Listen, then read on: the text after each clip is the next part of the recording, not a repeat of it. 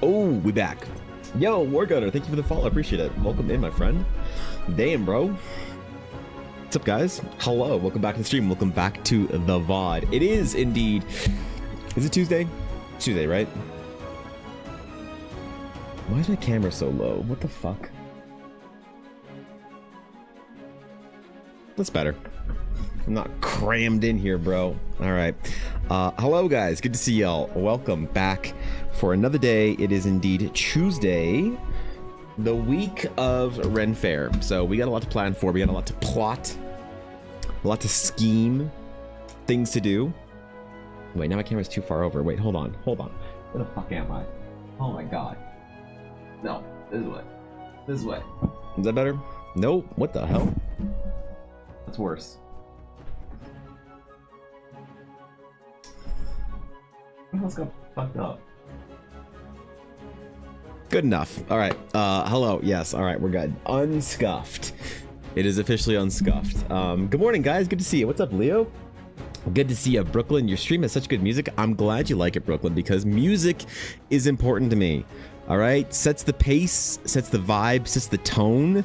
I'm always very big on using music in my D&D games. One of the reasons why I'm actually nervous about, you know, doing any kind of like long-term D&D game on stream is because I use a lot of different music all over, and I don't know how I'm going to do that.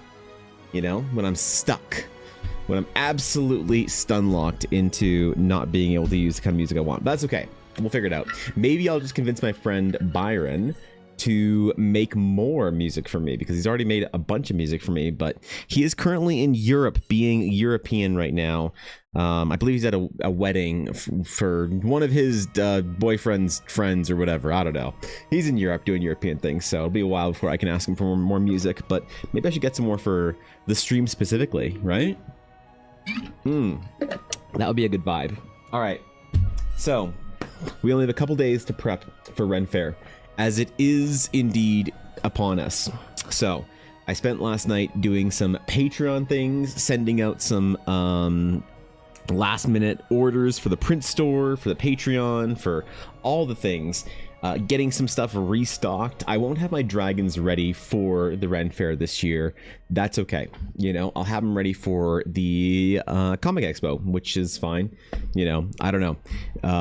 We might actually go up to Edmonton a day early to do some things and some work. So I might actually, instead of being live on Thursday, I might actually not be, but I got my Ren Fair garb on point, washed all my new clothing, so I should be all renaissanced and ready to LARP with the nerds and pretend to be a medieval shopkeeper selling wares of whatever kinds. I don't know the medieval LARP, I guess, usefulness or whatever of dice. Maybe they're like mystical trinkets or something.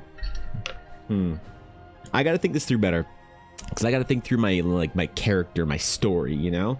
Because like I was saying the other day, people came up to me at the last Renaissance fair with the expectation that there was like some kind of character, some kind of LARP, some kind of a quest or whatever, you know? And I want to deliver this year.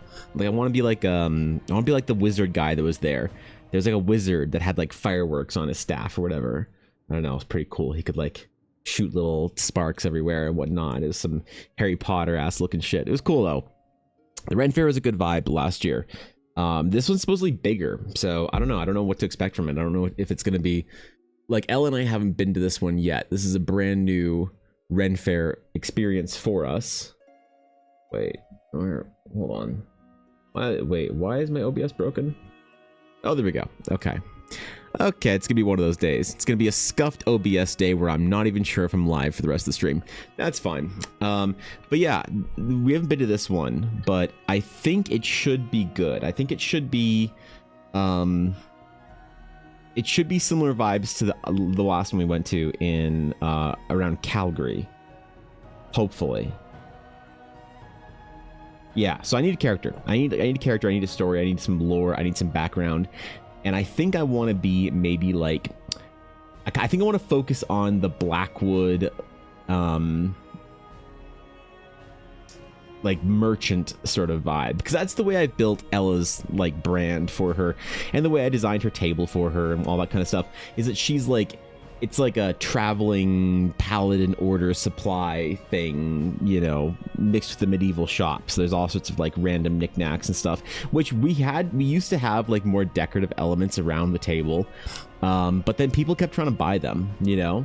So we just basically have like the lanterns now, because no one would try and buy lanterns, but anytime you'd have like any kind of like decorative flowers or whatever beyond just the ivy, or like, you know, decorative trinkets and boxes with things coming out of them or whatever, and chains and shit, people would try and buy the weirdest things. They like, dude, Ella has these crates that she puts some of her like dice towers and stuff in on the sides, and somebody actually asked if the tower came with the crate.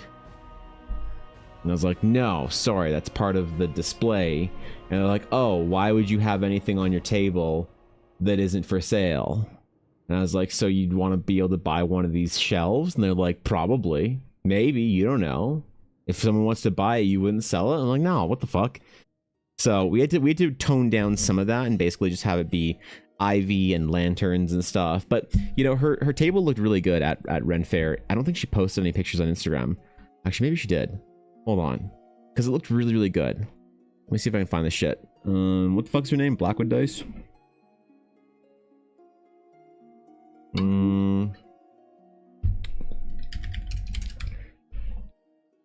Maybe she posted something. I hope she did. Oh, she did. Yeah. Okay, check this shit out. So this was her setup for the last Ren Fair last weekend. I think these are videos. Oh, because her and her friend Selena basically take all the videos. So look at that, man. Look, it's a little fantasy, you know. Oh, she had my art up there. That's kind of cool. It's a little fantasy shop. The medieval vibes. It was very, very medieval, very shop, very whatever. So normally she also has like more lanterns and stuff, but for the Ren Fair, she has to kind of, I don't know, move things around a little bit. So there's only a little bit of it here and there. But it's definitely the vibe of the medieval shop that we're going for. The only problem is, as I said, people would try and buy shit. So, yeah, we had to kill that.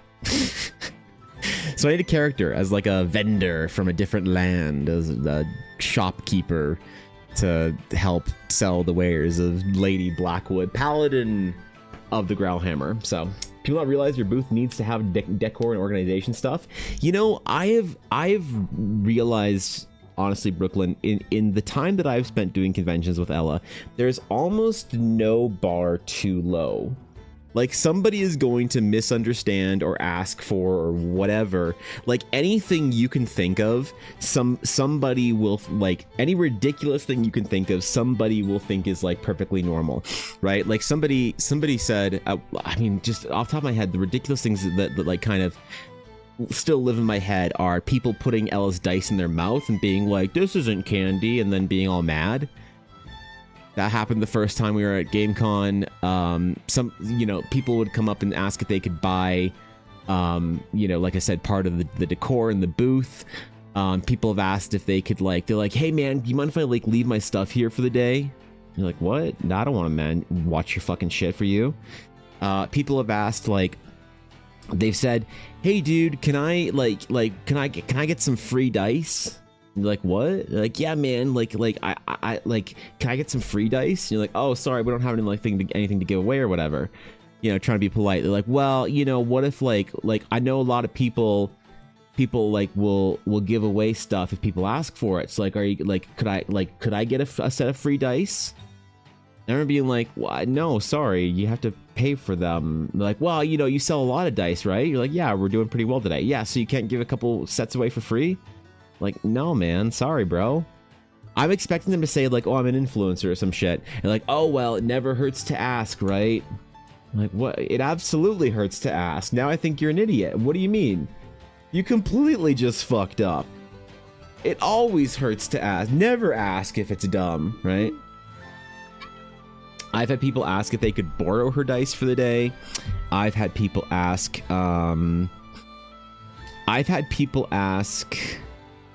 let's see. I've had people ask some pretty inappropriate shit. People People put our dice in their mouth, like right there at the booth. Yeah, so that happened. That's happened twice, actually. Once, well, maybe it's happened more, but not that I've been there. It happened once at the Ren Fair last week, or 2 weeks ago, where this kid from another booth across the way kept coming over and trying to eat the dice. But yeah, the very first GameCon, somebody came up to the table, and they like went and took us a die and like put it in their mouth, and they like rolled it around like. And we're like upset, and they were like, "This isn't candy," and they put it back in the fucking dice, like with the rest of the set. And it's like, one, no shit, and two, if somebody had a table full of, let's just say, candy, what makes you think that you could just take some and just eat it? You know, people do sell like chocolate and candies and things like that at conventions and whatnot. And it's like, would you just walk up and just unwrap one and be like, good chocolate. All right, cool. So like, what the it's so weird. Did you announce on Discord? Oh shit, sorry. I think I think I was too busy posting on fucking Instagram. Thank you for reminding me, Sabine. Ooh, you're right. I didn't even post on Discord. All right, hello at everyone.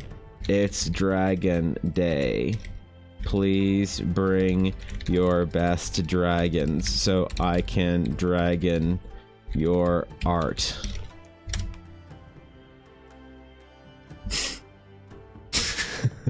Thanks, Sabine. How you doing, bro? I'm appalled. Yeah, that was pretty grisly. That was pretty grotesque. What have we had? We've had people. We had a couple break up at the table. Because a girl wanted to buy dice, and the guy was just like, "You can't keep spending our money," and she's like, "Fucking watch me," and he's like, "We don't have any more money. We've all gone over budget for the convention by like $500," and she's like, "I don't fucking care." And then they like broke up. They had a whole fight there. I don't know who was in the right. They both seemed equally mad. Like there were issues that ran deep, okay, and the convention was a bad idea for them. So that happened at Edmonton Expo last year, which was kind of fun. It was sad. I shouldn't make light of it. It was very sad. I thought it was funny. I'm not proud of it. I thought it was funny. What else, man? We've had people ask, okay, so I had one person ask at GameCon last year if they could get a different color of dice. They were like, "Hey, I really like these dice." And I'm like, "Oh, great. That's awesome." You know, and they're like, could I get these in orange? And I was like, "Oh, you mean with like the same effects and like the same kind of gold and swirls?" Like, "Yeah, could I get these in orange?" I was like, yeah, I mean, Ella takes commissions. They're like, "Great, so she makes custom dice then?" I'm like, "Yeah, you can order a custom commission set from her." They're like, "Great, can I get these in orange then?" I was like, "Sure, Ella, it'll be like a couple weeks before Ella can even start." They're like, "What, you can't do them here?" I remember just being like, "No, these take like a lot of equipment, time, and energy to make." And they're like, "Oh, you don't like make them at the convention?" I was like, "No." And they were like disappointed. They're like, "Oh, all right, well, okay." And they like wandered away. And I never got to ask them. I was like, "How do you think this is done?" No, everything that you can think of, every awkward interaction, every problematic customer, every rude thing said, I have seen all of it at conventions. I've heard all of the art things, and I've seen all the dice things so far, so nothing surprises me anymore. What's up, Firemaster? What's up, Cobalt? I would have charged for them. You just put it in your mouth. You just bought it. Yeah, so that was the very first convention. You think you would have charged for them, Cobalt. You say you would have charged for them. I don't think you would have. If it was your very first convention, you had just finished setting up, and the very first person at your very first convention came up and did that, no, you would have been as stun-locked as Ella. This is like I wouldn't have let that guy cut me off in traffic. I think you absolutely fucking would have. All right? Ella was just so fucking stun-locked that happened that she was like, that person didn't actually just put, wait, what the fuck? No, I reject that. I absolutely reject that. No, first convention, first whatever. No, it was too weird. I thought it was a Tuesday hospital visit again, but I went on Discord to double check. No, I'm done with Tuesday hospital visits. After many weeks of trying to see if I can get my hearing back and trying to resolve my hearing issues, going to the hospital, getting very, very fucking awful ear things done. The final appointment came and went, and the doctor looked at me and said,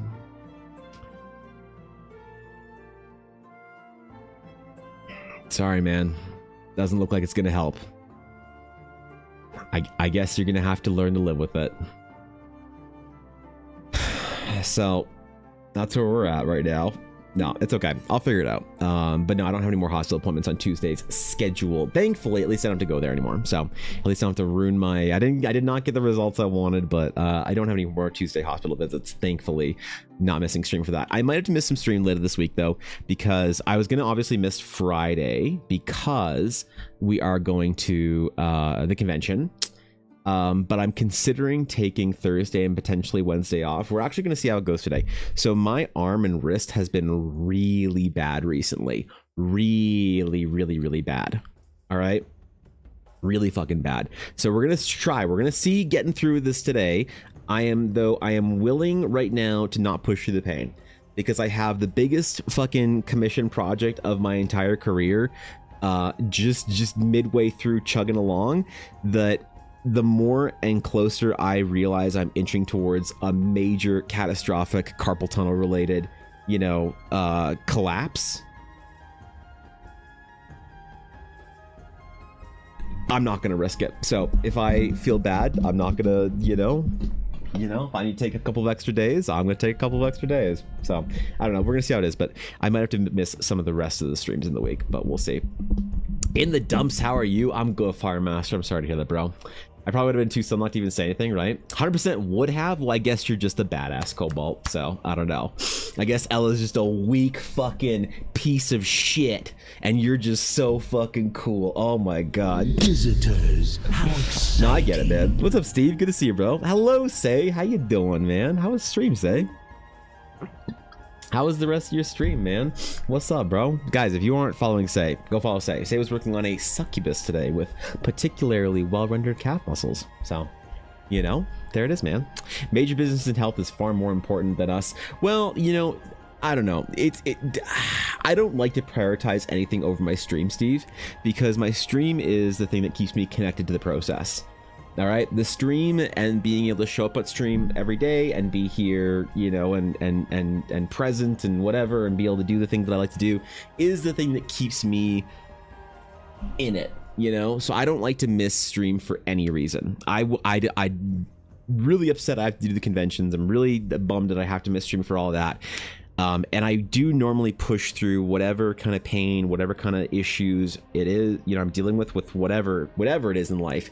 But this one is just, it's bad enough that I'm worried that it's going to impact things in the future. And the project is big enough that I feel like it, I don't know, man. I don't want to miss stream for any reason. So I hate it. It's the worst feeling in the world because it isn't just an issue of like streamers don't like missing their streams because they feel like everything's collapsing when they do.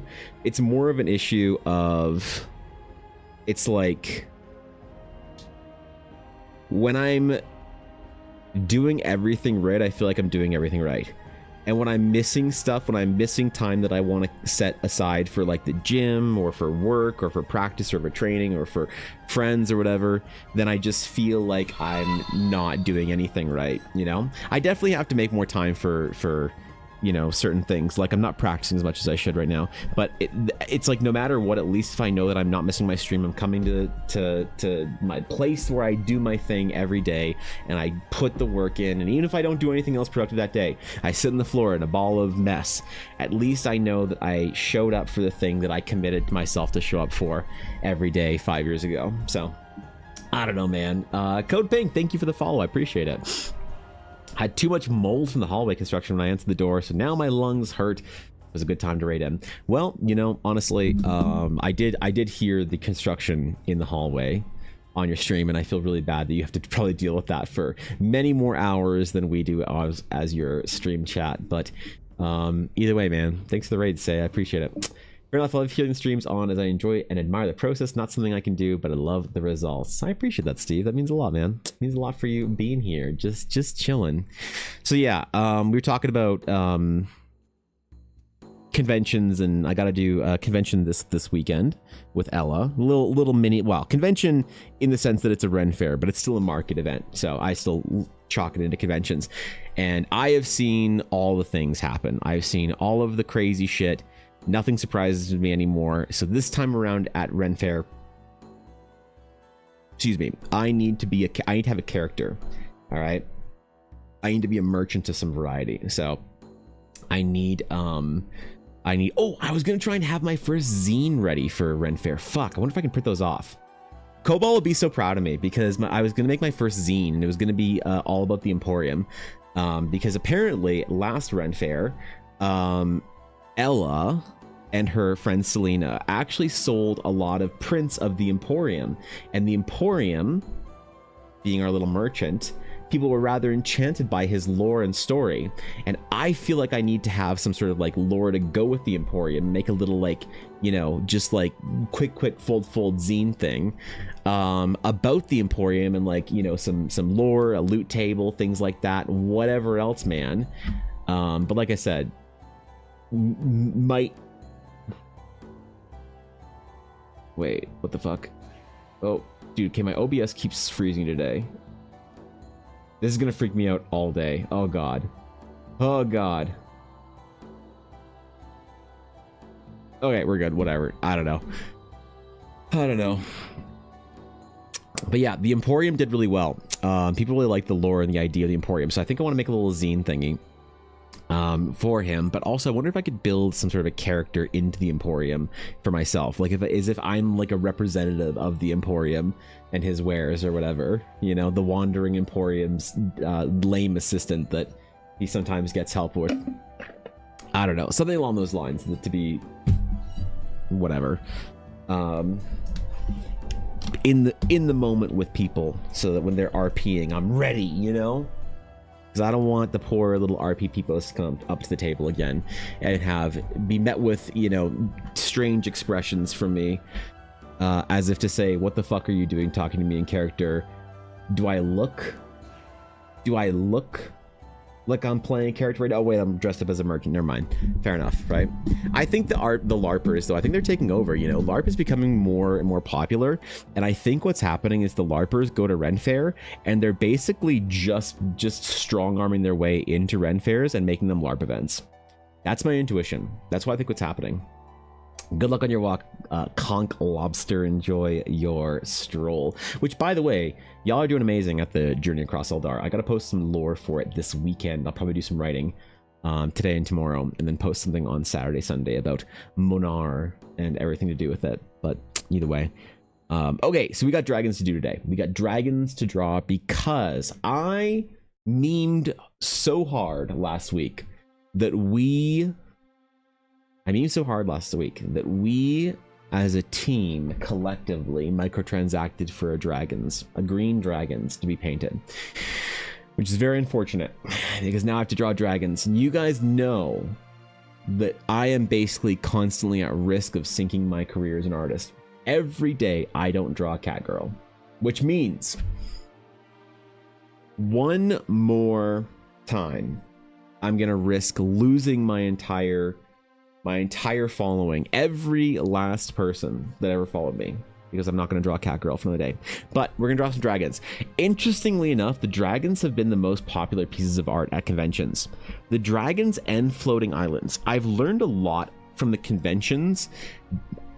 I've learned a lot about what people like for art, which is very useful. So it's different than my print store. Because when I make a print of something, right, when we spend a lot of time, maybe like a week on stream, drawing some shit, it's like, I don't know, a cool landscape of a cool temple on a mountain with some cool, you know, things around it. That print might sell decently well, And I feel like a lot of the people who buy the print are like somewhat interested in the lore and the discussion from the week. A good example is maps. Maps of mine do very well in the print store whenever I make a new map for people that are interested in following the project, right? Some people like Steph or Cobalt, or other people just like fancy maps too. There's that too. But with a demographic or a group of people that don't know anything about Eldara and don't give a shit, and it's all based on the merits of the art and the art alone, I have noticed certain trends. I've noticed certain pieces of art do very well, certain pieces of art no one could give a shit about even if they tried. And this is very good for me to know. So weirdly, the two pieces of art that do the absolute best are the dragons and this one, which is actually a piece of art that I'm not even the most like happy with, but you never as the artist get to decide, I suppose, what is the thing that people like. It's never the thing that you expect. But this landscape of the floating pools is also the most popular landscape that I've done, which is very interesting to me. I actually kind of think it's cool that there's like that there's something traceable, that it's not just luck, right? People want a certain thing out of their wall art or whatever, and this one certainly delivers. So yeah, man, good data to collect. So more dragons would be good, and honestly, more art for the Shattered Sea would be good too. More floating islands, more temples and crazy landscapes and things like that. A lot of people say that it reminds them of Chrono Trigger. I always smile and nod along. The thing that I can't remember is exactly what the fuck it is in Chrono Trigger that this reminds them of. Zero. I don't remember Chrono Trigger whatsoever. It's been 20 plus years since I played that game, so I don't know. But floating islands and dragons. So if I have a couple more dragons, I think that's going to be good. So I want to figure out some good dragon-like pieces that I can add to the mix, I suppose. So I'm going to use this as an opportunity, this terrible microtransacting of the chat and the memeing of the Alliance of the Dragon's Claim to make some new art for conventions. So they make an amazing display. Yeah, I have heard people talk about display more and more recently. I am intrigued as to the kind of the status of display, because a couple of years ago, maybe like 6, 8, 9, that kind of bracket, like between 5 and 10 years ago, I heard the worst thing about displays. The absolute worst things. That the quality was shit, the company was whatever, they didn't pay their the sponsorships, they didn't do this or that, they fall off the wall. I heard the worst things about display. And then in the last like maybe 2 years, I've heard the best things about display. So I don't know what their deal is, right? I always had a pretty negative opinion of them, but it's changed in the last couple of years, and maybe it would be cool to try and see if I can get some art made on a display. There is a small part of me, though, say that I feel kind of like I always want to print my own art, but obviously something like canvas, metal, whatever, large format, I can't print. So, I can kind of like let go a little bit and not like treat it like a fine art print, I guess, for that. I don't know what the display's whole thing is about, like uploading custom artwork or whatever. Maybe I should try it and see if they have like I don't know if they have like a store, if it's like if it's like a whole thing, right? You have to like, I don't know if anyone can upload art to display for them to like part of their like a community marketplace, or if they have to like approach you or whatever, and you have to be like accepted and displayed. Zero idea how they run their site. Dragon is such a big part of many lores without requiring TTRPGs. I have a couple of dragons on the wall from Crystal Sully. I'd love to add something of yours in the same vein. Just saying. Crystal Sully. What is Crystal Sully? Is that a game or a person? I'm just wait. Well, hold up. Laughing, looking at the print hanging on my wall right now. Displayed found the orb. What's up, Moose? Thanks for the 100 bits, bro. I could do a display of the orb. She's an artist. Oh, okay, all right. I wasn't sure. That was just like, that could be a name of a game or a person. Crystal Sully. All right. Oh, yeah. Okay. So I know this artist. Yes, I am familiar. Yeah. Okay. There's yeah. She's done some Magic the Gathering art and stuff. Okay. Oh, and some Star Wars art too. Cool. Well, that's cool. That's pretty dope. We got some fucking dragons out here. Wait. Also parchment texture? What? Did Crystal Sully see my art and think, wow, that's so gorgeous, so beautiful. I'm also going to do stuff on parchment texture? Wow. I'm flattered, Miss Sully, that you decided to base your entire brand around ripping me off. I'm kidding. I love this kind of shit. I love this kind of shit, dog. Yeah. I recognize some of the white dragons. Where was it? This one. Like I recognize the white. I mean, this isn't a white dragon apparently, but you know what I mean. Oh yeah, and this piece. Yeah. Interesting. Well, I also do want to get some stuff large format printed at some point in time, because I think it'd be fun to have like some like 24 by 36 prints or whatever, or even larger. The issue is I don't know where I'd get it printed, because not a lot of places have access to the kind of like print or the kind of paper quality that I want my prints to be. Not a lot of places do, and I don't have the justification to buy a $5,000 printer yet. Okay, my print store starts doing the majority of my fucking business as an artist, then I will buy the $5,000 printer, and I could do massive, gigantic fine art prints in 24 by 36, and then put huge dragons on walls and stuff. This plate does indeed allow people to sell on their site. I wonder what their cut is. I wonder what the cut would be, because that would be interesting, actually. You know? Shop? Anime? I can buy anime off of Displate? Wow, dude. Look at all the anime I could buy off them. So is this just people... I'm guessing this is not official stuff, is it? I'm guessing this is people uploading their shit. Oh, officially licensed. Oh, this is officially licensed. Okay. What about this one? Officially licensed. That's cool. Yeah, man. Well, I could try it. How much is like a disc plate? All right, let's buy a disc plate, guys. So we're gonna buy this disc plate. It is the we're gonna buy the L, or no, the L. So it's 67.5 by 48 centimeters. How big is that in real measurements that anyone uses? 26 inches. Okay. 26 by whatever, you know, what is this, like 18 or 16 or something like that, for $100? It's pretty expensive, man. That's pretty fucking expensive, dog. These are all metal, right? Yeah, maybe. That'd be kind of fun, actually. Never heard of this site before. Yeah, Avail, it is basically the only place I think you can go to get metal prints. I don't know if they only do metal prints now. If they do more than that, maybe. But I know that they mostly do metal prints, or at least completely. That's their entire brand. I don't know. I don't know their whole deal, man.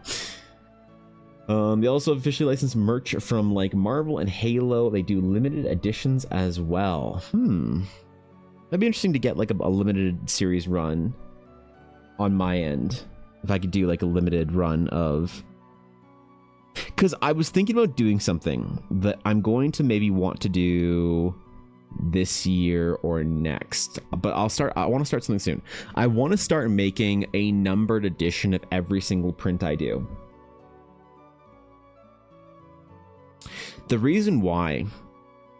So tell me if you think this is a stupid idea, like Evan, you're just being a flamboyant dramatic artist, or wow, that's kind of cool. So I want to do specific limited editions of every piece that I do eventually. Every time I make a print, I want to do edition runs. Okay? Why would I do that? because one of the issues that I think a lot of digital artists face is a sense of impermanence to their work. Their work doesn't fucking matter because it's not real. It's just theoretical, right? It's just like it is a piece of art that they made, maybe, you don't know, and it is sort of exists in the ether, and you can go look at versions of it online, but you can't get an original. Getting an original is impossible for a digital piece unless you do a one-of-one print, right? The closest thing you could do to an original for a digital print is you could make a digital painting, make a one-of-one print, and then delete the file. There's like some dramatic shit about artists that do that, right? But that's kind of honestly like a little strange and like a little weird and, you know, self-indulgent, and doesn't really, like, I don't know. You lose, like, why not just make a painting at that point in time? Like, learn some real painting skills if you're going to do that. Now, in order to combat that feeling of your work not being real, I do a couple, like I handle it in a certain way. I will make my art myself, for one, so that I always sign it, right? So that I print every piece of art that you can buy from me, or that you can buy of my work. It's never on something else, never ordered from a site, it's never on Displate or Redbubble or Printify or Imprint or whatever. By the way, not judging any artist that does this. There's nothing wrong with it, by the way, if that's the way you want to do it. I personally enjoy being able to make my own prints, and our other artists don't value that the way I do. They make more money than I do, and it's probably a better business decision for them to do the way they're doing anyway.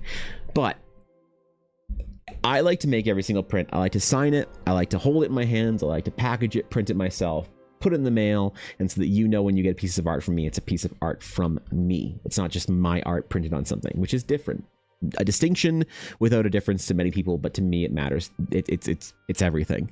So I was thinking about how a lot of artists would do this sort of addition, like a lot of people in the convention sphere have no idea what like fine art prints and that sort of like style of making art is, what it's all about, because they're sort of like experience is convention posters you buy, you know, $20 each or 3 for 50 or something like that. So the idea of buying a fine art print, a limited edition, whatever, doesn't matter to them, or they're not exposed to it.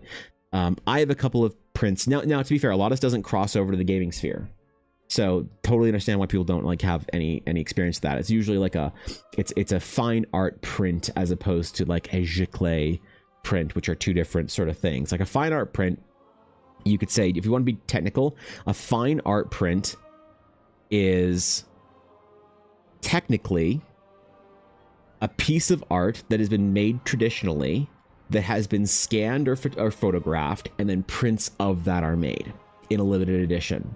So you can buy the painting for $10,000, or you can buy a fine art print of the painting in a limited edition series of 250, numbered and signed by the artist, and that's a way to expand upon the painting and make it accessible for people or whatever. This also happens with photography, where you'll go to maybe a gallery or something for a great photographer, and you'll be able to buy various prints, you know, and it's a limited edition, so you know that there is still a small amount of exclusivity and limited whatever. Now, the benefits and drawbacks of having a limited edition are, the benefits are that it brings some more inherent value to the piece, not just as a collector, not as somebody who's going to resell it. It does do that, but it also brings some inherent like impermanence to the piece, which is what makes it valuable in some ways, is the impermanence of it. It's why boxed video games feel so amazing when you get them in your hand as an ancient collectible, because you know how impermanent and fragile a cardboard box is, as opposed to like a modern PS3 game that was in a nice plastic case that can be replaced. So there is a little bit of that. It does change the way we view a piece of art when it's a print, as if this is a limited edition. But the bad side of it, the downside of it, is then it's very expensive, and then it's like, wow, there's only 25 of them. I haven't made a limited run series of the floating pools of 25, and that's it. That's all that exists. So fuck you. If you want one, you know what a lot of galleries or artists would do is they would charge more and more and more as the edition runs up. So the first print might be $100 for the first 5 that sell, and then it's $200 for the next 5 that sell, and the next 5 are $400. And by the time you're at you as the gallery or the artist that owns the gallery, maybe if you have your own private gallery, by the time you're at print number 25 you're ready to sell, it's like several $1,000s because it's the last one. And so it's kind of a bit of a schmaz and kind of a legitimate practice. So what I was thinking about doing is kind of mixing it with like trading cards a little bit, so you'd have editions, and a lot of artists will do this too to sort of combat this.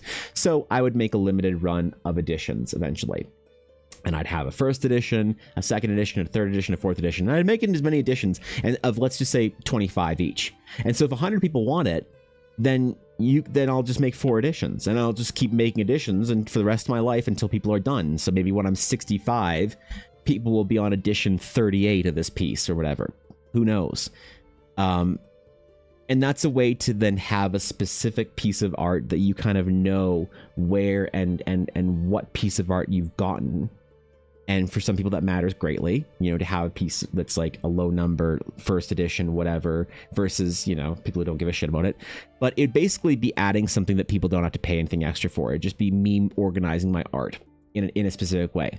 And I don't know if that would be, I don't see in my head how that would be off-putting to anybody, but there's a part of me that's kind of like, I wonder if anyone would see the numbering and think like, oh god, I don't want to pay for the numbering, I don't want to pay for editions and shit like that. This is it's just a scam and money grab, because other artists and other companies and other whatever and trading cards, they do that shit. It is a money grab.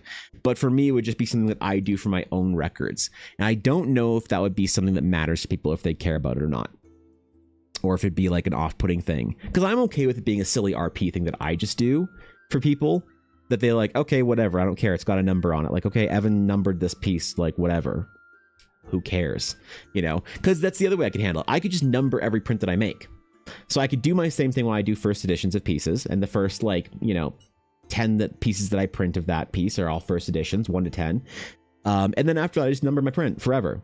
And so if I print 15 and bring them all to conventions, then I just number them, and as I sell them and whatnot, and I sell them in order or close to being in order or whatever, man. And if I sell them on print store, like, you don't know, I would just have to make it so that you don't know what number you're getting necessarily. So I wouldn't ever advertise it as like, oh, you're getting number 11, because what if I've sold 10 and you put an order in which should be the 11th one, but I'm at a convention and I have 11 through 20 with me, and then I sell 11 through 17, then I send you 18 as soon as I get home. It's like, I couldn't promise that kind of shit unless I made it like a specific product, and that's a fucking headache. So I don't know, I think I'm gonna try and continue to LARP as a real artist, and continue to try and like make my prints more legitimate, not because anyone else gives a shit, because for me it makes me feel as if my art has a sense of permanence to it that doesn't really, you know, doesn't matter to anybody but me, I guess. So amazed by how skillful you are. You're an actual drawing wizard. Damn. Undo Theory, I appreciate that. It's very kind of you to say. I don't know, man. I appreciate that. It's very nice. I care about first. Yeah, so Dark, some people would. And so you make it available. And like, it was very important to me to not make my first editions more expensive. All right? It's very important to me to do that. But I do wonder, there's like, I wish I could ask people, this is one of the things I like about conventions, because I can kind of get a good, honest sense from people of what they actually value and not. Again, this is why this floating pool piece, or this dragon piece, I know, okay, so floating pool, kind of like floating islands, people love. Dragons, people love. That kind of art's very cool. Art that I do of other things, the portals, the monoliths, that doesn't really hit. That's more, you know, functional stuff for Eldara. But I can get a good sense from people. What I don't get a sense of is if anyone would value first editions more to pay more for them. I don't think so. I think you have to be a lot bigger as an artist. And not that I would charge more for them, but I'm just trying to figure out basically how I should handle first editions in the future. Because right now, I just basically pick a number, and it's a limited run number. It's like between 5 and 10, and I make that many first editions. I don't number them or anything. What I could do in the future, if I had more space to hold inventory, is I could print all my first editions at once, and then you could buy on the print store a specific number of the first edition. The problem with that is the paper is very expensive, and it's a very expensive upfront cost, and sometimes I don't sell like out of a first edition for a year and a half. And so that's a little bit more difficult. I'd have to like track it maybe a different way and be able to kind of not make them as a true first edition. It's just the first ones that are printed or whatever, you know. General populace, doubt it, but for the mega fans, yeah, maybe. I mean, when I get a mega fan, I'll let you know.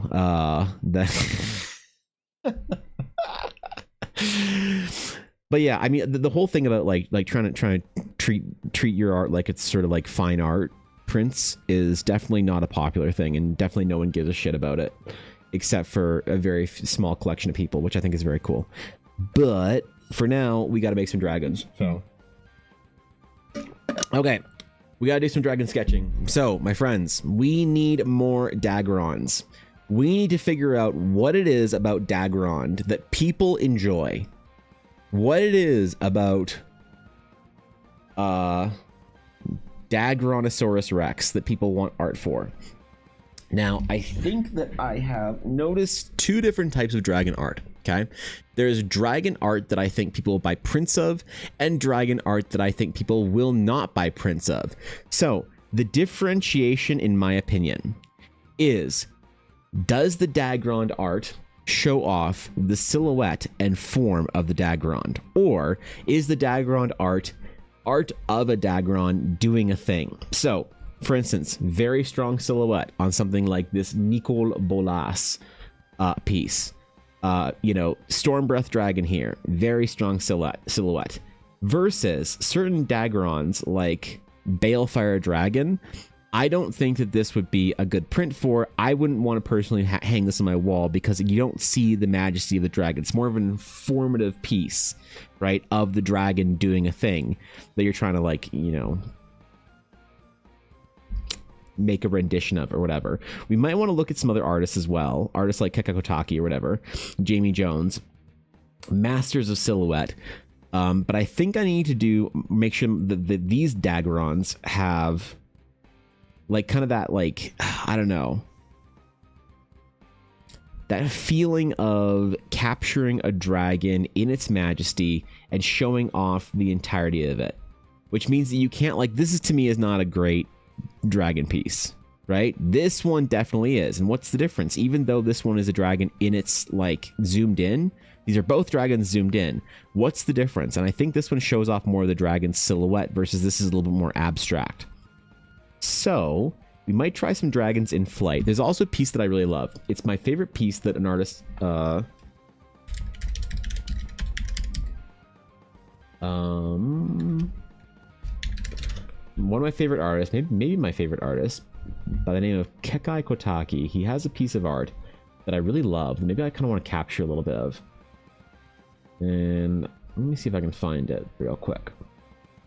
It's an old piece, but it's a good one. I assume he hasn't taken it off of his print store. More. Oh, there it is. Okay, I love this piece so much. This, I believe, was a personal project for him. I don't think this was like a... Oh, geez, I can't really zoom in, can I? Yeah, well, anyway, it's got these, like, dragon knights in flight. Flying through. It's, like, from the perspective of this, like, sky airship or whatever. I love this piece. I would fucking kill to have this piece in some, you know, very large format or whatever to put on a wall. So I think maybe we might try some dragons in flight as well as some other designs as well. But I think today is just going to be a sketching day and trying to figure out what direction we want to go in this, because this is going to be a substantial piece, man.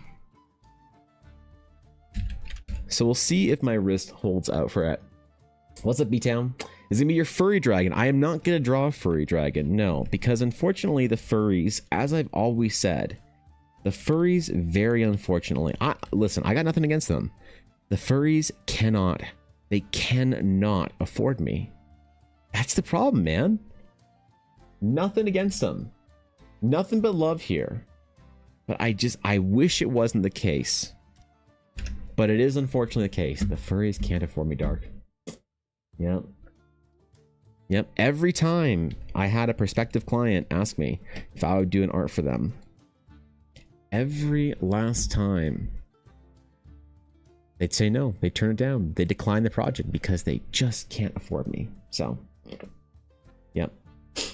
I thought furries made dough. I did too, Avail. I did too. But the problem is, The furries, they have a specific reputation that I have not seen backed up. Okay, everyone says the furries make all the money, they have all the resources, all the capital, and yet here we are, getting ghosted by them.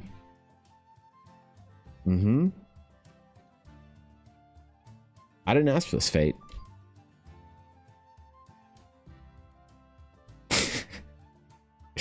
I don't think they actually want me to work for them, though, to be honest. I don't think the furries actually want my art. I think they think they want my art, but when they see the product at the end and it doesn't look all like fucking cartoony and shit and doesn't have big old like cartoon eyes and whatnot, like maybe I should, honestly, I'm considering maybe I should do a couple of anthro pieces for people just so I stop getting asked to do anthro art. Because it's not going to be nice. It's not going to be cute. It's not going to be like whatever they think, you know, they want out of it or whatever. It's not going to be... It's not going to live up to their expectations, I don't feel like. You know what I mean? It's just going to disappoint them. And I don't want to disappoint my clients, alright? I already disappoint everyone else in my life. I don't want my clients being disappointed too, bro.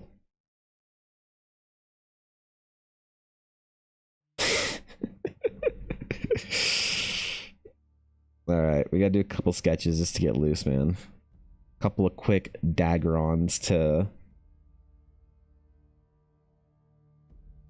get the brain chugging. I don't like that my wrist already hurts. I don't like that I'm already feeling some discomfort in it. So we'll have to see, man. I might have to take some more time off this week than I had wanted to. This would be the week to do it though, because since I have to take time off anyway, if I had to like take time for my wrist or whatever, this would be the week to do it. Their old news, new fandom rolling in his dough is apparently the booktop girlies. What do you mean apparently, Sabine? I can quote that specifically. It is absolutely the booktop girlies that have the money. I don't know why, man. No longer is it, hey Evan, can you draw my character that's like a shark man? It is, Evan, can you draw my Southern Belle character that's dating a wolf man in like a Victorian dress or some shit. Switch hands? Alright, got it. Okay, we'll switch hands for this piece. Let's see. Let's see if I can draw a dragon with my left hand, okay? Ready? Okay. Okay. It's fine, it's not so cartoony. Is it fine if it's not so cartoony? Because you think that is the case. And yet... Oh god. Left-handed art. Oh god. But yeah, so you think it's okay if it's not so cartoony, but you know what I hear from them? I hear them say, "Oh, I want my character to be more expressive." Did you know there's no way to make a fucking animal more expressive without being more cartoony? Did you know that? Because the people who have asked me to do like anthros for them, they certainly didn't know that.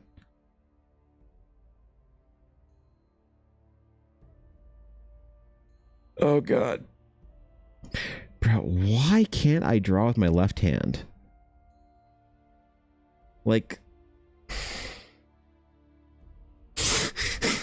Oh god. Oh god. It's so bad. It like actually hurts. It's so uncomfortable. It's like if you can raise one eyebrow, but not the other, and then you try and raise the other eyebrow on its own, you just like can't do it. Your muscles just like don't know how to do it.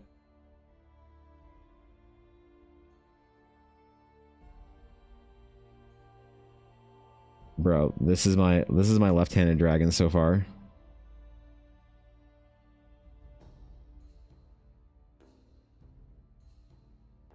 How do we feel about it? We feeling good about it? We ready for me to start making prints of this piece?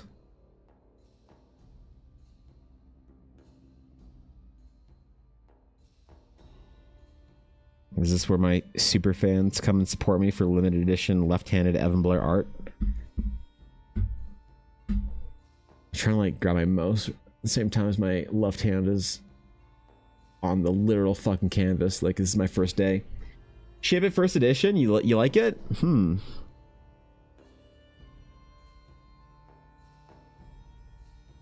Gotta get some more aggressive rocks in here, man. Ooh, I don't know how to do hatching like this, right? Kinda wanna do some spikes in the tail.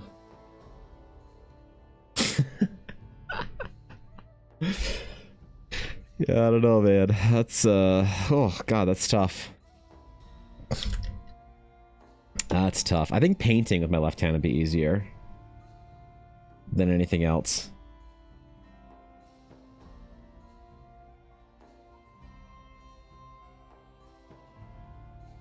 I don't think drawing would be. Yeah, I might have to get, like, some serious treatment for my arm and wrist and whatnot at some point in time. I'm not looking forward to it, but I may have to entertain the conversation of potentially getting carpal tunnel surgery.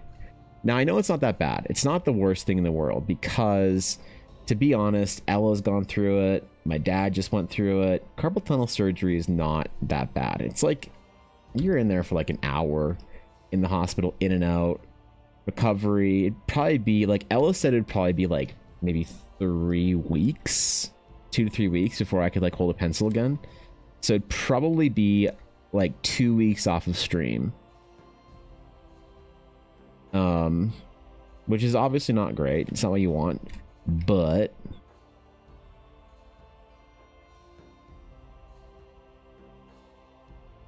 if it fixes things, it fixes things. I would try some, like, you can get some shots though first. You can go for some shots first to try and fix the problem. But apparently you can only get like 3 shots in your lifetime for your wrist and your arm. Because it like degenerates the muscle or whatever if you go too hard, which is not good. We don't want to like degenerate the muscle. We need that, bro. If you do it, don't rush the recovery period. You know what? You're absolutely right about that, Cobalt. If I do it, I can't promise how long it would take me to take time off.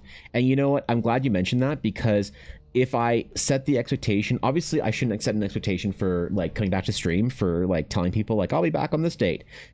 I absolutely shouldn't set expectation for returning to work on my end, because if I'm like, oh, 2 weeks later I'm gonna be good, and then I start trying to force it 2 weeks later, that could be bad. So you are absolutely correct about that. And I shouldn't even like set a time period if I were to do it. But I'll try the shots first, and I know the shots can help though. So I could like maybe get to a point in my work where it would be okay to take that time off. Like I could get, if I needed to get through like Quincy's stuff and Horizon stuff and like my current commissions, and I wanted to say, okay, I need to get through that before I could like take a couple weeks off for surgery, or potentially a month or so off for surgery. That would be like something that I could sort of like take a couple of shots for, and it would help out right then and there, and let me like get through and power through the last little bits of whatever kind of work I need to do for that time period. But it seems pretty chill, to be honest. Like you know, my dad was having the worst like nerve pain, and he had no idea that it was carpal tunnel. And that's why I'm entertaining the carpal tunnel conversation now more, because I know that carpal tunnel can present in really weird ways. You know, so like my forearm pain could still be carpal tunnel, right? Now it's not just like people think, oh, it's my wrist or whatever. It is your wrist, but it's other things as well. And like my dad had like the worst pain in his shoulders, and he like pain so bad he couldn't even sleep in his own bed comfortably. He had to be sleeping like upright or whatever. And he got a shot in his arm, and he was like, my dad was a different person when I saw him after he got his first carpal tunnel shot. he like reached down and he like picked Yuna up and like flung her up to him to say hi to her when we dropped her off one day, and I hadn't seen him bend down and grab her like that in years. Well, obviously we haven't had Yuna for years, but I haven't seen him like move that well in years. And he felt completely better after he got the shot or whatever. So Visitors. oh shit, damn, bro.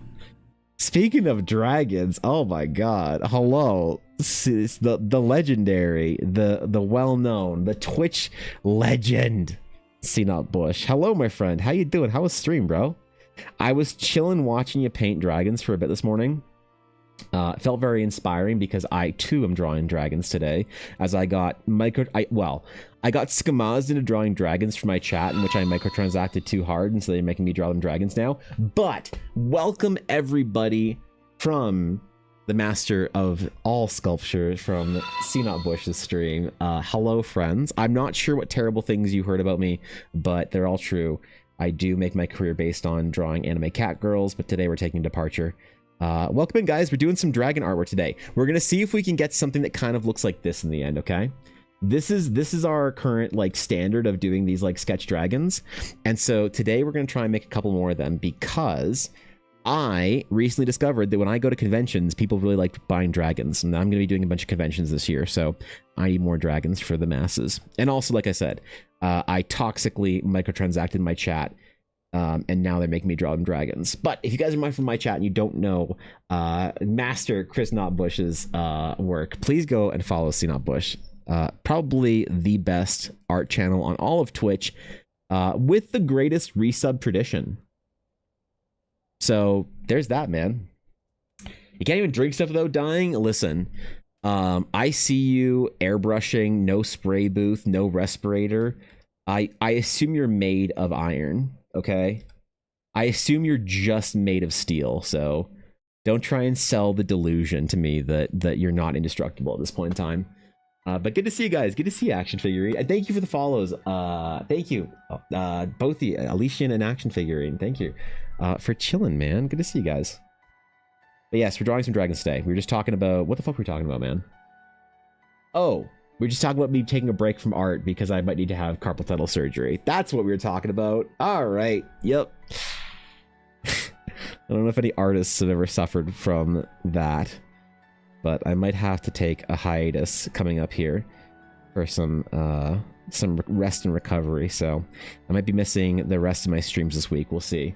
Every day, basically, that I work today is me rolling into it with much trepidation to see if my arm holds out. So your beard is the mask, the desk is a spray booth. Okay, I see. Yeah. Yep. Okay. Tries to sell the delusion that he's not indestructible. It's all the beard, man. Is that what I need? Every artist that I look up to, man, every real artist out there is either jacked, has wicked tats, or a dope beard. So I need to figure out what to do here. If I could grow the beard of C-Not Bush, if I could get jacked like Kekai Kotaki, and if I could get Dave Greco's tats, I would be indestructible as well. I would be absolutely unstoppable. I just need to figure out how to grow a beard, man. It looks bad when I start growing a beard. It looks bad because it basically looks like I have a mustache and that's it for like 2 weeks, and I get fucking mustache memes from my chat. So maybe I should just power through it, man. Just absolutely eat the criticism, eat the slander, eat the jokes for 2 weeks until I can actually present myself with a cool beard, and then I continue to get jacked, and then just when people think that I might be obtaining a real artdom, that's when I get the tats. Oh my god, the world would be on fire. Could you imagine? New beards always look bad. I know, and I can't sit through that, Subtle Cow, because every time I have shown, like this is me not shaving for a couple days, right? And so I have stubble right now all over my face, but it only shows right here because of the way the light hits me. My camera washes out the large space, like the flat surfaces of light. So if I keep growing my beard, it looks like I just have a neck beard and a mustache, and that's not a good look for anybody. So I need like a solid that's what I do. I take 2 weeks off my carpal tunnel surgery. I come back, jacked, lean. I get some tats. All right. And I come back with a beard. Oh my God. That's how I'm going to get partnered on Twitch. Holy shit. Okay, got it. Cool. All right. Time to execute the plan. We're going to call it Operation Improve Evan in every single way. Fix wrist pain. Fix lack of beard. Fix lack of tats. Fix lack of being jacked. Great plan. Thanks, man. Oh, God. It's a fantastic beard, though, I'll admit. Dude, I've been... a lot of you guys know that I like to do like my warm-ups before stream. I do a lot of my warm-ups chilling out in the chat. Well, not in the chat, but watching CNOT Bush's stream. So, I mean it. If you guys are from my community and you like anything I do, please, I implore you to go follow Master Not Bush and the Not Bushers. I'm not actually sure what you call your community if you have a dumb name for them. I never heard you say anything like that, so. Is the plan to get injections, get all the stuff done, get surgery, come back with a nice beard? Yes, exactly, Sabine. Yep. Well, you know what's interesting is when Ella got her carpal tunnel surgery, you're awake for it, because it's not a substantial surgery, right? When Ella got her carpal tunnel surgery, she said she felt better the second that they fixed it. Like, I won't get into the details because some people think it's cool, some people find it like a little squeamish. But the second they do the thing that fixes the carpal tunnel, in the middle of it, Ella was like, oh, God. She was like so relieved in the middle of her carpal tunnel surgery. She felt felt amazing right then and there, that second. So I don't know, man. Maybe I should look into it, you know, like sooner rather than later. It could be worth it. What's up, Danny? How's it going, dude? Own the porn stash. Chat is weak for hating. Maybe you're right. You know what? Maybe my cowardice has been the thing keeping me back. Maybe I should just embrace the memes. I'll take the slander, take the jokes. I'll take all of it, right? I was also considering buzzing my hair. I was considering doing it and doing the Dagestani wrestler type thing as well. But then I went and got a haircut anyway this week because I was too chicken shit to buzz my hair.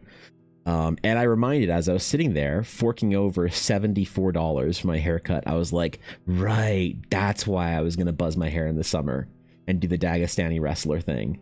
That's right. So I could grow the beard, buzz the hair, come back jacked with tats. Oh my God. I could be the coolest person I know. Holy, could you imagine? Dealer, right?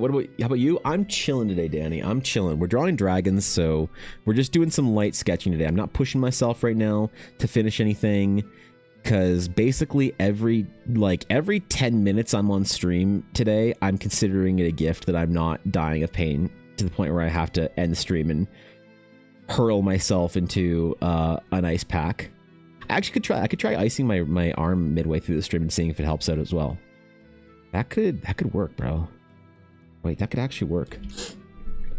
I have carpal tunnel syndrome, but the nerve pinch is in my shoulder and my wrist, so only physio for me. Really?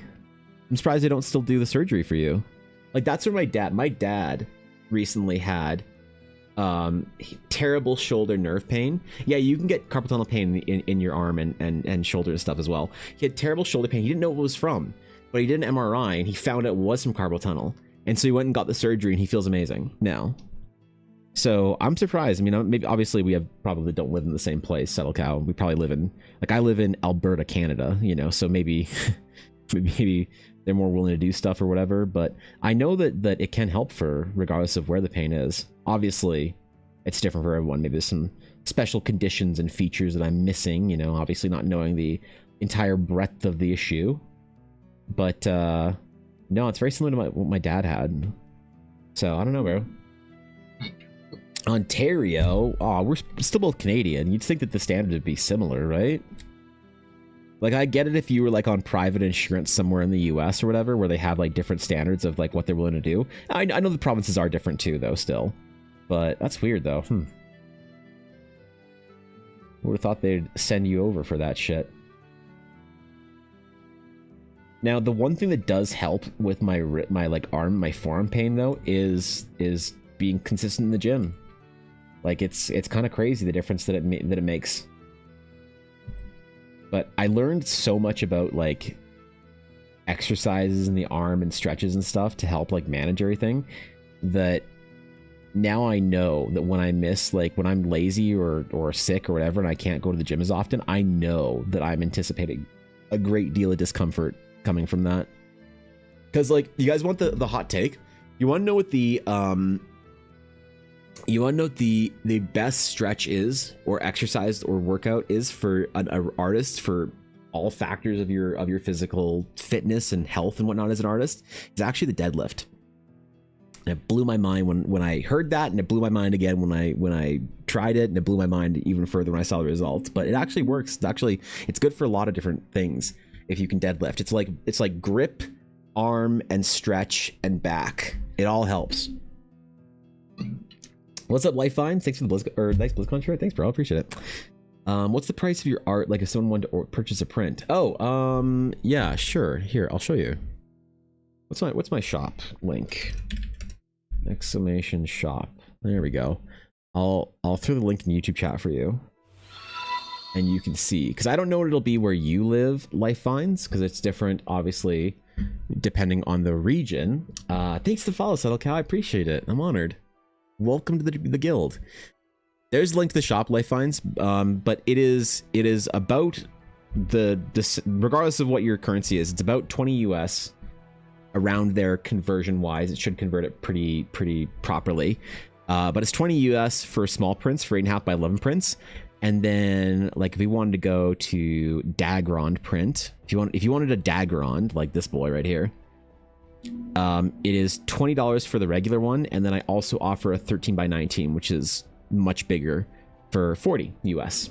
So those are the two options. For some of the prints, they still have first editions left, and the first edition is the same price as well. Like this one, for instance, I still have first editions of this piece left, and it's also 40. I only do first editions either on my print store in the 13 by 19, or for instance, any like 8.5 by 11s that I do for my monthly Patreon print that I send out. That is also a first edition and doesn't cost anymore. So the only two ways to get first editions are either in the small size through Patreon or the large size through the print store.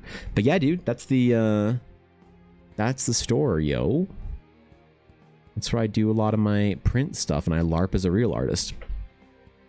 And I pretend like I'm an actual big boy artist with a big boy artist gallery somewhere off in some expensive district of some mountain town.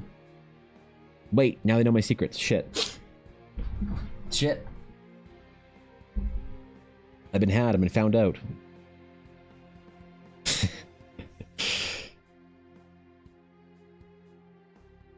You know, I should be okay next week though, because I'm not going to be able to pick up a pencil basically for the entire weekend, because we'll be at Ren Fair. Fortunately or unfortunately, we'll be at Ren Fair for Ella for her dice business, so I will not be drawing all weekend. I will not be working on commissions and bullshit and all the other things that I got to do at my computer. So it might be nice actually to have some time to just, you know, recover, let things rest, assume that I'm not going to do the worst things, and hold my pencil like it's gonna run away if I don't. I do have problems with death grip, and it's because whenever like I'm death gripping, it is because my tablet is like set up improperly or whatever, and I have to like adjust it pretty often. So you'd think that I'd learn to not death grip shit, but here we are. The bar should be on the ground when considering me doing things for my own ergonomic health, even though I do actually, I don't know, I do think I have pretty good ergonomics in general with like my posture and stuff. I do not have great ergonomics when it comes to my like wrist and whatnot. What's your favorite thing about Ren Fair? I don't know. I'm like pretty new to the Ren Fair scene, Life Vines. I don't really experience Ren Fair all that much because I'm kind of stuck at the table the entire time with Ella, so I don't experience much of Ren Fair. I like the vibe. I like that people are just there to have fun, and that like people are just having a good time doing their thing, chilling, kind of being themselves, throwing themselves into the whole experience. But I haven't really experienced much at Ren Fair. I've only been to one really, and that was the Strathmore Ren Fair last year. Ren Fairs where I live in Alberta are fairly new, so I haven't done the whole Ren Fair life. All right. I'm hoping this time around I have an outfit and everything. I'm hoping I'll tell you after this weekend, because I'm hoping to actually experience Ren Fair this week and see what it's all about, you know. I like the kind of the fantasy aspects that came into it. Seems like there's a lot of LARPers that go to Ren Fair, and they're a good time to hang around, you know. I have a conundrum. All right, Sabine, let's fix this shit. My DM thinks it'd be great if my warlock coded druid Vesper multi-class as a warlock. Makes a great deal of sense because I RP her as a chaotic good ghoul. She has a bloody spear possessed by a warlord barbarian. She's the chosen PC to keep hold of extremely evil magic rock shards we found so far. He's even willing to let me cast the warlock spells with wisdom. What's the problem with any of this, Sabine? What is the issue with any of this? I see nothing.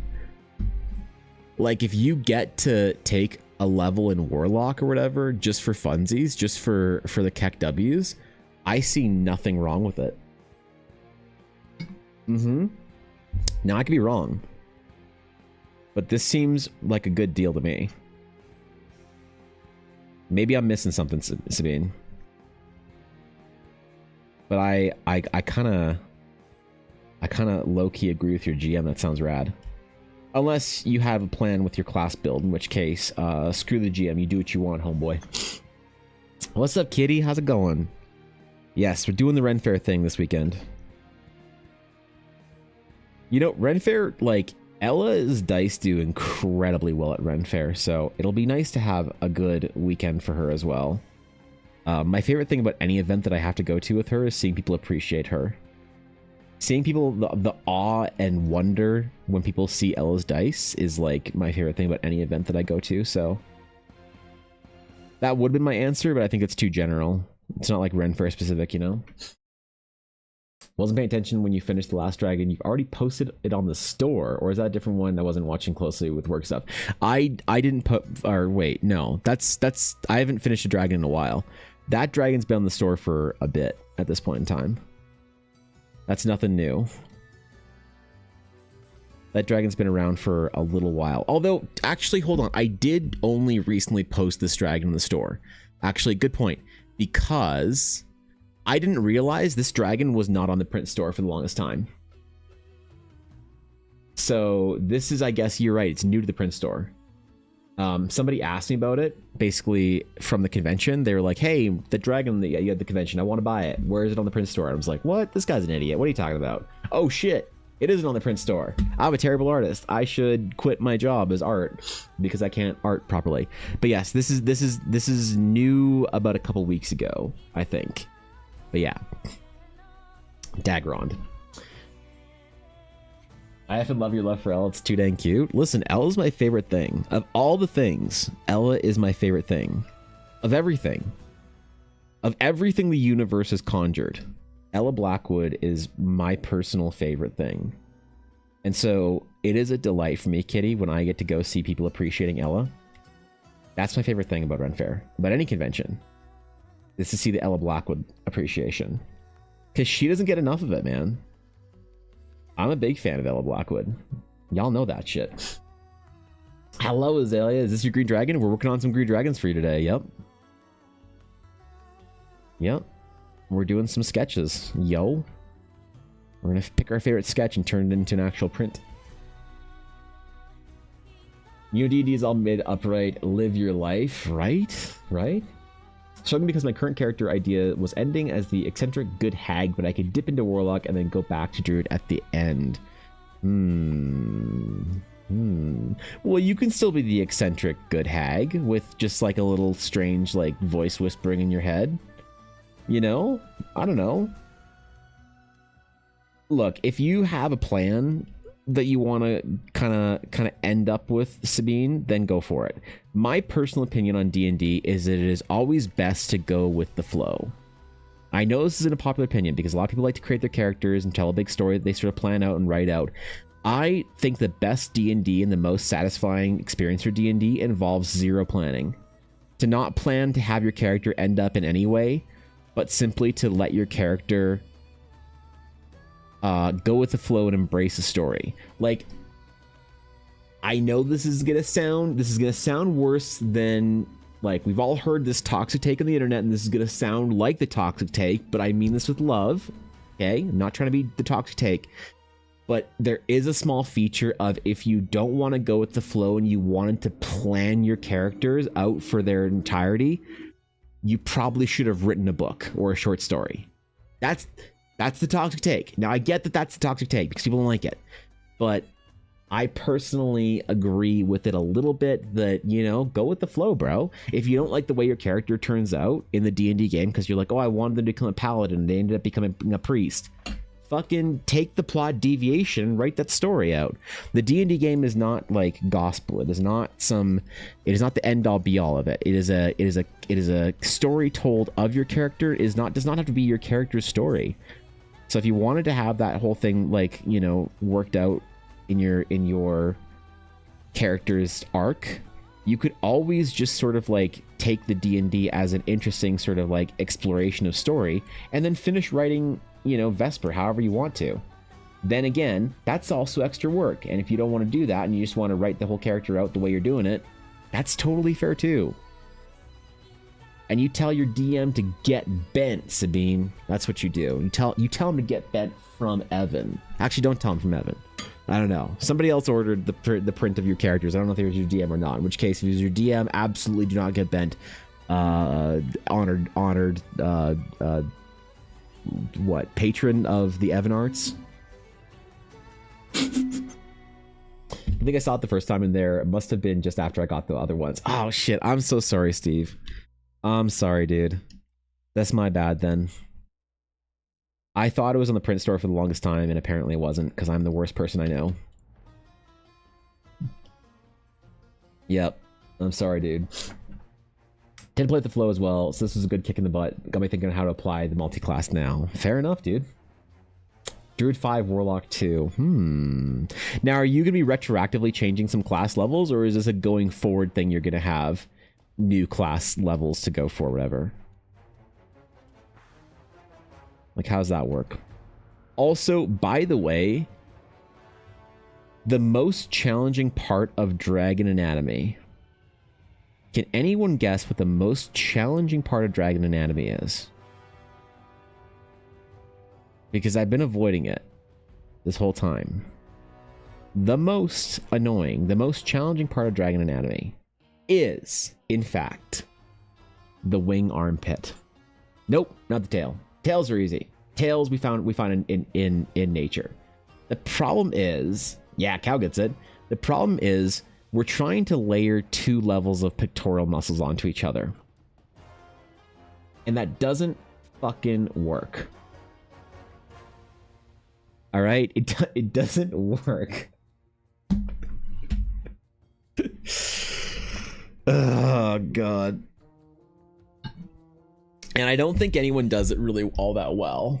So I have to just kind of like go with the flow and invent it right now and just try and make it look not completely awful and see what happens. But yeah, trying to like the weight and function of the sort of the there's a trinity, there's a pinch. If you're an artist and you actually want to know a hack for measuring stuff, there's a measurement hack that is the pinch of the armpit muscle right here.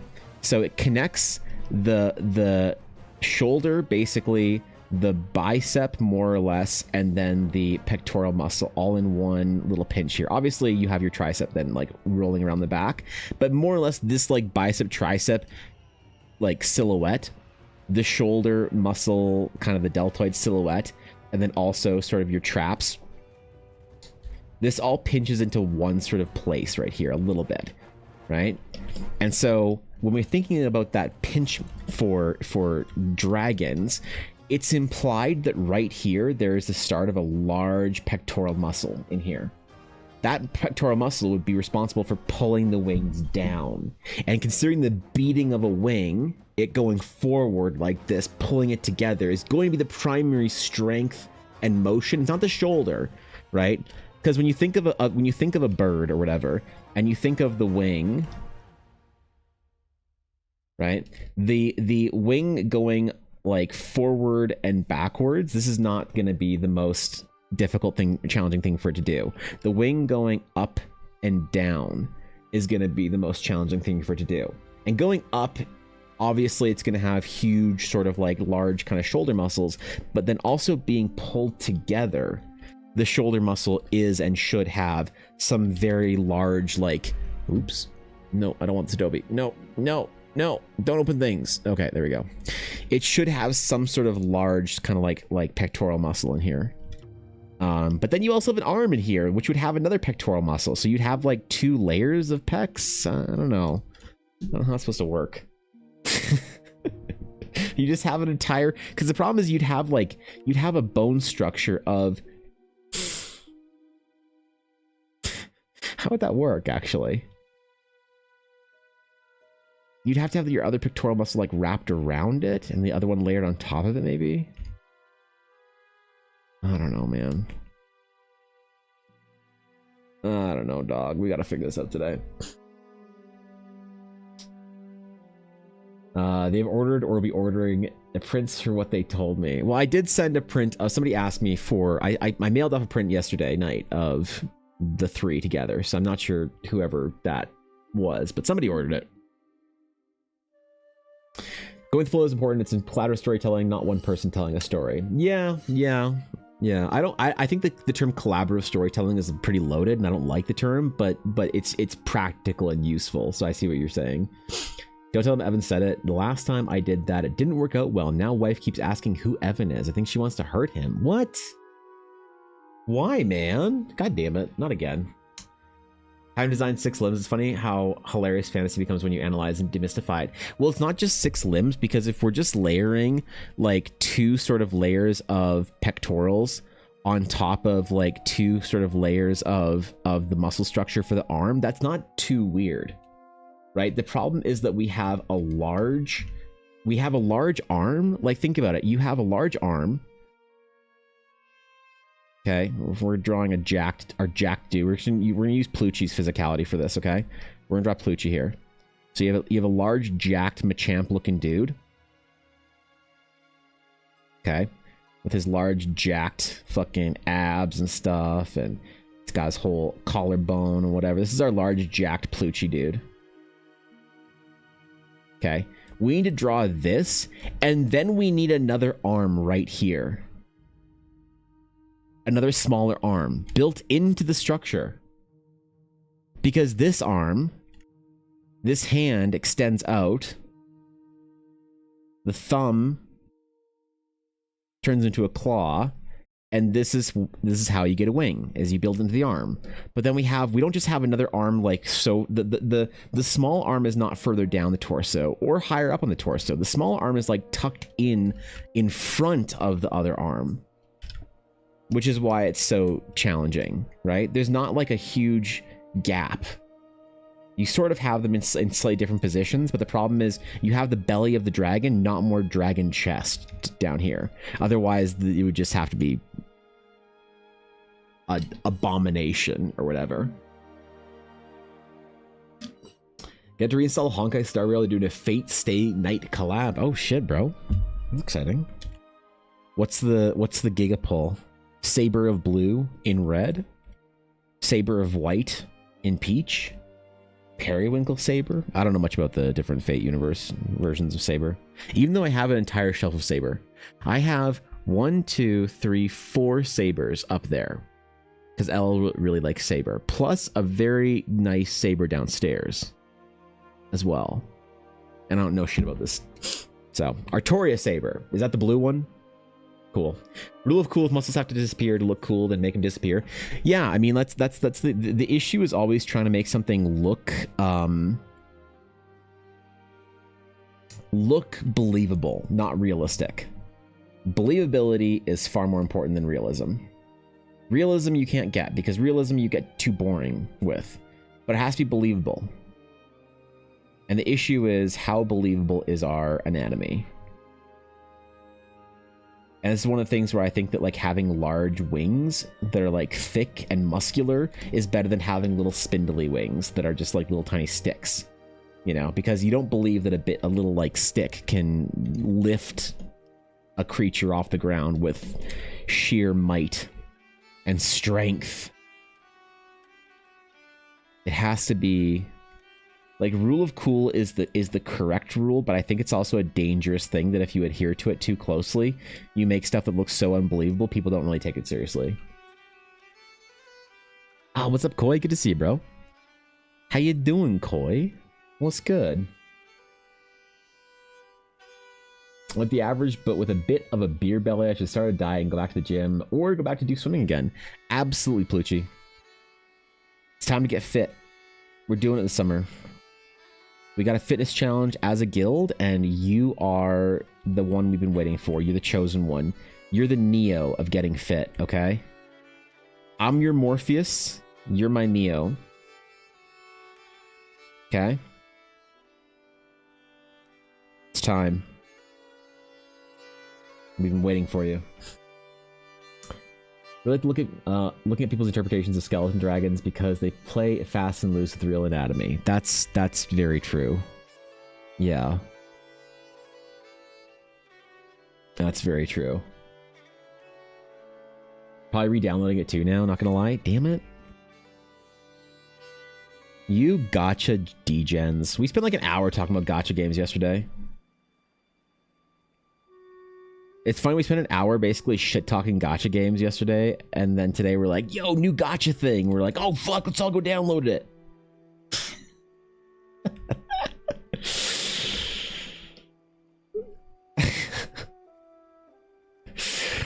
Yo, hey, new thing, bro. Hey, yo.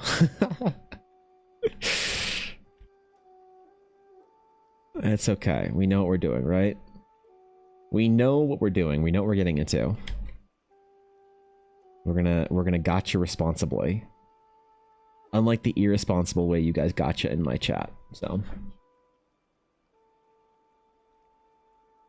making a last minute small print for a con this weekend. Awesome dragon. The wings are jacked. Thanks, bro.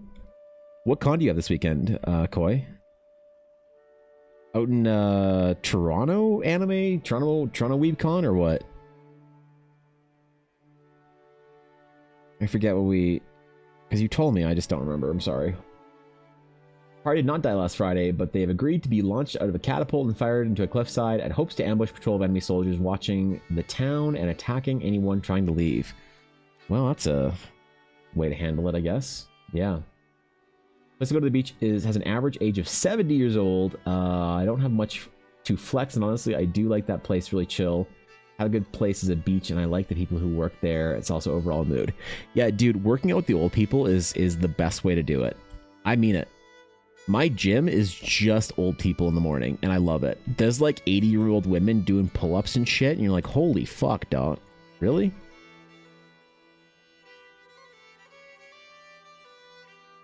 Yeah, they know what's up, man. They seriously know what's up. I don't got gym moms. I got gym grandmas, all right? It is definitely a vibe. You're right about that. Been a Fate fan for 15 years, and I've been playing the actual Fate Gacha for the last 8, so it's a bit of both communities colliding. Oh, I see. Okay. I hope you have fun with the event, then.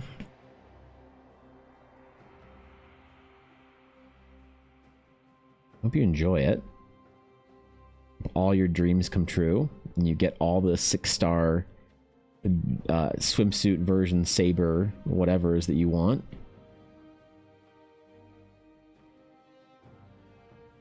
Or whatever the cool thing is from this gotcha event. Icon of Winnipeg. Oh, right. Okay, not Toronto. Winnipeg. Right, because I was shitting on you for going to Manitoba. I remember now. Thank you. Sorry. Okay. Cool. Rad. Yes.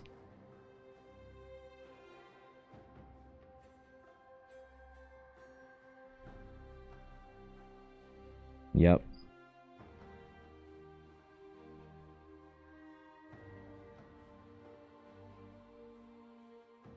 I forgore.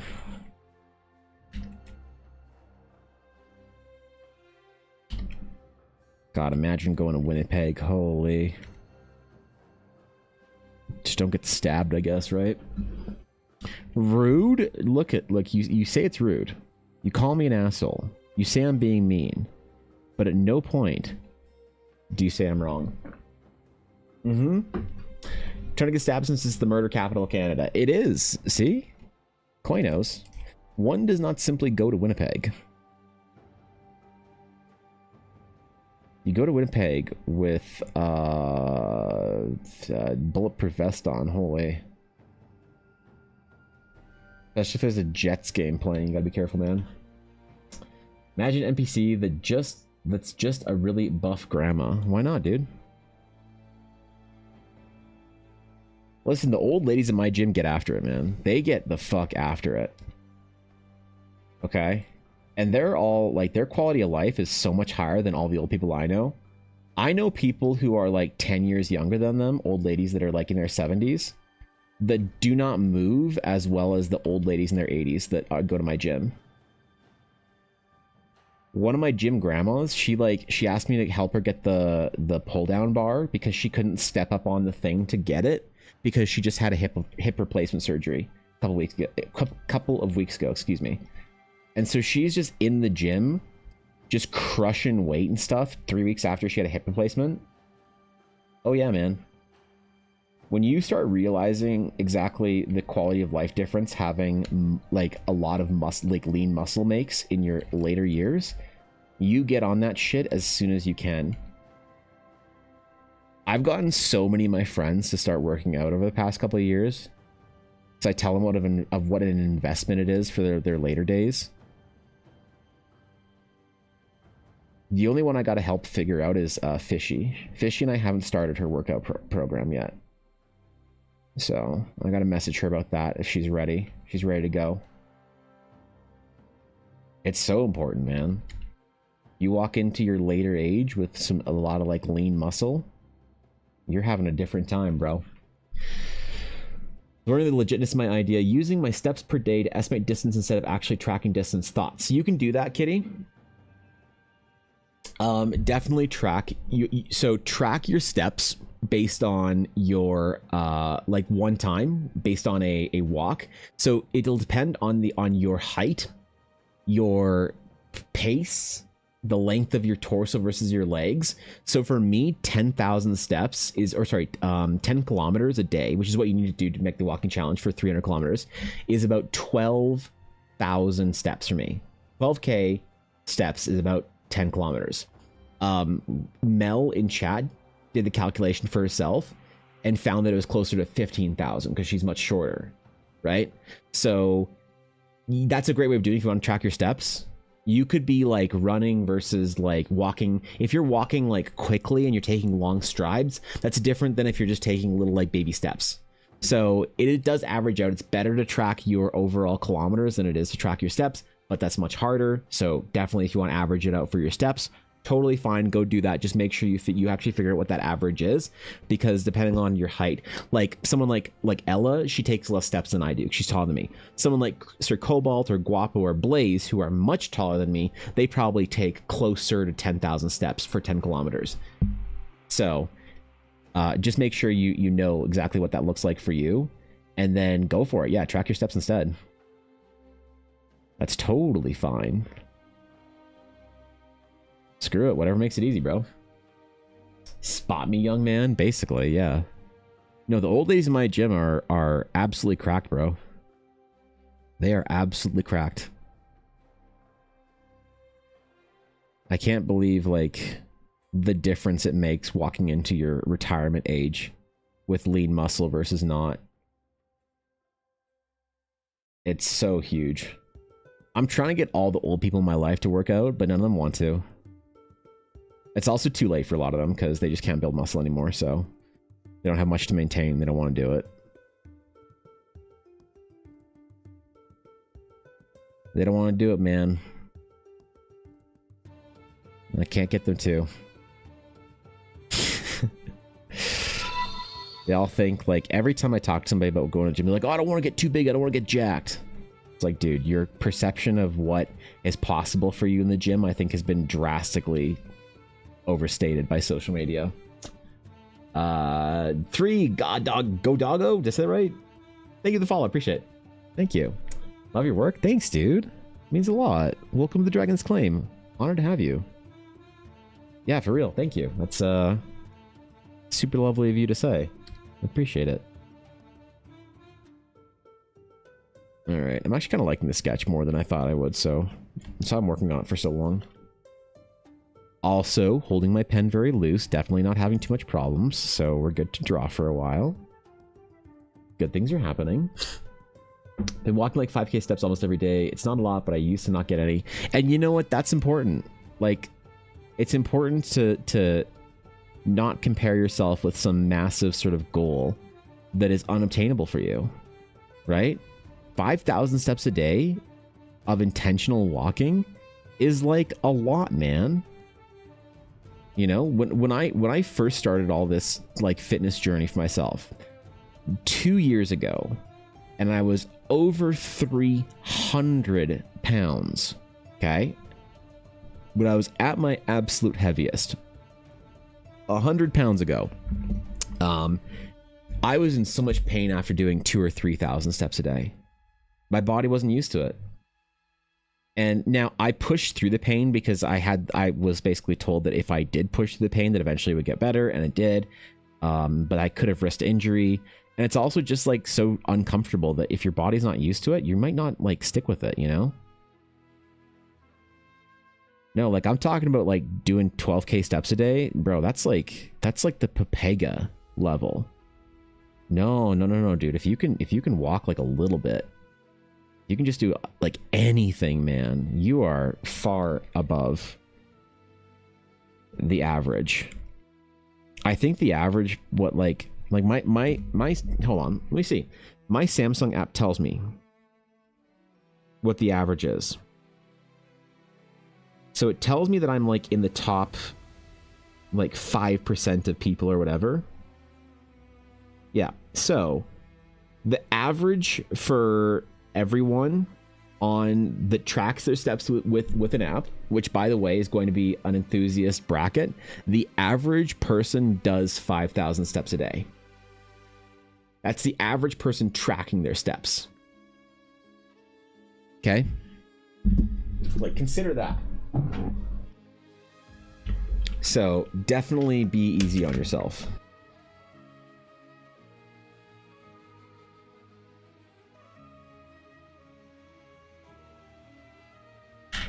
All right? Don't push too hard when you're not ready. Progressive overload or some shit.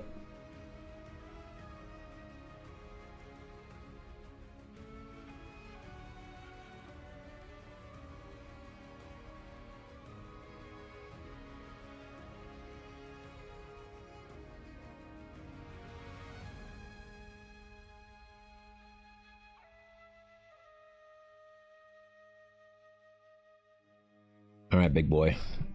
Let's get some other arms in here so you actually have, like, you know, full appendages and shit.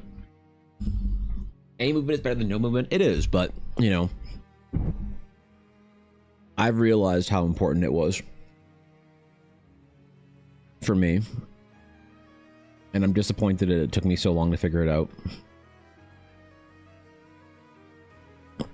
It is also good, though, to keep an idea of, like, a goal you want to get to. Because I have like friends that will say like, oh, I did my like 3,000 steps today and that was enough, you know, I'm good. Like 3,000 steps is really hard for me. And it's like been, I don't know, 3 years. Like maybe it's time to try, you know, pushing a little bit further, right? Maybe we can do 5,000. Maybe we can do 10,000 soon or whatever.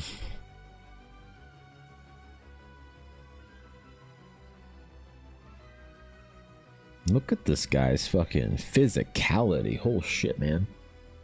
Where do you draw your inspiration for your drawings? Inspiration for my drawings. Where do I draw my inspiration for my drawings? You know, I don't think that it's an intentional thing. That I think it's more about just exposure. To be honest. I don't think that becoming inspired by something is not something that I will consciously try and do. I'll collect reference for certain things, but inspiration overall I think just comes from experience.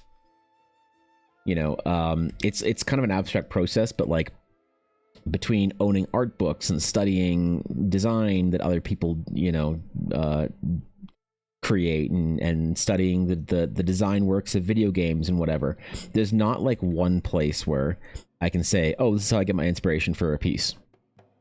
It's just about exposure. Like, definitely it's a difficult balance, because the thing is, you should always create more than you consume. If you want to be, I think, an effective artist, you should always create more than you consume. If you play 4 hours of video games a day, you should be drawing 5 hours. If you watch Netflix for 2 hours, play 2 hours of video games and 2 hours of social media scrolling, well, that's 6 hours, man, of you consuming. You should be spending then 7 hours of your day like creating. So always create far more than you consume. Okay, probably to like a 2-to-1 ratio. But the problem is, if you stop consumption altogether, you don't read books, you don't watch movies, you don't see anything, you don't, you know, experience the world, then you're not gonna, I think, build a good sort of like visual database, a mental library of things, which is bad. You don't want to do that either. So it's a tough balance, you know. It's like one of those things, like for video games, I still think it's important to play video games for me, but it's why I play games like Baldur's Gate or narrative games or whatever. Like, I won't play Baldur's Gate 3 again because I've already seen the game. So playing it through again wouldn't have the same value for me as an artist and for inspiration as the first playthrough did. Games like, you know, seasonal Diablo, seasonal whatever, PvP games, League of Legends, Fortnite, I find those games all not serving my goals, and I try and limit my time on them heavily because they're ultimately useless, bricked, wasted time for me. And so video games aren't a time waste for me. Certain video games are a time waste for me. And I think it's important to just try and like give for myself. I'm speaking for myself, by the way, here. I don't know how other artists do it. I think it's important to give myself some time and some inspiration and some, you know, base levels of input to be able to create and form ideas in the back of my head. I'm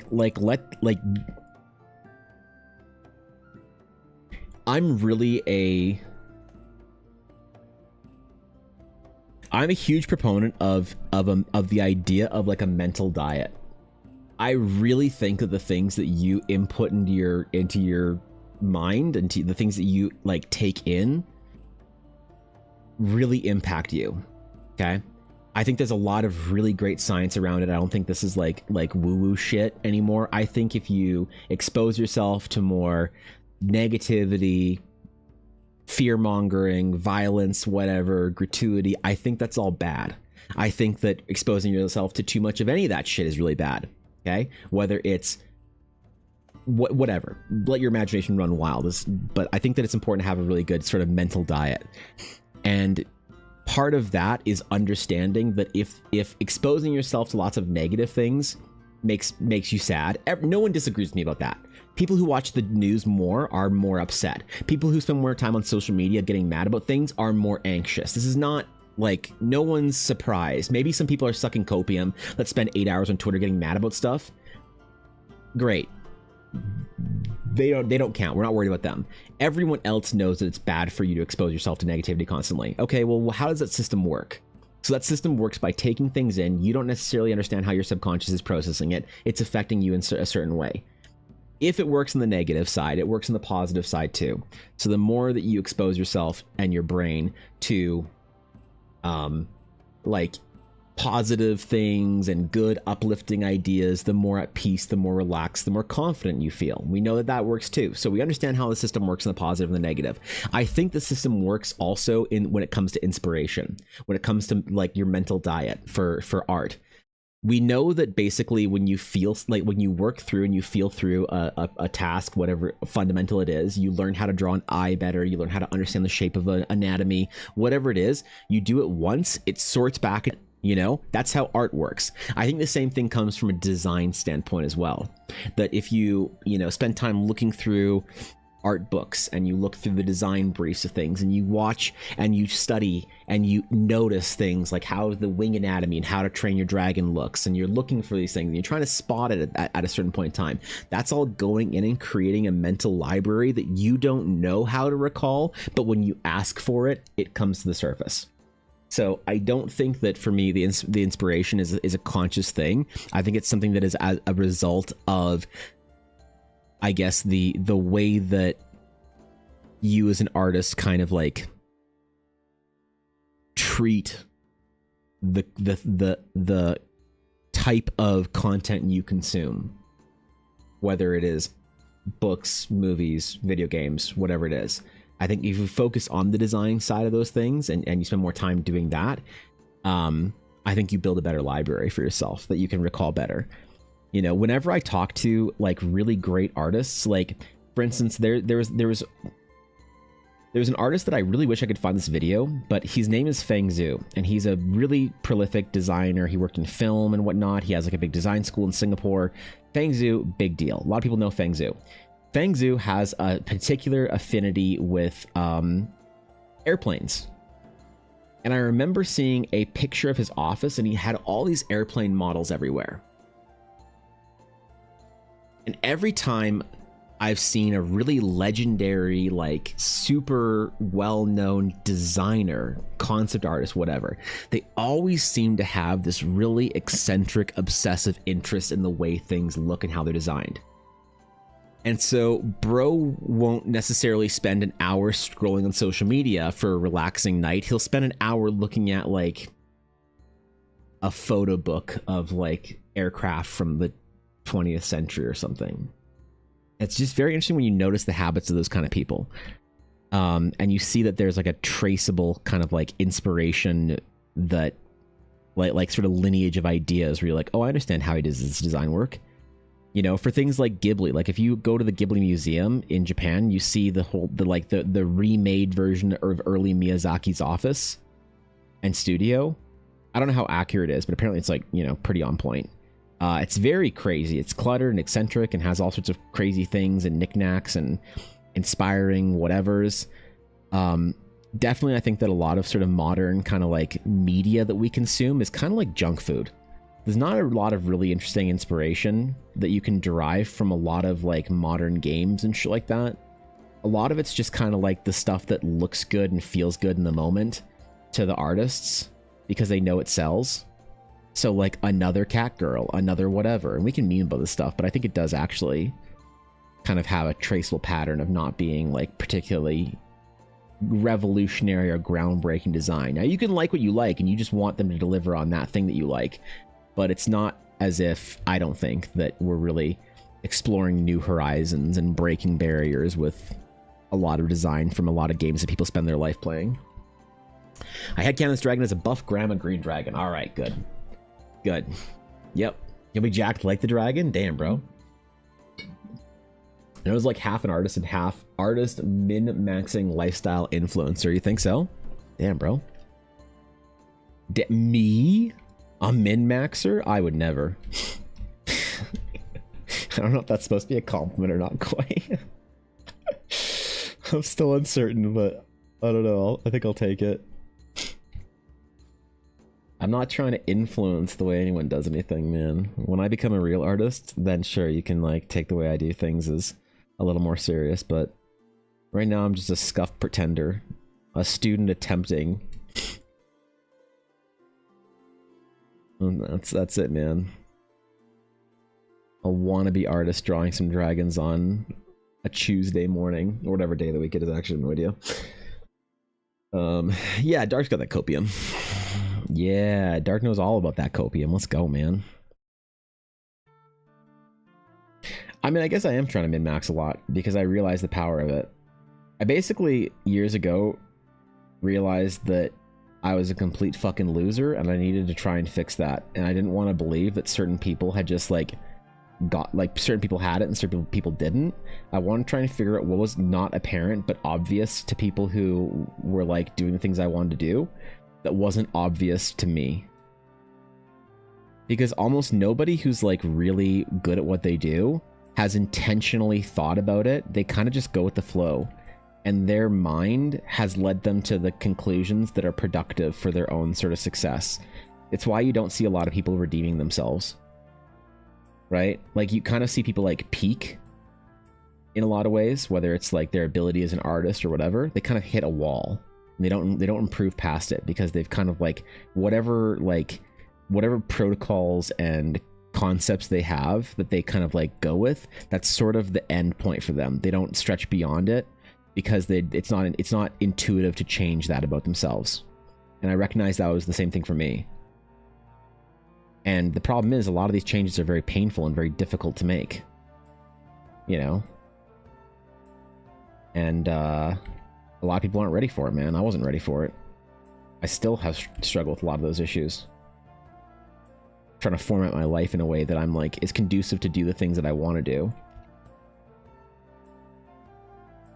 It's very, very difficult. Half the time you're talking about nerdy shit, then half the time you sound like a life coach. Not an insular compliment, just what I noticed. Okay, fair enough. Fair enough, man. Well, I'm not trying to coach anyone. I'm just trying to share my own experience. Maybe there's something that's like on my own opinion that I don't want to ever sound like I'm presenting myself as an authority on how to do shit. I'm just trying to share what I sort of like my own thought process on things. I'm not teaching a course on how to art, man. Come on, it's for my mentees. Now for them, I'm absolutely telling them the right thing to do. Oh, you better believe it. My little peepos, my little peepo mentees. Ooh, they better listen, man. They better start going to the gym. You think Minnie and Alf are going to start going to the gym if I tell them to do so? They're probably not going to, are they? Probably not going to take me seriously. They're not going to work out. They're not going to take care of their body like that. They'd be too busy playing fucking Stardew Valley and Fire Emblem. I don't know why Stardew Valley came out there. They might, you know, they might. Who knows? They might get in there. You never know.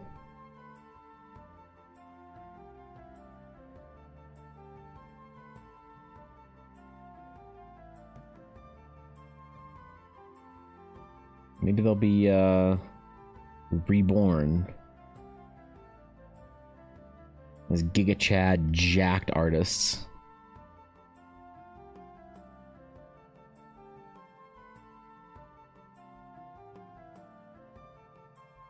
Maybe I'll teach them some habits and that'll be it. Who knows? I think it's nice to hear encouraging stuff. Gets people all pumped up, you think? That's good. That's good, man. You're fools and do whatever you say without a second thought. Well, that's not so much that, Ian. It's more that people don't like it when you start like sort of talking about things authoritatively, and they get all butthurt, and then they get argumentative, and you have to ban them from chat. And I don't like banning them from chat, so.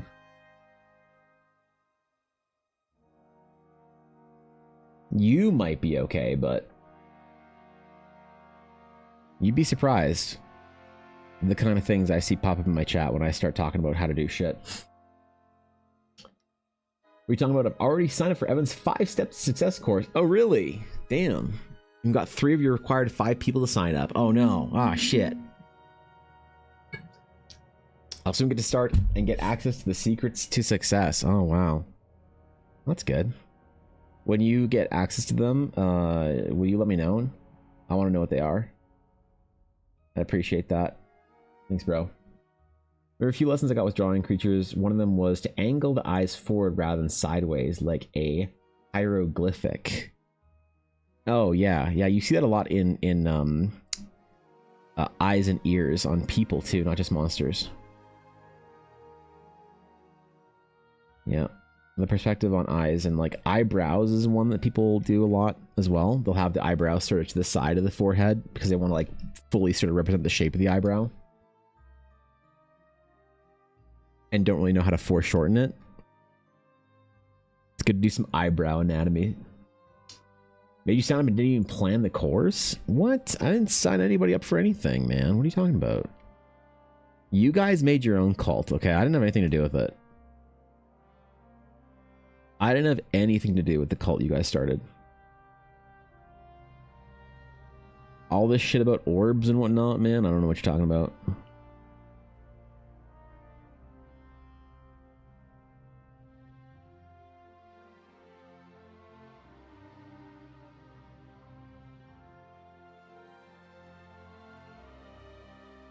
Yeah, what the hell, man?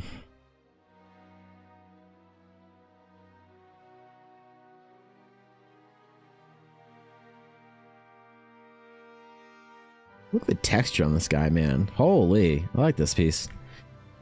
I'll admit, I think I'm kind of in the mood for the looseness and the sketchiness required for dragons. I'm like feeling it, you know? Which is a good feeling. Yo, that dragon didn't skip wing day. No, he did not. That's right, Gamello. What's up, Rob? How you doing, bro? It's on bits, man. Goddamn. How you doing? What is up? I need to stretch though. Holy shit, I haven't stretched in like an hour. God damn. What's up, Rob? Thanks for the 100 bits, man.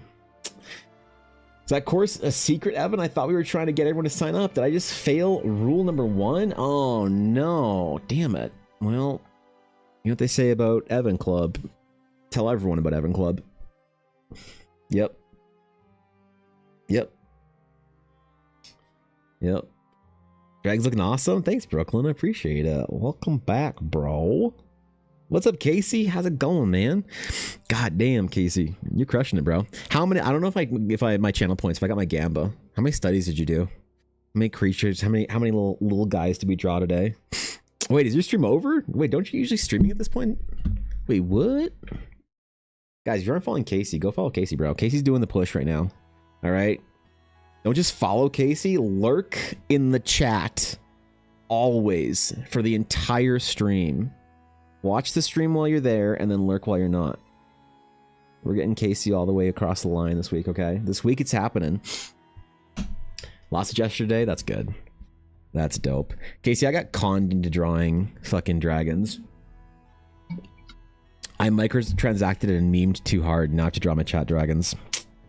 So, we gotta do some dragons. Gotta do some goddamn dragons, bro. I'm mad about it. I'm actually okay with it because even though I don't have the time to do this shit, these always do really well at conventions. So, I'm happy to have more dragon pieces. Once we find some silhouettes and stuff that we like, we can go for broke on him. Creature on Evan's stream, let's go. Yeah, right. The legendary fateful days that it happens. Rarely. Can I get 5 more people to sign up to make up for my mistake? We're not getting anyone to sign up for any courses, cults, or anything, okay? There'll be no dark side traditions, no cult engagements. There'll be no selling of anything, okay? There's no tonic water, no 5-step program, okay? Obviously, you don't get the 5-step program for success as an artist until you hit Sunstone Crumb, okay? Come on, man. You think I'm giving that away for free? At Sunstone Crumb, you get the opportunity to sign up for the course. Let's be perfectly reasonable about this now.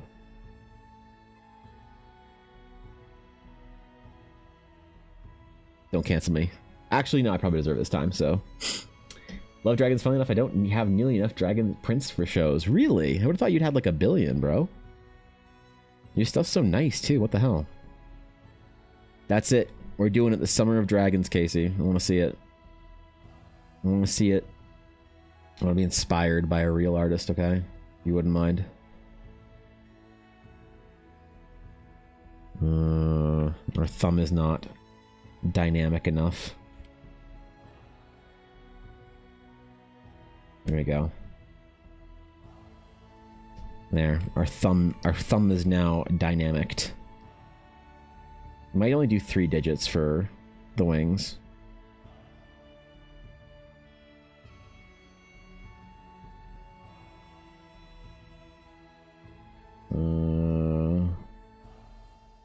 No, this one bent forward more. Yeah, I kind of like that, actually. Kind of like it. I wonder how, like, Proce's videos of dragons will do, because I haven't recorded a Proce's video for a dragon basically ever, so We'll see if the YouTube, TikTok, Instagram crowd likes this as well.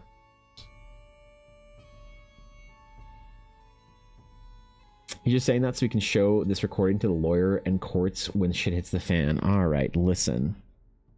Listen. There'll be no culting, okay? The last time you guys formed a cult, you started conducting rituals in the guild basement, and we had to spend our entire budget on paper towels that month, okay? There'll be no culting again. I'm done with it. I'm sick and tired of going to the Costco and Grand Crest to pick up paper towel to clean up whatever fucking eldritch rituals you guys are doing, okay? And if I have to get paladins to cleanse the guild basement again, this is coming out of everyone's guild allowance, okay? All right? Smogus is coming. Oh, I forgot about that. Yo, that's right.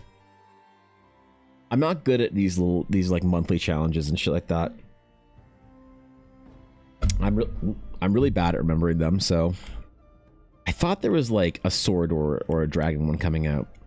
Yeah, that's right, Smogust. Wait, how does this...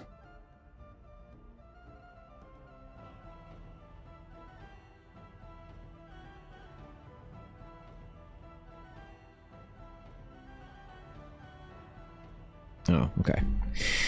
That wraps around a whole lot more than I thought it did. Our brachioradialis goes the other way, wraps around more aggressively than I had it. We're not getting the water, or we're not talking about it. That's what we're doing. So, yeah, get your dragon on, dude. I'm ready. I'm so ready, Casey. I don't even know, man. God, it is a shame though, Casey, that my chat didn't microtransact for the ultra premium color package. They just microtransacted hard enough for the gold the gold promo upgrade, but they didn't go the extra mile for the ultra premium color package. So I can't actually draw their green dragon in color. I know, man. I'm disappointed too. I'm just as upset about the whole thing as they are. Oh well. You know, I guess it just wasn't worth it. Guess the value wasn't there. Oh well, we as a total guild didn't microtransact hard enough, all of us. I will try harder next time, guys, I promise. I will make up for my lack of microtransacting, and I'll do my best for the next one, okay? Okay. Dragon of the Orb. Sign up for Art Wizard classes about signing up for classes now. Cheers for finishing up my hairy bro. That needs a lot more context, Samurai, than thanks for finishing up my hairy bro. But you know what? I'm not going to provide the context to YouTube chat. I'm going to let that message sit there without any context. Okay? And the world is a better place for it. So what's up, Samurai? How's it going, man? What's up, dog? Yes, we got Clean Harry done. Finished that. Finished Azalea. I actually don't know what the next project is. Hold on. I'm curious now, and I need a break because I didn't actually stretch enough. Oh, what the fuck? What? What? Okay. Coffee. What's our next project? What is the next character on the list? Let's see. Commissions or payments and orders. Jesus! I'm sorry, great guild leader, that we have let you down. Can we please have the ultra mega super premium package? It's a joke! ORB. ORB holes unite. What? Dude!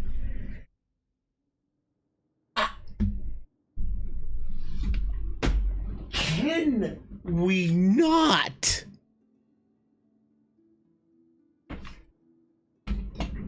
God damn it! In what fucking realm is that normal? Dude, I'm gonna fucking retire. I'm just gonna sit. You know what? I can't. All right, listen. All right, listen. Okay, listen. I got my ruler. Okay. No more fucking around. All right, that we're all gonna be on our best. Curse the wardens and their Jesus. mirrors. I forgot Taco Bill for Ella. Fuck, Please man. forgive. Damn it, Dark. What the hell? Jesus Christ. Ivan Blor. Holy fuck, man. Oh my god. I can't believe we just dono $240 to our stream. Can you believe we are halfway to our ultra premium? Okay, that's a joke. That's a joke. That's a joke. That's a joke. That's a joke. That's a fucking joke.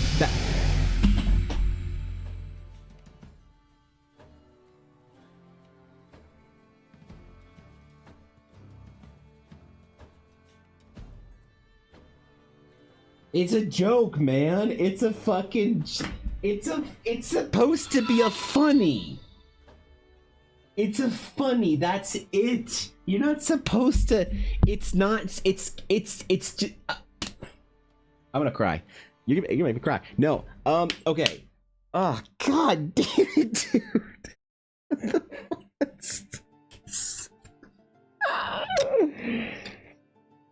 Oh, please.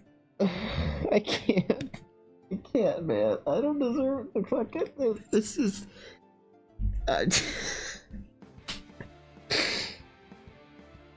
Fuck. Oh, God.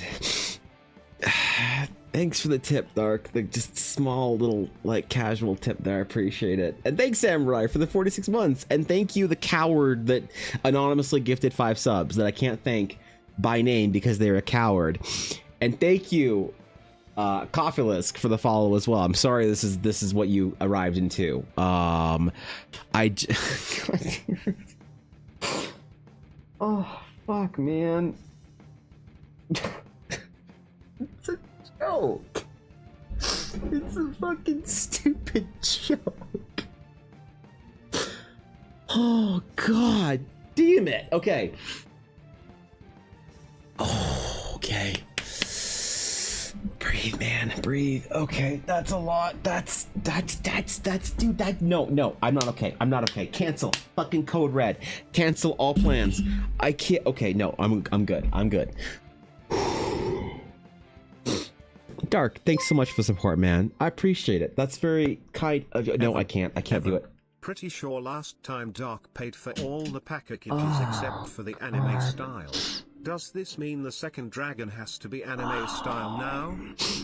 What? You guys wanted to start paying for the ultra premium package for the second dragon? You wanted to start no, dude, this is for one dragon. We only got one dragon done. Yeah, oh jeez, man. Yeah. Oh god, we only contributed to our project for Weird Dragon. Yeah, I guess we're not gonna be drawing any anime dragons today. It's really, man, can you believe that we got one of the wow, to anime dragon, man. You want a blue eyes white dragon Yu-Gi-Oh card ass looking dragon, bro? That's, dude, I don't know if we can do that, man. Yeah, that's just too, I can't take this seriously. I can't take this my heart is fucking, my hands are shaking. Okay, nope. No one came to my stream today to watch me have an emotional breakdown and start crying. Even if the support is overwhelming. So I'm gonna say thanks for the support, man. Appreciate it. Thanks for the 100 bits, Azalea. Thanks for the follow, Koff. Thanks for the gifted subs. Coward anonymous gifted subber that won't do it. Curse the wardens and their mirrors. Because you are lovely.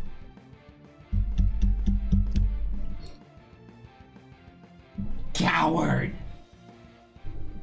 Let me thank you properly. That's it. All from the rest of the day. For the rest of the stream, all anonymous tips, gift subs, and well, bits aren't anonymous, but all anonymous tips and gifted subs are now banned. If you anonymously tip or gifted sub, you will be timed out. Okay? under the grounds, but I need to be able to thank you fucking properly. So whoever that was, you coward, thank you for the tip. Thank you for the 25. I appreciate it. Even if I don't deserve it. Even if there's no possible way that I could ever possibly deserve any of the support that I get on this stream, past maybe someone following my stream and saying, hey, what's up?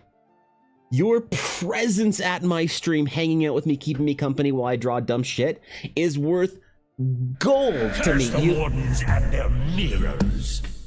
I ain't no coward. The other Annans weren't me. Sabine, I swear to God, I'm gonna throw a chair out the window. Okay, God damn it, Sabine. Okay, guys, chill. You fucking chill, man. I can't. We are all going to chill, okay? Every last one of us. Okay? We're all completely relaxed today, and we're all gonna chill now, okay? So I'm gonna say thank you, Sabine, for the tip. Thank you, Brooklyn, for the 5 gifted subs and bringing 5 members into the guild. And now we're good. And all of us are calm. And we're all gonna sit back down, and we're all gonna draw dragons together, okay? Alright. Okay, good. I'm glad we've reached an accord, hereby understanding the treaty of Evan Blair Art. I'm gonna jump out my window. That's just not, it's gonna be, oh God, the fuck.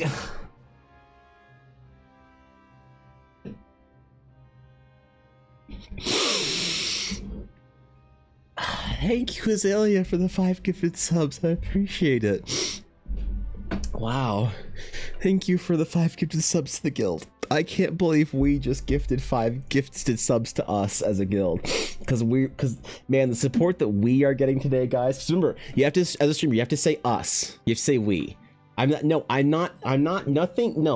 is, I cannot be floored anymore, kitty. I am a resilient and strong enough artist that I will not be put on the fucking floor. Okay? I got close. I picked up my chair, okay? But I'm okay. Messer M gifted a All tier right? 1 sub to Lady Bar and Andilla. Thank you, Steel, for the gifted sub. I appreciate it. Thank you, guys. Fuck, man. Oh, boy. Okay, no, I'm not getting emotional.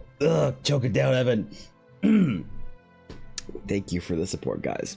But I'm chill. I'm good now. Nobody came here to not watch me draw dragons. So, I shall draw dragons for you. Oh shit, there's a line. Wait, what line? Wait. When was this? Guys, you didn't see that one coming, did you? Stop it! I'm just in this for the crumb dice. Still a good stretch till Ruby, Evanbril Diamond Crumb. It's not worth... Okay, hold on. Ella's calling me. She just hung up on me. I was gonna answer. God damn it. Actually, you know, that's probably okay. It's fine. She probably had something dumb to tell me about some stupid meme. So, thank you for the 1,000 bits, Samurai. Holy fuck. Okay, chill. All right, listen. The crumb dice, they aren't worth it.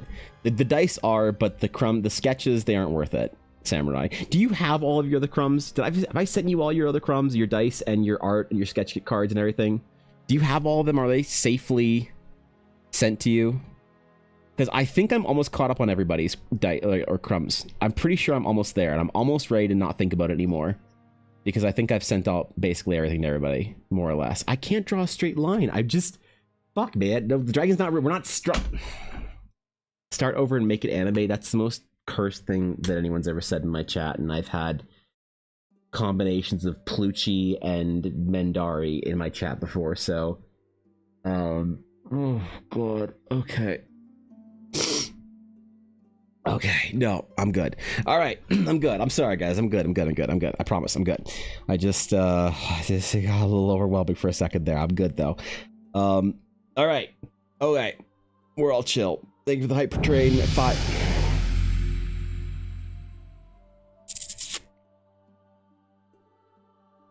That was good.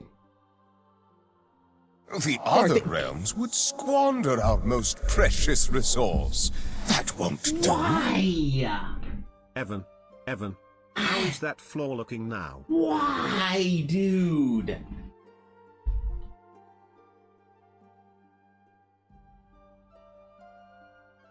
What in the fuck? Can we not? I can't fucking, I can't. There's no possible. I'm just.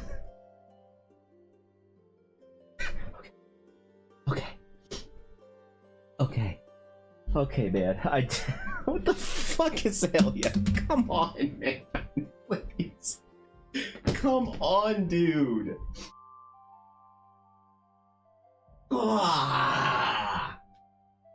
Bro. Sadly, Chill. you arrive in the midst of a violent rebellion. Can we just Our resources are stretched perilously thin. Oh, Okay. wait. Okay, Now we are listen. good. This is Listen. Emerald Crumb. Love you, Evan. Right? Alright? By the power of Crumb, I compel thee to chill. That's your emerald. What the fuck, dude? What the fuck, man?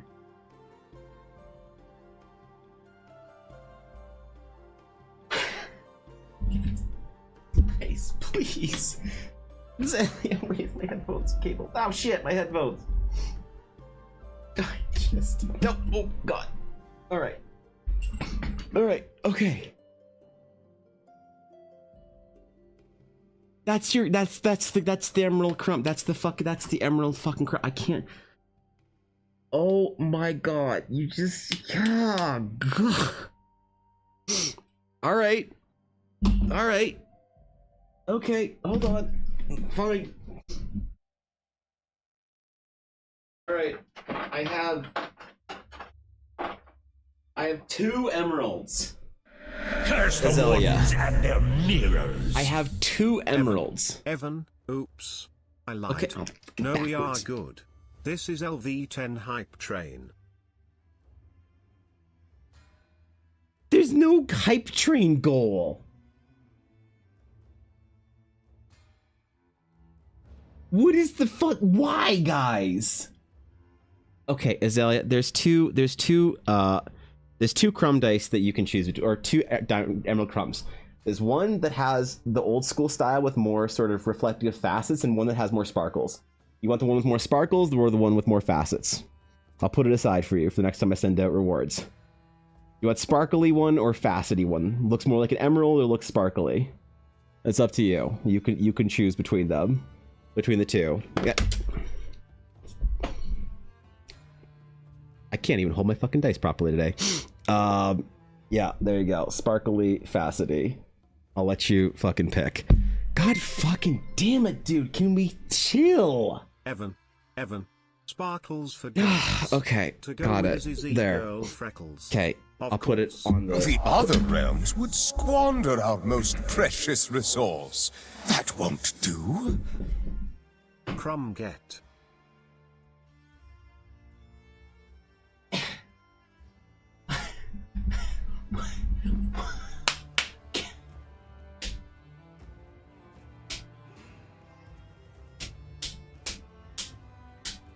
Guys.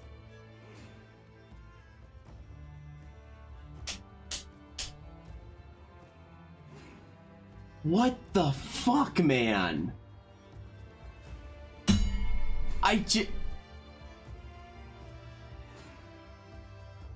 What?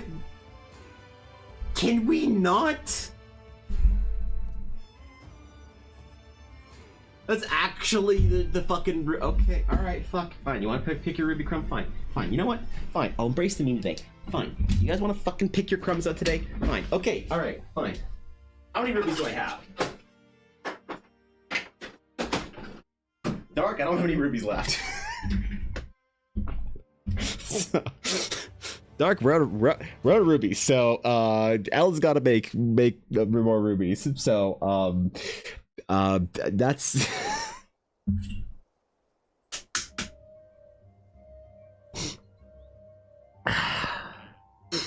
Guys, please, man. I don't, like, I get y'all want to meme hard, but, like, I don't deserve it, bro. I don't deserve it, dude. I just, there's no possible way I can deserve this kind of level of support, man. I just can't. I can't, bro. Oh, fuck, man. So thank you for the support. I don't know any possible way. The ruler is back. The ruler is back. That's right. The next person to earn a crumb is getting it. Okay. All right. Kinky stream. Never mind. I'm putting the ruler down. Never picking the ruler up again. Ever again. Okay. All right. Well, that ruined that forever. So I guess I'm never picking the ruler up again. Okay. I will just. No, this is not a kinky stream. Okay. All right. I just. Man. All right. Well, that was fun. I'm glad we're all done and we're never cheering another bit in this channel ever again. Thank you for the support, though, guys. I don't deserve it, but I don't know what I could possibly say to deserve Bring it. back Kinky stream. Mods, can we ban me from stream, please? Can we ban me from stream so that I don't have to? Is that possible? Can we? Yeah. Can we ban me from stream real quick? If you don't mind. Just like after the hype train, because it'd be rude to leave during a hype train. All right. But like after the hype train's over, mods, can we ban me from the stream if we don't mind? Oh, fuck, dude. Guys, come on, man. Like I appreciate it, but like really, there's nothing I can say or do to be worth it. So 22,500 bits for it's Alex not. Andrite. Don't I get. do get paid tonight.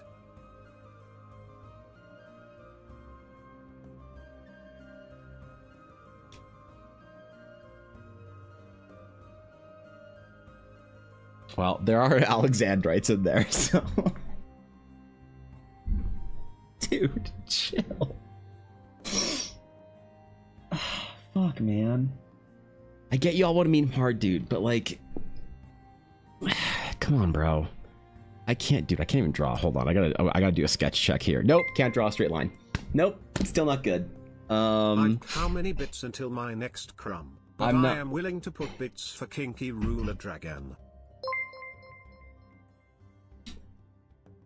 How many bits until my next crumb? Oh god, you No, guys you're are such right. degens. I will just save this and get a new commission. You Like guys are Canon such is fucking riding her degens. wyvern. I can't even, man. You guys are just such fucking degens. Okay. Oh boy. Okay. All right. Wait, I gotta get my shit together, man. I gotta get it together. We gotta get some dragons done. Otherwise, what the fuck am I doing today? You guys came to stream to watch dragons, not to see me get emotional. So It's your fault for drawing amazing dragons. Wait. I thought that was gonna be some shit talking.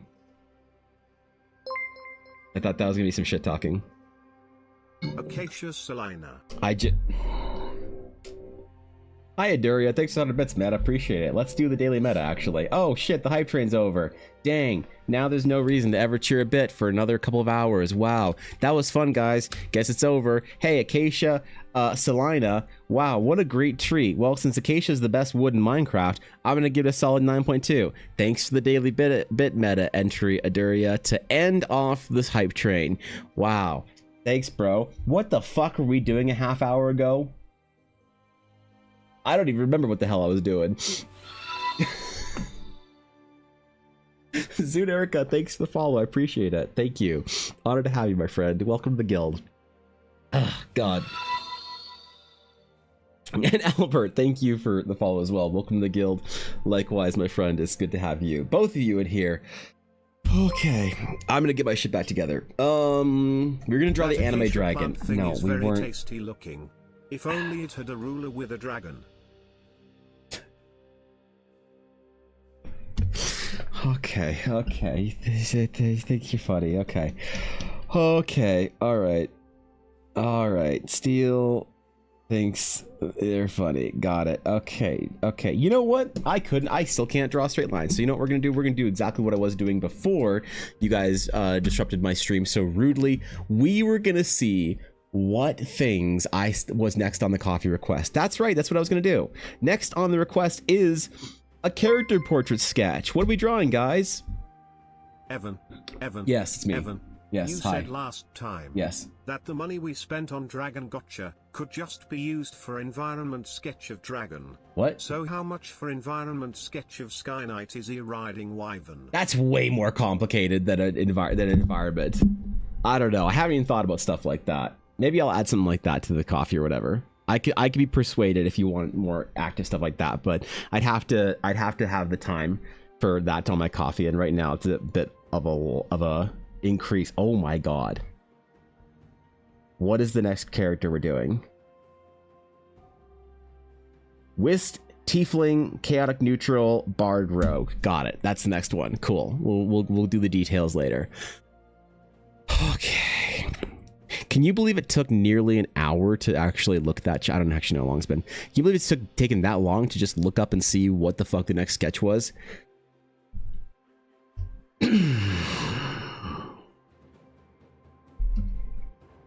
Okay.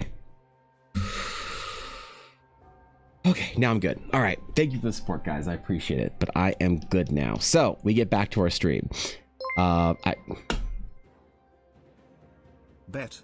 Consider the very first request like that pre-ordered. Tell All right, me man. As soon as it's open, Sure, I will fuck yeah. happily wait for Quincy's Tavern to finish. Love you. Yes, thank you. That is the priority for work. So coffee sketches, I'll be taking simple things throughout the summer. But yeah, that's a good point. I should mention. So until Quincy's sketches and project is done, I'm not going to be taking any like big projects or commissions. It's going to be smaller things that I can do on a single day in stream, not like larger things like this. The only reason I'm doing the dragon is because it's something that I can actually use for conventions this summer as well, and make some promo cards for you guys and whatnot. And yeah. So it might be a little bit, might be a couple more weeks or whatever to wait. But if you're okay with that, then I am down. So thanks for the bets, Azealia. I appreciate it. What's a tiefling and why are they so popular? A genuine question for a person who knows nothing about D&D. Tieflings are the blue, purple, or whatever people with the horns and tails. They're like the devil people. They're like Nightcrawler from X-Men, because you like comics, so you know X-Man. But they've got horns and tails, and they look really cool. So I've done a couple of tieflings recently, mostly for the illustrious Brooklyn. So, yeah, that's what they are.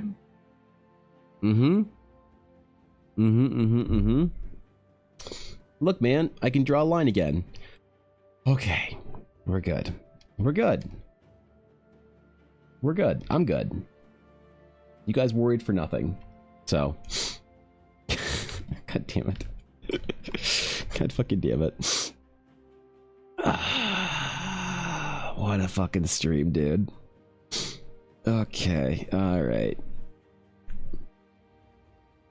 And to think, I was gonna have to miss stream today if my arm wasn't gonna figure its shit out. Yup. And miss this degenerate chaos? Oh no. Evan, could you imagine? Evan, That's me. Yes, look hello. at it this way. Yes, I am. The money we're spending on you Yes. isn't spending on gotcha waifus and husbandos. That's You are saving us to true, actually. That's true. Now that I think about it, you're right. You didn't just buy pulls in Genshin Star Impact. The third. Interesting. Okay. All right. Fair enough. I would like to think that I'm providing a service then. Allowing gacha in my stream. Yep. The gacha in my stream is saving you guys the stress of having to gacha. Did you just cheer 100 bits without a TTS? You're so... God damn it. Okay, dude. Okay, dude. I keep dropping these. Yes. Well, let's get that hole repaired in your coin purse, okay? God damn it, Seal. Thank you for the 100 bits, though. Anyways, Evan. God damn it. Yes. You can just type a message in chat. You don't have to TTS it for 100 bits. All right? That's a lot. I found out how many bits until my next crumb. How many bits until your next crumb? I'm so excited that you found out how many bits there were until your next crumb. What a thing that I've been waiting for all year to find out. We have been sitting here all anticipating deeply exactly how many bits it is until the collective crumbs of our various Dragon's Claim guild members. What a crazy idea. What a thought. Is it a dragon's horde worth? Because we're drawing dragons, dude. Yep. Yep. So this is a long-winded dragon joke. Know that I'm already there. Know that I'm already there. And I ain't worried about it. Actually, I do really like the sketch, though. Kind of put him on some gold or whatever. Evan, you know? Evan, yes, it's me. You and Ella now need 2 ruby crumbs. We need, what? What do you mean 2 ruby crumbs? I want facet ruby PLSK, thanks. You just earn your fucking ruby crumb.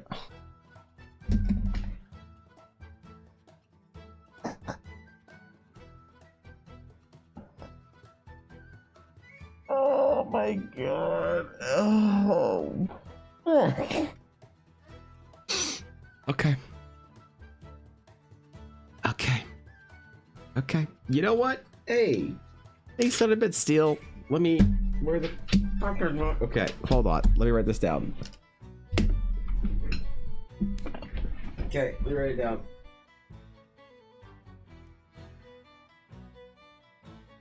Okay. Who earned crumbs today? Who just earned crumbs? Dark. Got a ruby. Steel. Got a ruby. Oh my god. Azalea. Got an emerald. Jesus, man. Holy shit. Thank you for the 100-bit Steel. Thank you for the ruby crumb, earning the ruby crumb. I appreciate it. As a token of my deep, insecure gratitude, I would very much like to send you your own ruby crumb, if that'd be okay. God damn it! I can't. Fuck. Show Sparkblade dice to those who don't know. Wait, what? I get dice from bit milestones. Okay. So yeah, Sabine. So something I okay. All right. Yes. So what I do is I send. So as a thank you for people who cheer bits in my chat, because I always feel bad when you give subs, people are like, hey man, thank you. It's like the people appreciate it, other people are like grateful for the subs and whatever, but I always felt like this comes from a tradition from when I was a very small streamer and I just started out. I always felt really bad when anyone had cheered bits, because it's like you could have bought something in my print store, you could have got a commission or whatever, and I feel bad that like the bits are just there to support me, right, for nothing else but to say, like your stream, keep doing the stream. So I started doing little sketch cards and stuff as like a thank you, and Ella makes a corresponding die with it. So I'll show you one time, because I don't want to make it the fucking thing. All right, but because I haven't like talked about it in a while, I will go over the basics. So what I do for the crumbs is I don't want there to be an emote in my chat that people are missing, that they don't get to like communicate with, that's behind the bit wall. So what I wanted to do for bits was make the same emote, the stupid crumb emote, like more prestigious and silly, and it's stupid, and it's a video game microtransaction reference, and no one should engage in this stupid meme. But for those that do want to engage in this stupid meme, I also make a little card, a little badge for the crumbs. So like there's the silver crumb, that's 5,000 bits. There's the golden crumb, which was 10,000 bits. And then past that, it keeps going up. So I send people a little badge that has like the crumb on it. And then I make a little handmade sketch card that I send with it. And then Ella also makes a corresponding colored D20. and the only place that she makes the D20 is for like of these colors are for the Crumb supporters, and they also have, instead of Ella's logo on them, they have the Dragon's Claim. You can't really see it in the light there, but it has the Dragon's Claim dragon and shield on it. So it goes all the way up into Alexandrite and Opal and whatever, and Sunstone and beyond. So it's a stupid meme that people took way too far as a way to fucking support me and my silly dumb stream shit. For God knows what reason anyone would want to support my silly dumb stream shit to that extent, but I just keep getting surprised and shocked by the support. And at this point in time, I should really stop questioning it, because good God, you guys go hard. So yes, it's a dumb little thing that I do as a thank you for people that cheer bits. Not everyone wants their crumbs, so it's not like a universal thing. Lots of people cheer their shit and they're like, I don't want your stupid fucking sketch card, Evan, or whatever, and that's totally fair too. So I'm not offended if anyone's like, that's cool, but like, I don't want it. Can I cheer a bit to support you without having to get your stupid card bullshit in the mail? And yes, it's not like a thing that I'm like mad about or whatever. So it's a stupid dumb meme, Sabine, that shouldn't be indulged, but for some reason they formed a cult around it. So I have a friend who picked up drawing a year and a half ago. He's working on it and progressing, but what baffles me is that he's incapable of visualizing images in his mind yet. I can't imagine drawing without visualizing ideas for drawing. Anyone here draw without a picture in mind? I've heard of people that do that, Ian. I've heard people that have, like, I forget what the term is called, but something thesia or whatever. And I know that I've heard of artists that do that, and they basically visually create their ideas whilst building it on the page. But I don't think it's necessary. I think you can like kind of work out the image as you're going. You don't necessarily need to be able to visual it, like pre-render it in the mind. You can kind of do that as you're building it and constructing it. I don't know. I don't really know any artists that have like a very deep experience with that, so I can't really say that I have too much knowledge in it, but it seems plausible that you could do it, I guess. Aphasia, yeah, because synesthesia is the thing where you can like see fucking, like, you can taste the fragrance of colors or some shit. Yeah. Aphantasia. So wait, so Koi, you have aphantasia. Well, there you go.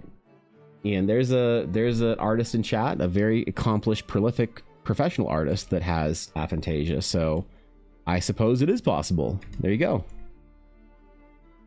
Maybe Koi has some insights on how she builds images that way then. But I do something that when I don't have an idea in mind, I draw and keep going. Sure, yeah. I mean, I don't ever have a very clear idea, like an extremely like crystallized idea of what I'm drawing. I can still visualize things pretty easily and pretty well.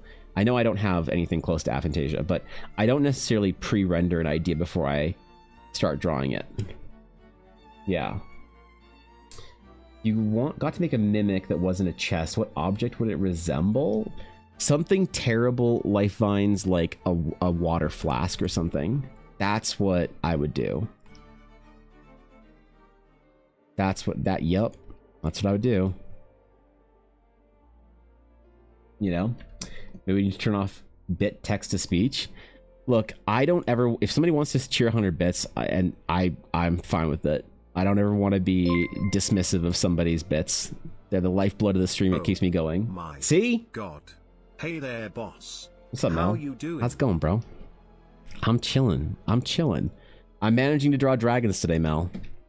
I hope you're proud of me. I know we're dragon enjoyers here, so good to see you, Mel. I'm good. I'm chilling. Wrist is feeling okay. Able to draw right now. Do need to go get more water soon, though, so maybe I should go do that, actually. But yeah, I'm chilling, man. Having a good day. Even if I'm getting relentlessly trolled with tens of thousands of bits from chat, I'm still getting dragons done, you know? Water mix sounds scary, neat. The water flask one? Yeah, right? You'd never trust drinking water ever again, would you? Well, standard D&D players don't anyway, so yeah.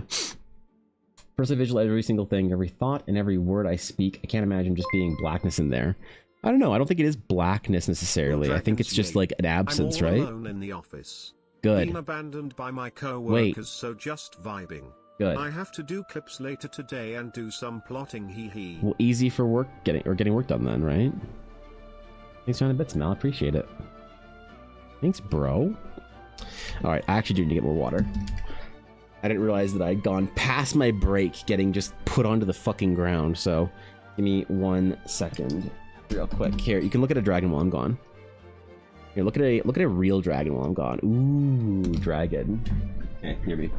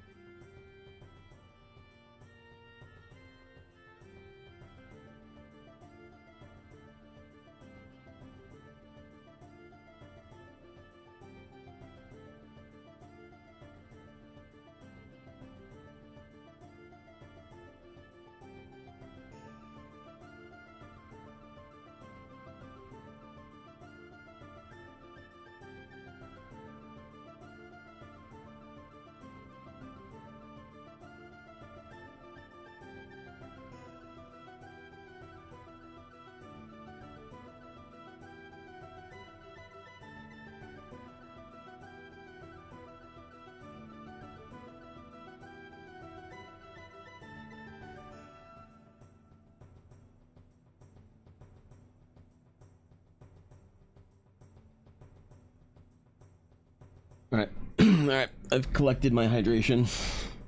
I'm being responsible. In the sweltering summer heat, I've responsibly hydrated. Instead of just chugging 74-ounce sodas from 7-Eleven. Also finished Yes. the book in 4 days. The Really? fastest I have ever read a book even as a kid. Jeez, bro. I highly recommend What book was it? Indie author, horror novel, and Who is the Real Monster? A creature or people? Devilish face emoji. Indie author, horror novel. Oh, Who is the Real Monster? Is that what it's called? I don't know, man. I'm not much for horror as a genre. Has to be done really well. That's dope, dude. Let's fucking go, man.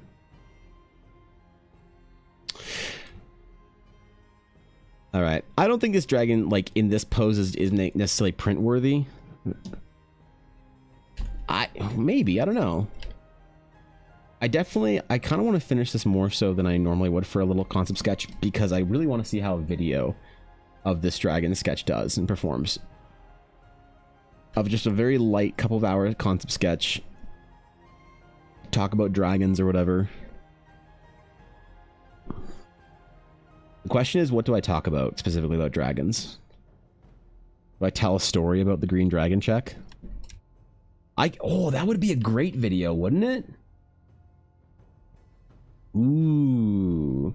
Getting mighty fine as usual? Dude, thank you. I appreciate that. Thank you. Yo, I could make a video talking about the green dragon check, dude. Talk about it. I wonder if I could condense the story down into like 30 or 45 seconds. I'm not very good at condensing the story. It always takes me like a good 5 or 10 minutes to tell the story of the green dragon check, so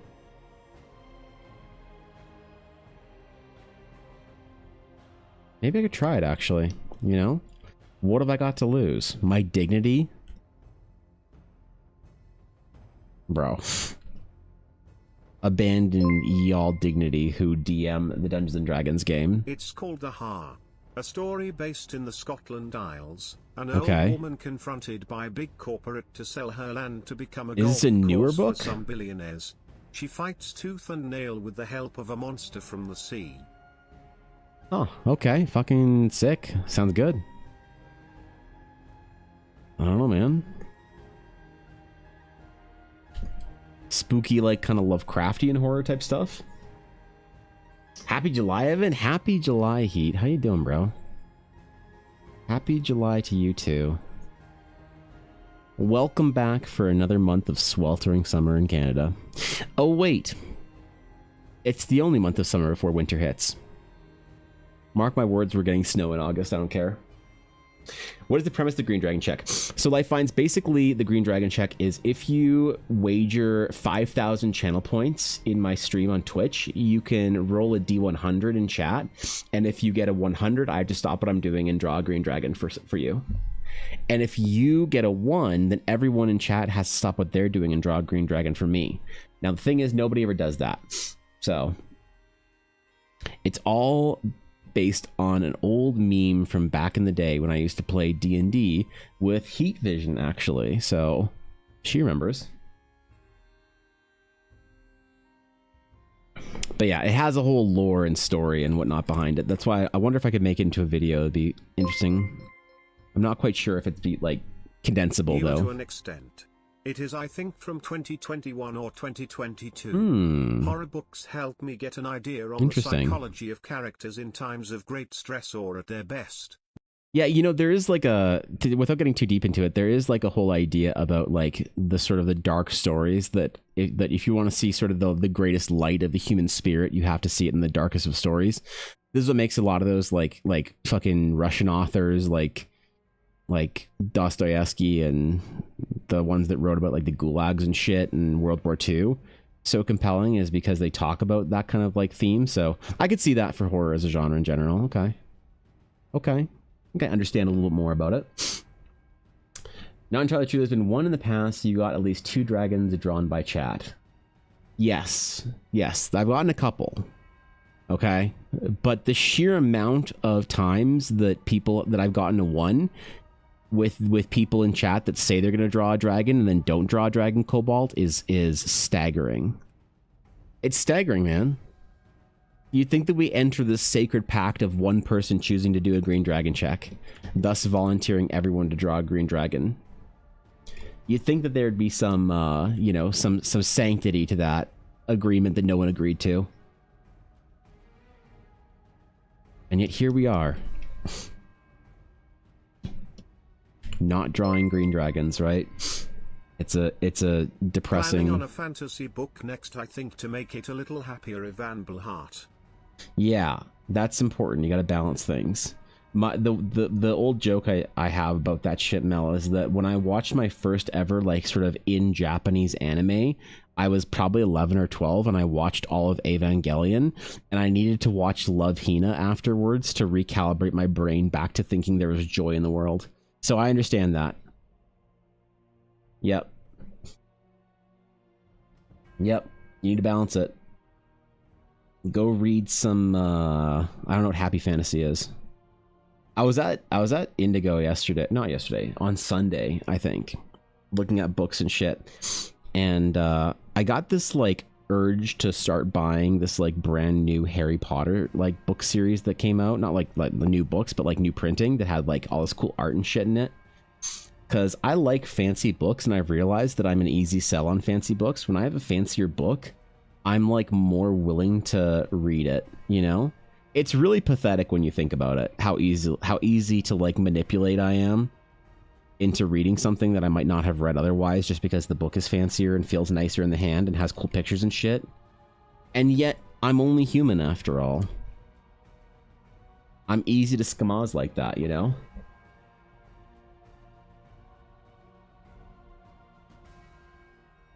Oh man, my allergies. Definitely a great series of videos to make, right? Summerfest challenge, then Winter Dragon challenge to get folks involved. Yeah, Winter Dragon challenge is where we have to draw dragons all winter. Exactly. Exactly. Yeah. Yeah. I hope, dude, maybe there's a small chance that I might have one of these ready before the weekend. No. No chance. Never mind. Bad idea. Don't promise anything, Evan. Never promise shit. Evan, yes. My bank just called me to make sure the Twitch purchase for 25k bits was actually me and not fraud. Can you not cheer bits anymore if your bank is calling you to make sure that Twitch isn't fraud? All right, it's fucking.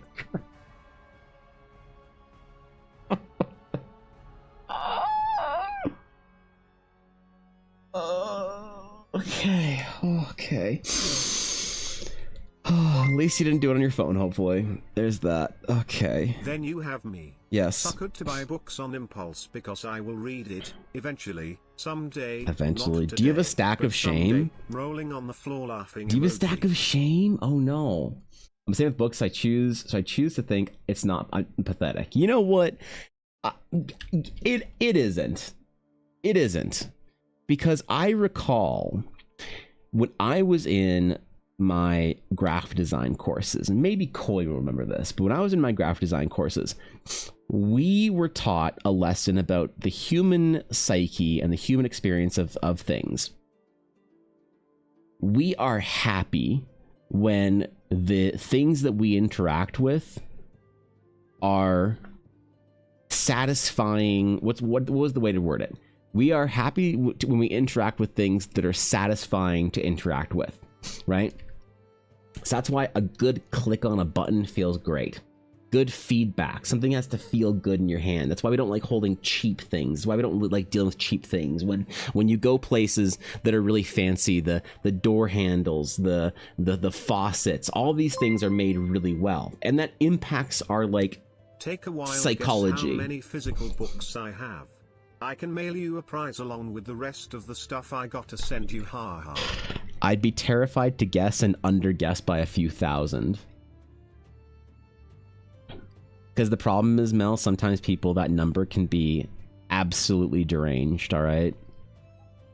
So I'm going to play it safe and say 212 books, and that's it. Thanks on the bits, bro. I appreciate it.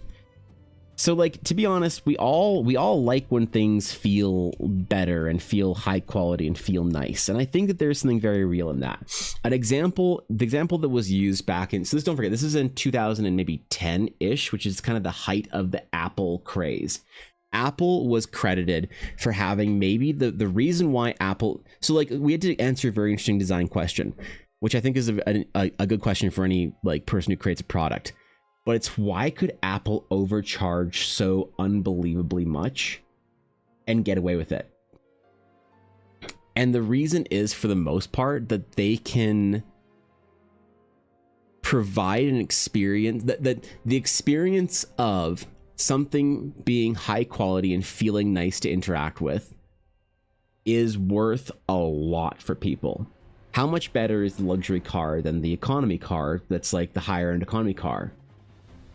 Probably not that much better, but people pay a lot more for it. Now, it does come with things like prestige and, you know, social status when you have a perceived higher end brand or whatever it is. So there's that too. But in general, people value the packaging, they value the build quality of things, they value the materials, and I think it's a real. It's definitely real, but I think it's not like a thing to necessarily underplay. Now, what's silly is the idea that I wouldn't read a book if it didn't have like the fancier version of it.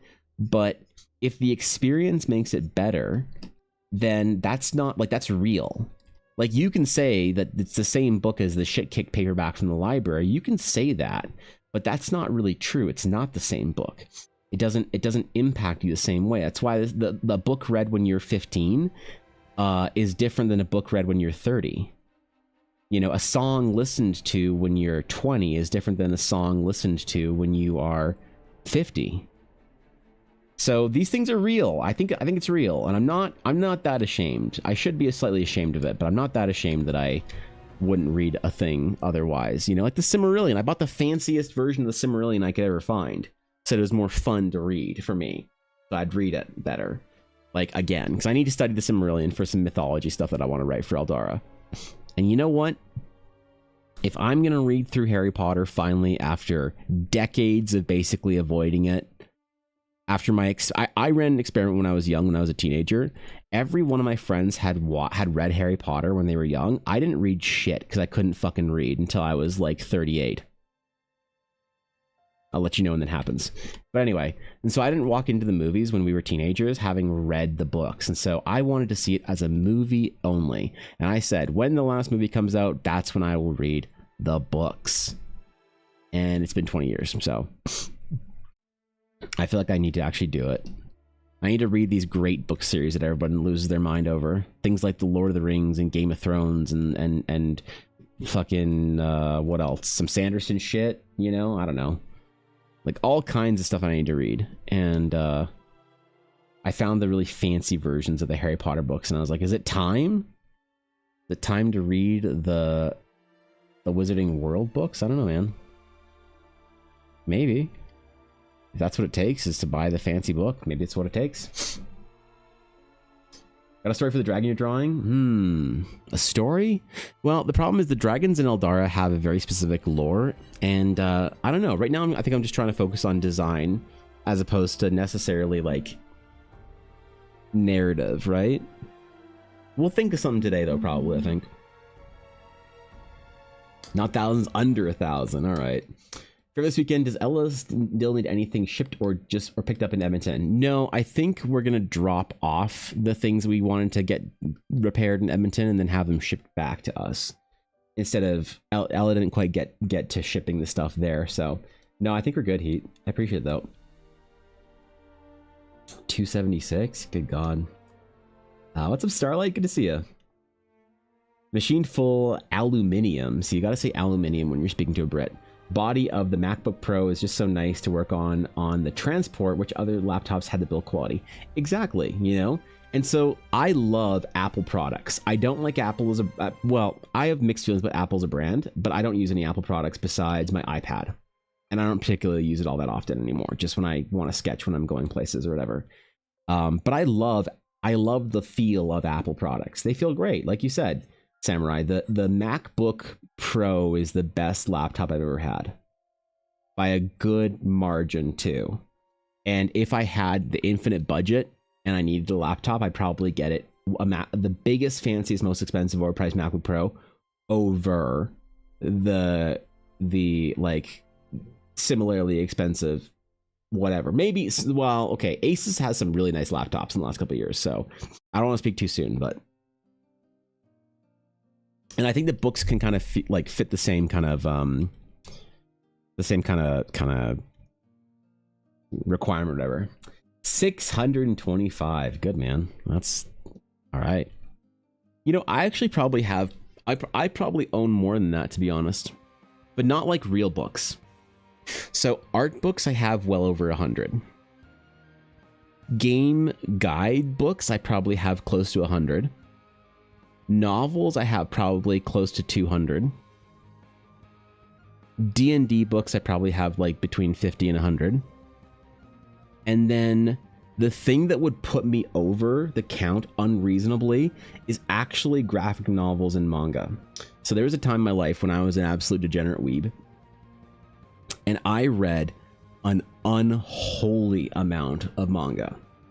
And I would buy, when I was like maybe 14 or so, I started like around that age, like some teenager, young teenager, little baby years, I started buying manga. And I have an unholy amount of it. And I haven't bought like almost any in the last decade. I do pick up a bunch of books and stuff whenever I go to Japan. I'll find like a series I want to read and try and buy like everything. So I bring home like between 50 and 100 books every time I go to Japan, but they're tiny. So I don't know if that counts. I don't know if any of that counts. I'm not sure if like books need to be like real books need to be counted in that. But if you can count like game guides, you know, like books by the technical definition, not books by the kind of the vibe definition that we're talking about, a real book, I probably have over 1,000.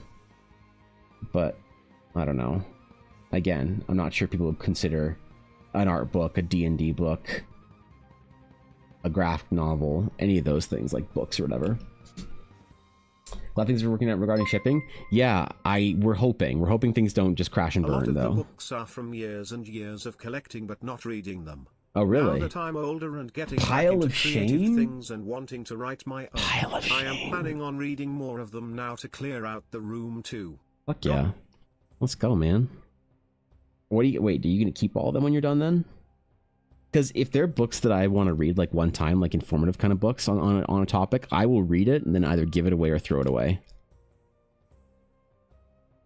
Yep. I'll get rid of that shit when I'm done with it. I don't want to have like an infinite fucking library of books that are not like particularly interesting for rereads for me. Is that the toxic take? That I get rid of books when I'm done with them? That might be the toxic take, I don't know. I might be the villain here. I'm willing to be the villain. If this is what it takes.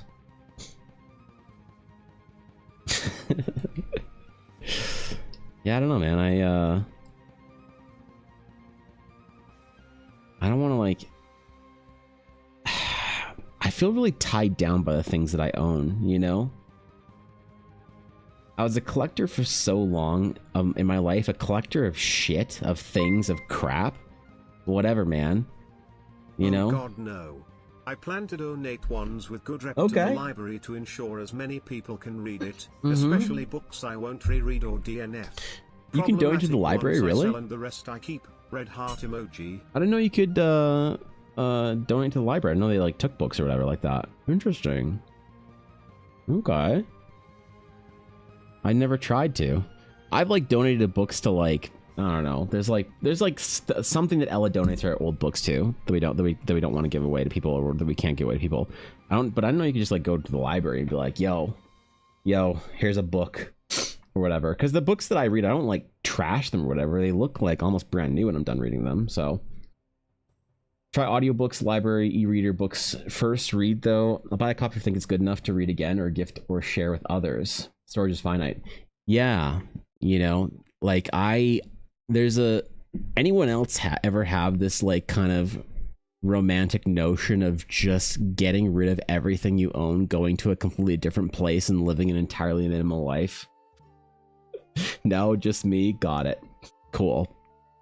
I love, like, I don't know, man. I think about like all the time this friends of ours from Japan that don't have much space and making it work, and I'm like, why do I need all this shit? Last time I did it, the librarian was so happy I had so many books. Oh, that's dope. I didn't. Okay, that's cool. Maybe I'll try that next time. It is so hard for them to get any books. Oh shit. Okay, I thought they did like got a subsidy from the government or to buy new books or whatever. I didn't think that was okay. Cool. I'll give that shit a try. Thanks for 100 bits, bro. Lots of manga. I kind of want to donate them to the library because they're just taking up space. I'm not going to reread them. Yeah, and there's certain manga that are like very sentimental to me, and a lot of it though is just kind of like eye-rolling dribble that I bought for whatever reason. Manga that I bought because I was 17 and didn't have a girlfriend. You know what I mean? Cute girls doing cute things. Like, I can't think of any titles off the top of my head, but you know what I mean, right? So,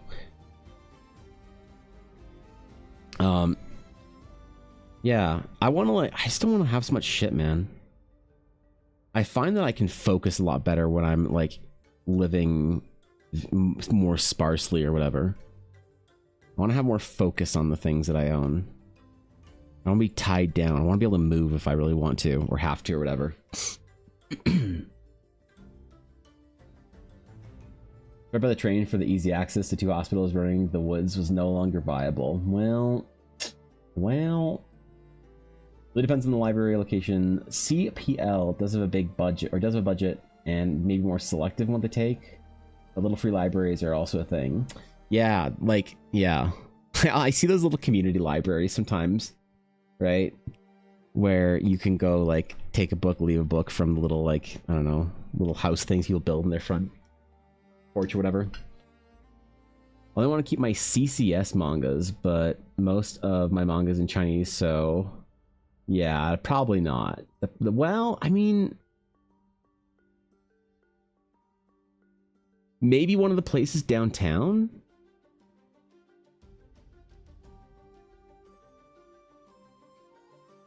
Maybe? I don't know. Definitely not one of the just like generic public libraries in the suburbs of the city that, you know, we live or whatever, so. Yeah.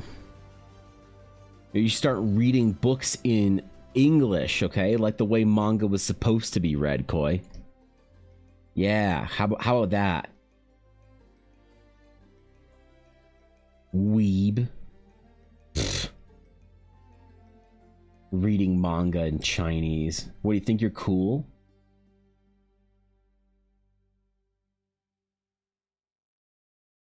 Wait, what's the Chinese version of a weeaboo or a koreaboo? Because people don't use the term koreaboo anymore, but it used to be the K-pop fangirls that wanted to go out and eat Korean every night and use Korean face products and learn broken Korean so they can like cheer at concerts.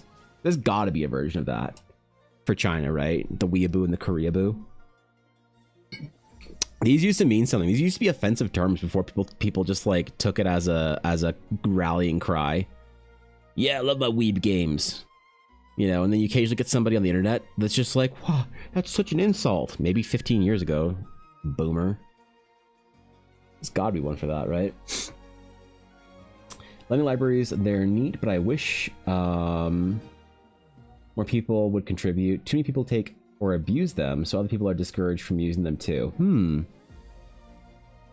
Well, I don't have many books anymore to like toss or whatever, so wish I'd known that though. I don't know, maybe I don't know what Ella would donate our books to, but she'd make them disappear and then they'd all whatever. So I don't know, dog. Chiaboo, is that it? Are you LARPing as a Chiaboo, Koi?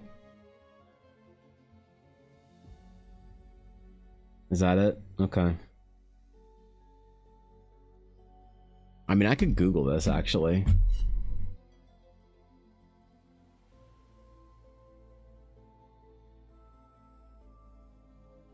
Oops. Oh god.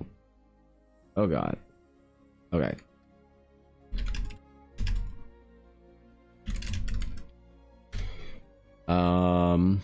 What is the equally insulting Chinese equivalent of weeaboo? Let's see.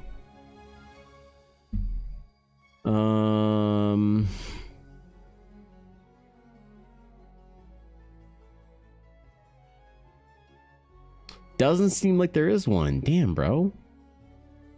Oh well. We'll find a way to insult Koi later, I guess. Don't worry. Yep. I kind of am a Chibu as far as you can be when you're Chinese.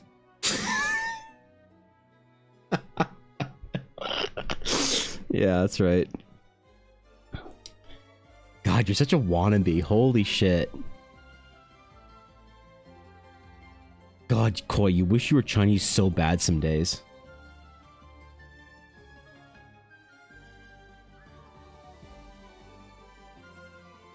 Imagine. Chinese is cool, so there's no weed for it? What do you mean? It's very cool. It's so cool. They're so... Dude, you tell it to my friend Fishy, she's gonna have a riot. Start breaking things and smashing shit. Oh yeah, dude. China's the coolest place. I'd fucking love to go to China at some point in time. I think I've said too many positive things about Taiwan to ever feel safe entering China though, so whoops. They're like, hey, do you have an Ace computer? Yeah. Alright, you can't come into our country. Okay, that's fair. That's fair. Hey, what Overwatch League team did you cheer for? The Guangzhou Charge? The Chengdu Pandas? No. The Seoul Dynasty? Yeah, you're not allowed in, so... Whoops. I kind of screwed myself, didn't I? Alright. I think this sketch is done. What do we think? Would this be a good print? I don't know. I don't think it has enough of the dragony sort of silhouette, right? This is a good concept piece for a dragon, but I don't think it'd be a good enough print. You know? Real Shanghai was amazing to be there. Yeah, it'd be cool to go, man. I'd really actually love to see the, like, do a whole, like, fucking trip. My grandparents did this amazing trip to China back, like, in maybe the 70s or 80s. And they had this whole photo album. It was one of the only things after my grandmother passed that I wanted from her house. Is I wanted the photo album of their, like, adventures across Asia. They went and spent like 2 months. They went to China and Thailand, a couple other places, Cambodia. And it was like such an adventure, you know? It was so cool. And I always wanted to, like, I don't know, go and spend 2 or 3 months just like traveling Asia. But that shit's expensive now. If you add in the tail for depth, then it might be print material. I don't know. I feel like without, like, I'd have to shrink it the fuck down so that you can see the whole wings. And maybe if I did this, maybe it'd be print worthy. Right? I don't know, man. I don't know, dude. That's why your grandparents did that when he was way less common. Yeah, they were really cool. They like to travel quite a bit. And they were not like my grandpa was a you know, a union guy in the meat packing business, didn't have a lot, but after the kids grew up, basically they started traveling. And so they went everywhere, man. They had like this map in their basement with pins in all the countries and cities and stuff that they had been to. And I remember just thinking it was so cool. It was like the end of sort of like the 20th century sort of was the end of like the grand tours of people. You know what I mean? Like you don't do that the same way anymore. Work early because no one is here. Fuck them. I'll catch you all tomorrow if I don't see you again today. Let's go, dude. Love you all, bye. Thanks for chilling, man. I appreciate you. Have a great rest of your day. Glad you're bouncing from work early. Fuck that place. Have a great rest of your day, Mel. Catch you later, bro. I meant like add in the tail wrapping around the background, maybe. Don't have to change the canvas. Well, I think that maybe if I did change the whole thing, because I find the silhouette of the wings also important. The tail is important too, definitely, but I do find that the wings are also maybe like the most important feature for the silhouette of the dragon, so I don't know, man. I don't know. Map with pins, hell yeah. Yeah, they went everywhere, dude. They went, like, they saw all of Europe. They just wanted to, like, see the world. They went to Africa and, you know, fucking the Pacific Islands. They had one of the coolest things that I had, like mementos, I guess, that I kept from my grandparents when my grandmother died, is I kept all of their extra loose change and bills. Because whenever they get back from a trip, they'd have their money, right? And they're like, well, what do I do? You have like $3 in, you know, Filipino money or whatever. You leave the Philippines, you're not going to use it. So they just put it in an envelope and they just had it. So I have this huge stack of, like, it's not worth anything, but it's just cool because it's like kind of like a representation. And I like money. I think like the design and like the art on international money is like really cool. I really like it, you know, especially like the older stuff that was more expressive and had like the like lineage to the culture, and like a lot of money's kind of clean, and like, you know, you look at the Canadian dollars and stuff and Australian, Europeans, a lot of it's kind of clean and polished now. I think America still has this like kind of vintage quality to it, which is pretty cool, but that was like old school, you know, dollars from like all sorts of places. And I like the idea of like touring the world and doing those like grand trips and stuff, but I think it's just so much more expensive now relative, you know, like a plane ticket in 19 whatever, even the last 10 years travel's gotten more expensive. So I don't know, maybe it was expensive back then, they just made it work. Who knows, dog? Not gonna lie, I was mad it was CGI at first, but the more I watched the teaser trailer of Fist of the North Star, the more I'm impressed. Hopefully it sticks the landing when it released next year as a top anime release. I don't know shit about it, to be honest, Blues. I haven't seen shit about a new Fist of the North Star anything. I didn't even know they were remaking it or whatever. That's cool. You know, hope the fans are. I hope the fans of Fist of the North Star are excited for it. I hope that they have, like, the problem is it can't come on too late, because the fans of Fist of the North Star, your average Fist of the North Star fan is probably like, they probably have dinner at 3:30. Not that they choose dinner at 3:30. That's when the home serves them dinner. And then they probably get their medication given to them at 4, and they're probably in bed by 6 or 7. So you know, if maybe if the home lets them stay up late enough to watch Fist of the North Star, that's great. But I hope that it's available for them to watch in the afternoon. So that. Ugh, God, I'm not making friends today with the Fist of the North Star fans. That's cool. I didn't know they were doing that. I hope they stick the landing too. I'm tired of seeing the cool old shit being ruined by the new shit, you know? CGI, I don't know about that either, so I have to watch the trailer myself and make up my own mind, I guess, but it sounds dope. I'm glad you're optimistic about it. Well, the coinage would be so neat. I have a relative who would share coins after their trips, and I loved looking at them as a kid. Yeah, right? And like they like buy like stamps and stuff as well, or whatever, and postcards, and you know, they collect golf balls from different golf courses, and my grandma collected spoons. Like my grandma had the spoon collection. That's like a vintage, like unless you're old, your grandma was too young to collect spoons. But my grandma collected some fucking spoons, dude. You know, like the decorative, overly fancy spoons. All right, let's see the process video. Let's see if it looks good. Did I do a good job or did I ruin everything? Let's find out. All right. All right. Okay. Ready? And go. Ooh, wait. Look at that big guy. Oh, that's a dragon right there. How about that? That's a satisfying one, actually. Yeah.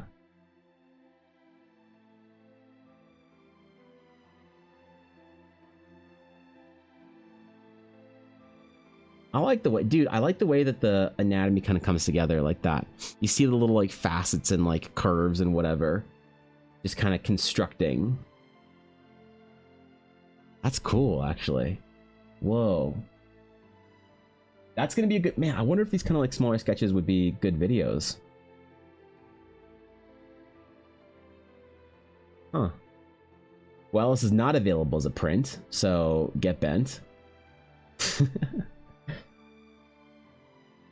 Maybe it is, would be cool though to like turn this into a painting. I bet if I zoomed out more and I had the whole silhouette of the wings, I bet you I could have it be something similar to the other dragon sketch that I did. That I do have print for in sketch form. And if I colorize it, I think I have an idea of how I want to do the color for these, by the way. I think I figured it out. It means that I need to intentionally go into a sketch knowing I'm gonna do it in color. And if I do that, I think I have a good plan for it. Air travel is cheaper in recent decades than the past relative to average income and whatnot, which is mixed when reflecting on the climate change. Wait, what? What does that have to do with it? And says probably more expensive on arrival at lots of destinations. Yeah, right. Hotels and yeah, maybe. I mean, I don't know the economics of travel, but right. I bet that the air travel is more expensive, but like getting around by bus and caravan, fucking camel or moose or whatever we ride across the Canadian wilderness. This is cool. I like this one. Maybe I should do like more like little concept sketches like this for videos. All right, I'm gonna try and make this into a video tonight. I think. I don't know what to talk about though. Maybe I talk about dragons or why they're cool in fantasy. The fuck? There we go. Fuck that shit, man. Yeah. Little spikes come together at the end. Ooh. Ooh. That looks good, bro. That looked good, bro. Oh yeah. Dope. Flying missions? Really? Yeah, I mean, I don't... It's fucking topic I don't know shit about. Rage bait them? Talk about how dragons are lame and overrated. Ooh. Like, I could start a video and say, like, the worst thing you can do in your D&D campaign is make your players fight a dragon. And then pause. And be like, without giving them adequate treasure. Ah, got rage baited. Now I'm watching Evan's video. Ah, damn it. The analytics got me. Oh, God. You know what I could do? So, I could try this, to be honest. Dark. Instagram has a feature called Trial Reels. So, I don't know if you guys knew this was a thing. I didn't know it was a thing. But on Instagram, you can release content that your followers don't see. Okay? So if I go to my reels, you'll see there's a section here called trial reels. These are trial reels that you can, these are me, I tried reposting things, and these are all reels that I've already posted, but I reposted as trial reels, which is cool, you know? Like one of them got 150,000 views. So I could make the same video about Dragon, and I could make it with 3 different audios. And I could make with 5, I could make 5 different versions of the video with 5 different audios, and I could post all of them on a trial. And then I could see which one people liked the most, and then that one gets posted to the following. So we could meme hard on this video. We could meme very hard on this.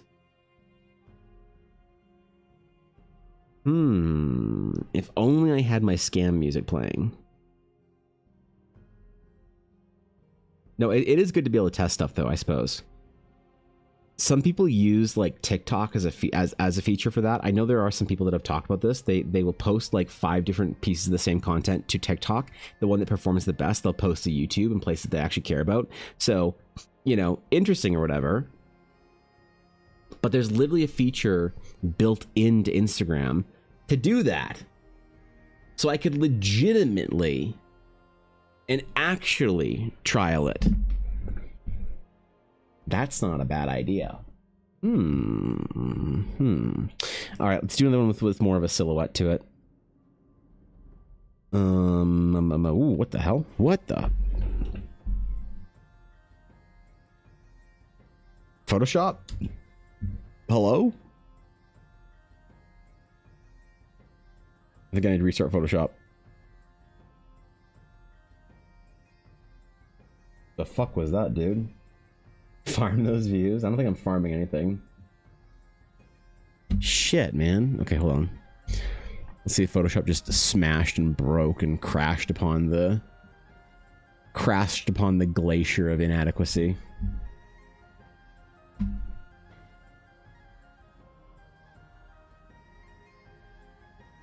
There we go. And we'll move them over here. All right, neat. Okay, hold on. Let me just make a new window for this. God damn it. Annoying. I don't know what that was. Photoshop had a moment. Ooh, wait, we're lagging a little bit.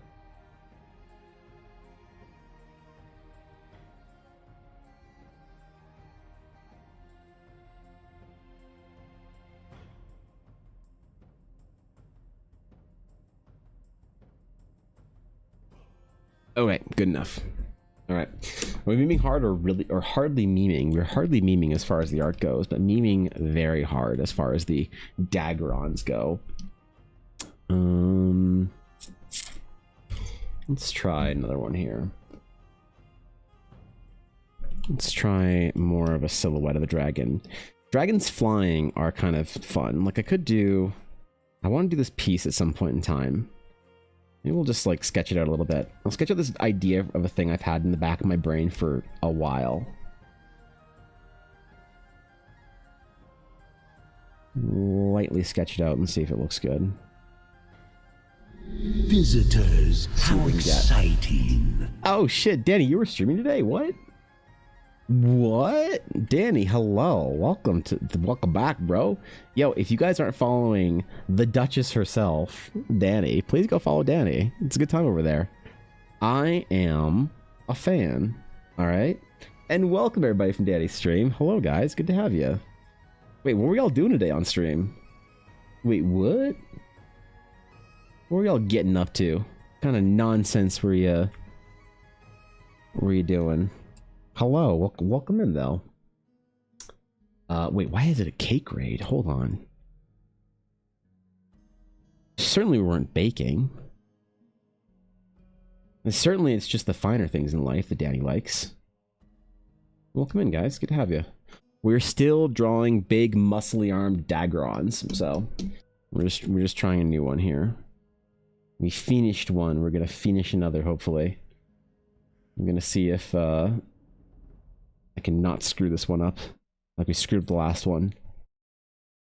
I screwed up so bad, even my friend from art school, Koi, unfollowed me because of it. She was so mad at me for it. You can believe it. So, how about an ice dragon? Ice dragons. You know, I don't really do elemental dragons a lot often. That'd be interesting, actually. Like, different sort of climate whatevers. I want the dragons to all be, like, very unique and from, like, a different sort of, like, part of the world and whatnot. But I hadn't thought about any dragons from the north, to be honest. There is a vast north in Eldara, or on Teleria, too. So, maybe there's, like, room for that shit in there. Baking? Wait, we were baking? Alright, sick. Okay, fuck, man. I doubted it. Can you believe it? It goes to show how much I know, apparently. So we need monolith and dragon. That's what we need. We're going to combine the two things that I know best. Monolith and dragon. Now we need dragon soaring through the air.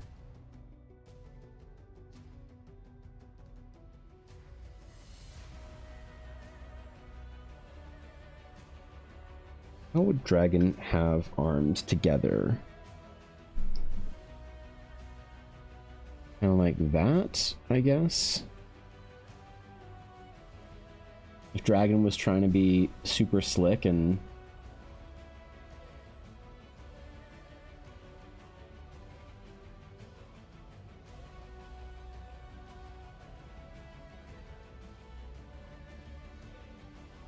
We're doing like the underside, kind of like big silhouette of our Daggerond here for...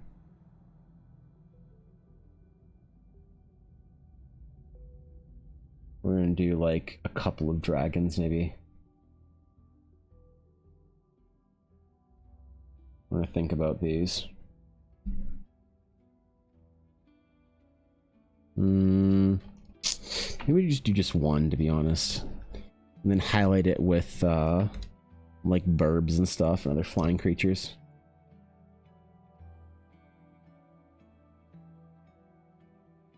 And we're gonna have like some... Envision having some like traveler type things going on. The staff man light.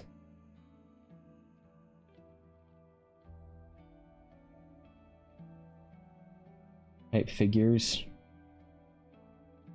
in the foreground or whatever. I don't know.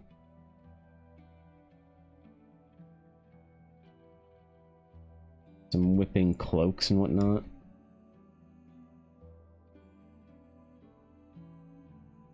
Try different like silhouettes of our dragon flying past.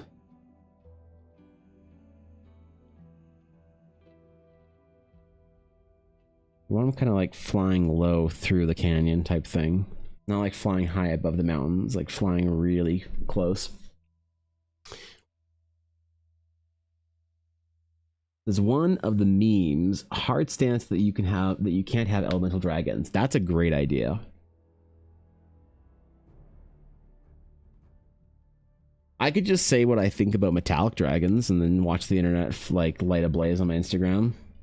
And I don't have to worry about people unfollowing me because it's a trial reel. And none of them are following me to begin with.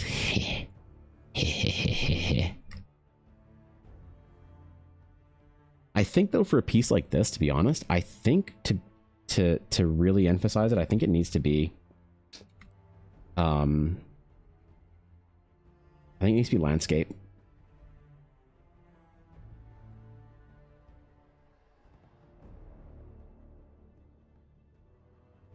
I need to really emphasize that it needs to be landscape.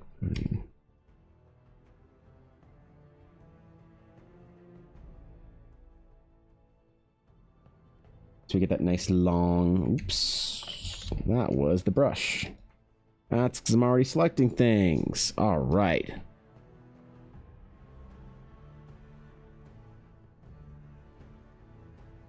Yes, dude. You can kind of have it.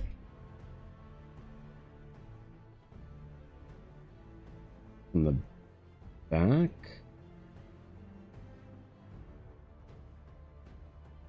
I don't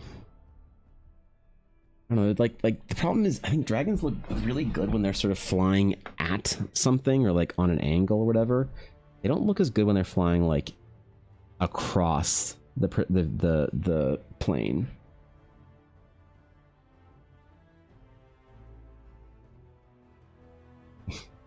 How do I do this?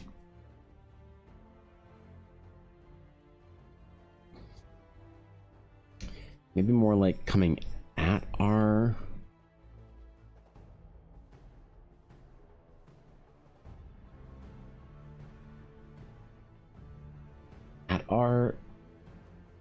protagonists, like kind of flying. We're gonna have a couple figures in the foreground here to really reference the size.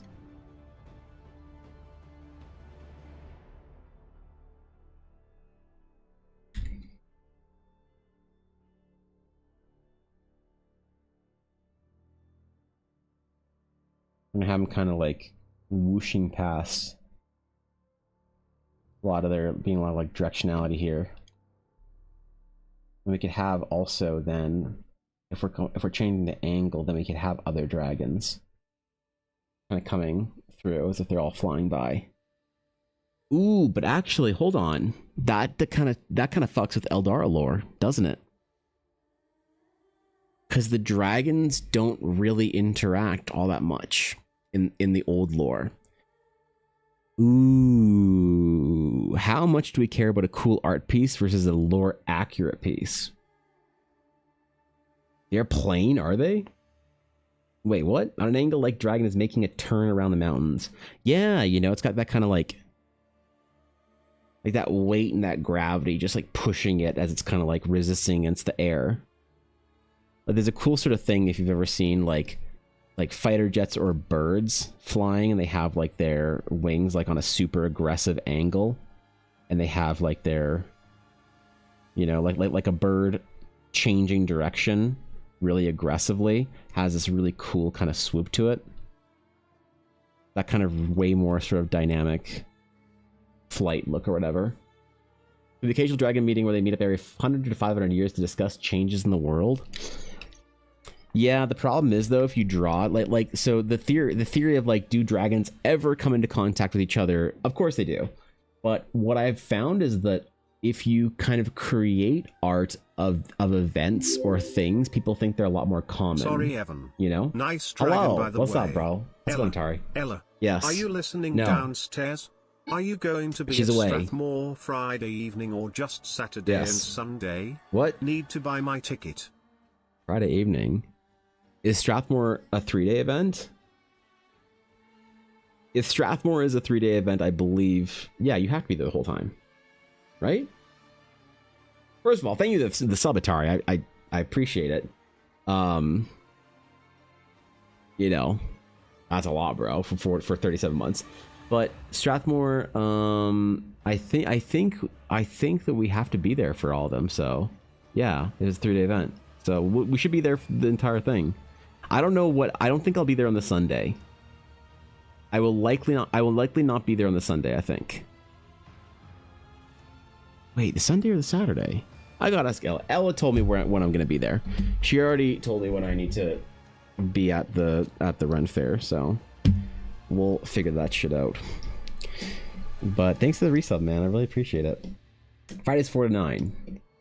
Wait, is Vegreville also 4 to 9? No fucking way I have to be there till... Wait. No fucking way we have to be there from 4 to 9 on Vegreville. Wait. Does it really go that late on Friday night? No way, man. Hold on. Hold up. About? Tickets? Vegreville, there we go. When are the hours for Vegreville? Seriously go that late for these ones?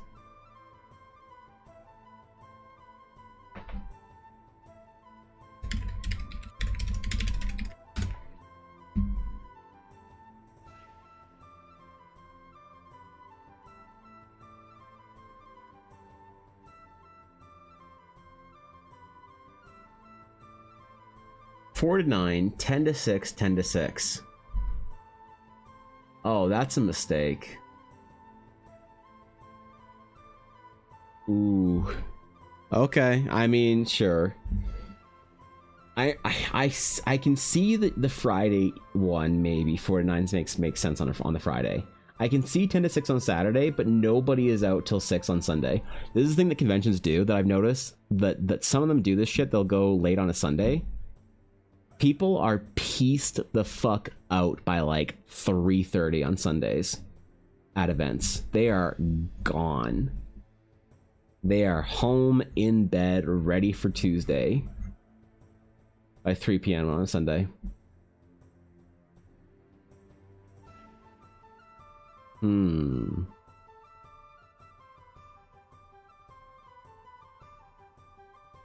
Interesting.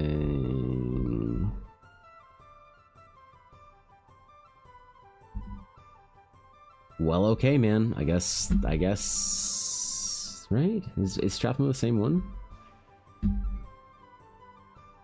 Oh god, these Ren fairs, man.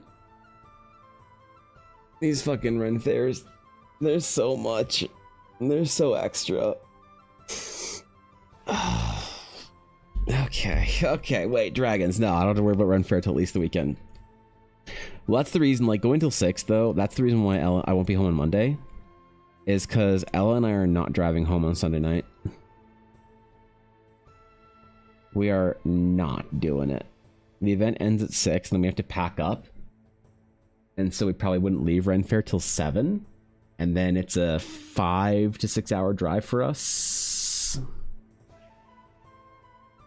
That was last weekend. High River Ren Fair was last weekend. This next weekend is Vegreville Ren Fair. And then it's a few weeks off. And then I'll be away again for a weekend because we're going to see Ella's family in Saskatchewan. That's an important trip. People are old. And then Strathmore's at the end of the summer.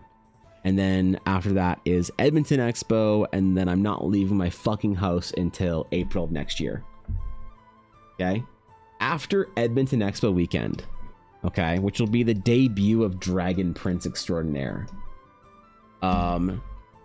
Yes. After Edmonton Expo, I will not leave my home for any reason for 6 months between October and April. You will not see me away from my abode. I'm gonna build a blanket fort. I'm gonna what am I gonna do, man? Play a video game for the first time ever? No. I think the Dragon Prince should be done for after Edmonton swimsuit calendar time. No, probably before then. I'll probably get to it before then. I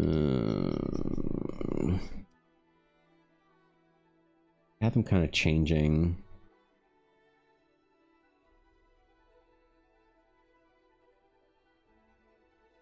Changing direction. Okay, hold on. I need some inspiration here from Dragon Artwork. What do people like? Let's see what art directors for Magic wanted. We're going to look at Magic the Gathering, Dragon, trading card gameplay, and cards. What do art directors from Magic want out of dragons that are moving? So again, super strong silhouettes for these. So dragons that are flying. What do people want out of dragons that are flying? That's not a realistic wing. Or a believable wing. So kind of that really dynamic. That's pretty good. Again, the wing, the movement, the wings wrapping around. I know this type of tail whipping around is super satisfying, but it doesn't indicate speed.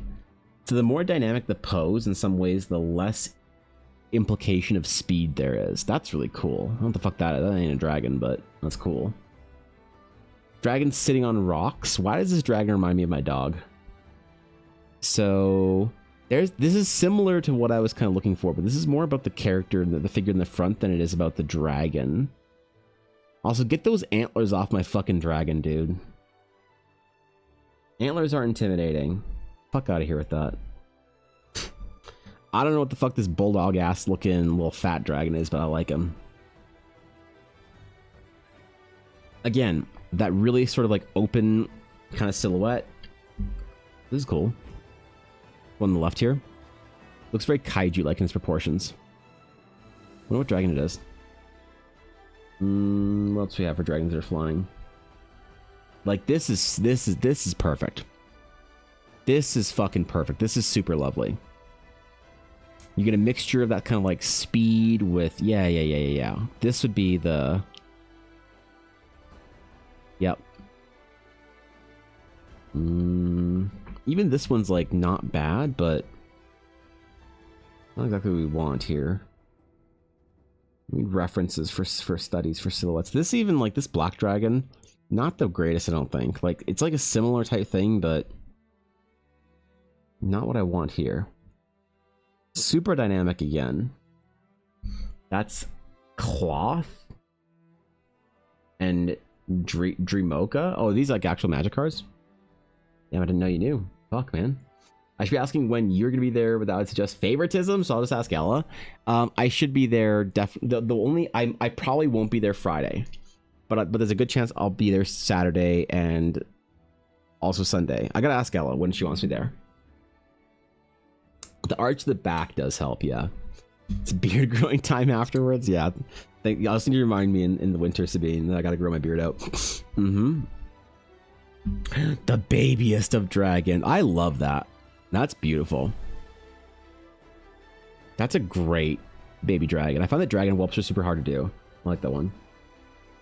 See, like the dude, the magic dragons. Come on, I fucking hate this shit. Or the D&D dragons. They're so dumb, bro. I hate all the brass, copper, gold dragons. The weird ass fucking Dagosaurus looking wings. Get the fuck out of here. That's not a dragon, that's a squirrel, man.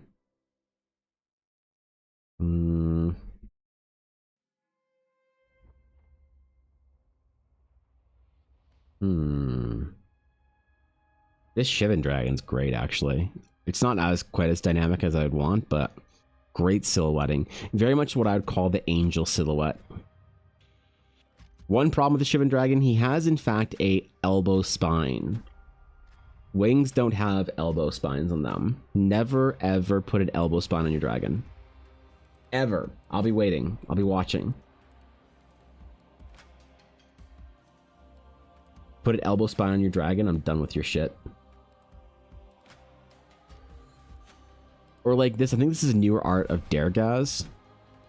Super, super dynamic. Looks more bat-like though. I don't like it. Yeah. What about Dragon Piece when it's using its break weapon? And there's the shadow of the victim in its flames. Oh, breath weapon. Oh, yeah, maybe. That'd be kind of cool. Like this, one of these dragons is breathing fire, doing the fire thing. Oh, this is a Kekai Kotaki dragon, I can tell. This is Kotaki style. I could tell it from a mile away. Notice it looks beautiful. This too. That's also a Kotaki dragon. Maybe I should just look at and see how Kotaki does them.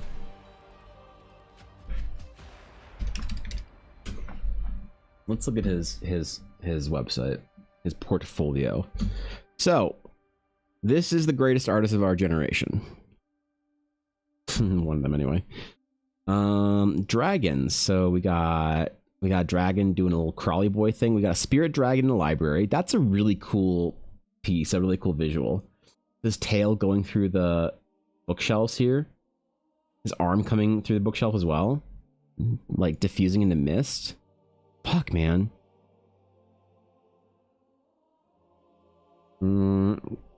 Dragon sitting with knights, smoking a pipe. What the fuck? In a tent? What the hell? Dragon with knight smoking a pipe again. What is with this dragon pipe smoking shit?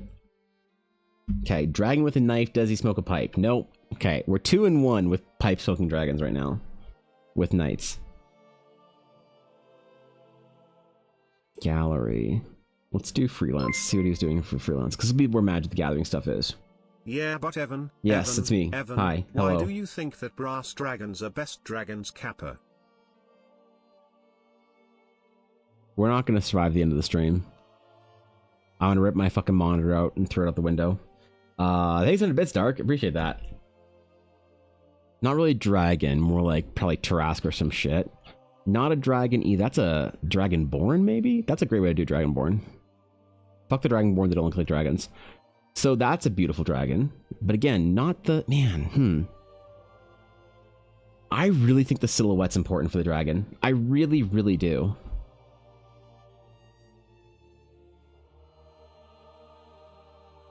So these are Magic the Gathering trading card game playing cards. I know that, like all of these. How many Daggerons? Oh, Daggerons. Oh, we got Daggerons, bro. Okay, Daggeron. We got Daggeron going over a wall. Daggeron also going over a wall. Daggeron also going over a wall. Daggeron also going over a wall. That's super cool, though. God, that's an awesome painting. No Daggeron there. Daggeron going over a spiky wall. These are Guild Wars dragons, I think, all the way back down here. I'm pretty sure this is Guild Wars 2. There's that one we saw earlier.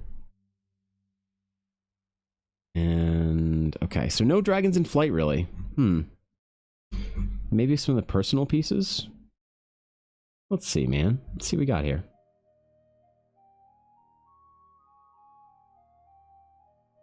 Got flying merfolk. Oh my god. He knows me. Oh, this is cool. It's like Dragon Ride or whatever.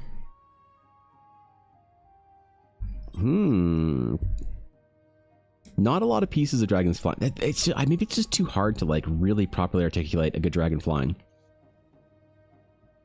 More of these knights though, hey?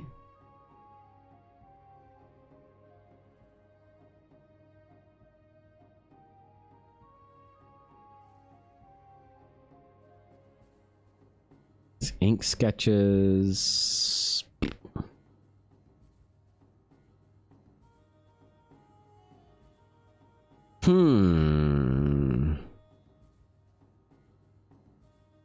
Alright, well, maybe I'll just keep working on it then.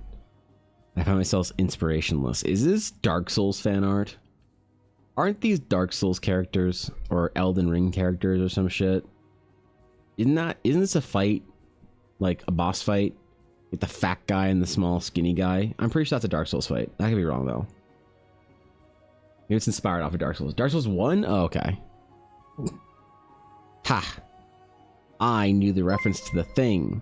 I'm guessing this is a Dark Souls character too. Hello, chat. And hi. Jacob, what's up, dude? How's it going, man? What's up, bro?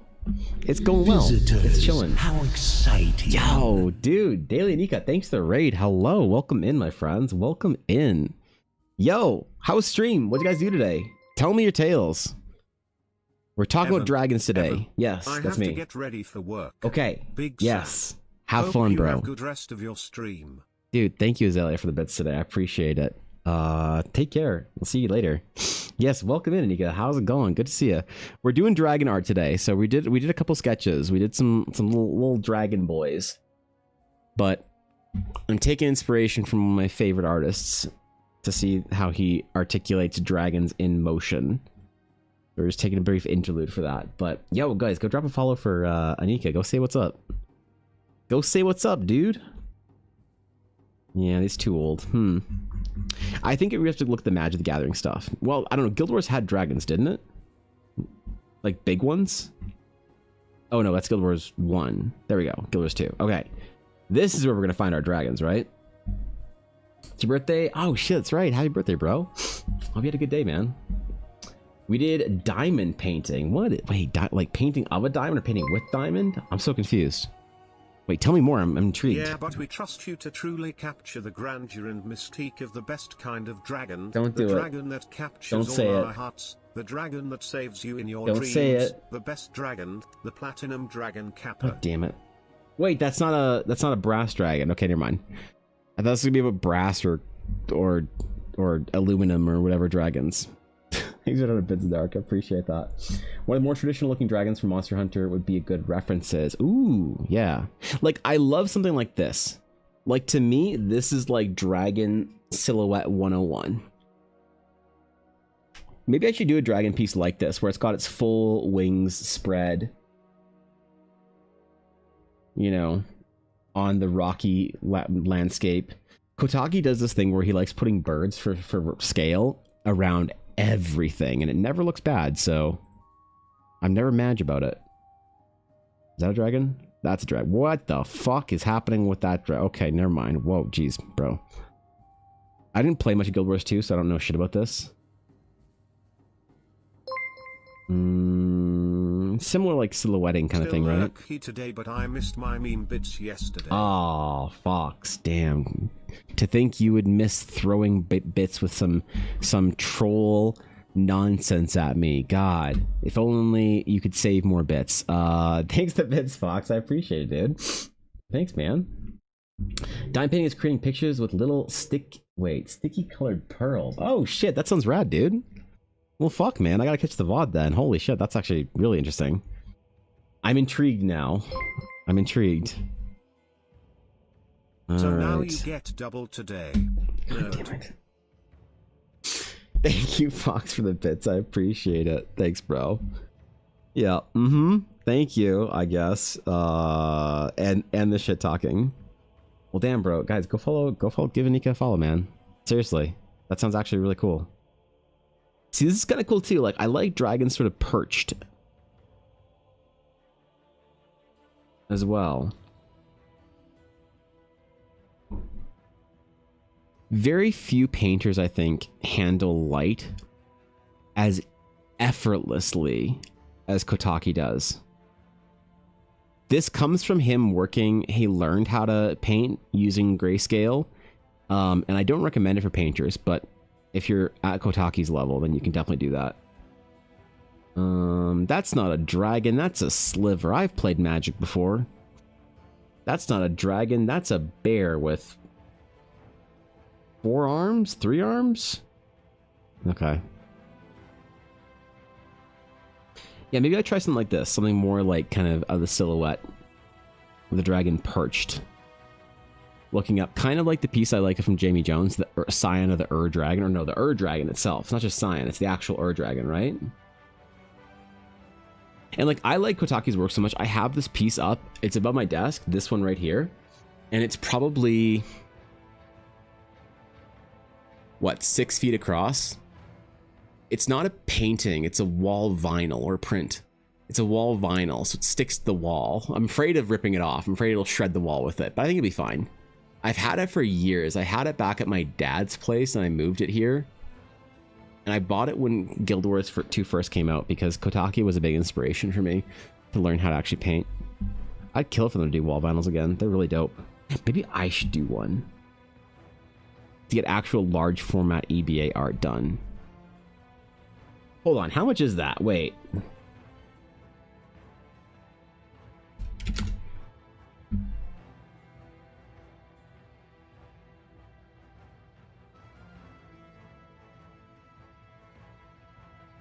Is that a thing you can still get?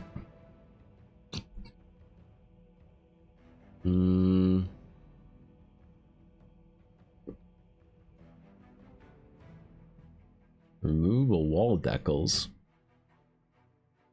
I don't know if I get them custom made. I'm sure you can somewhere. I'm guessing it's just gonna be expensive.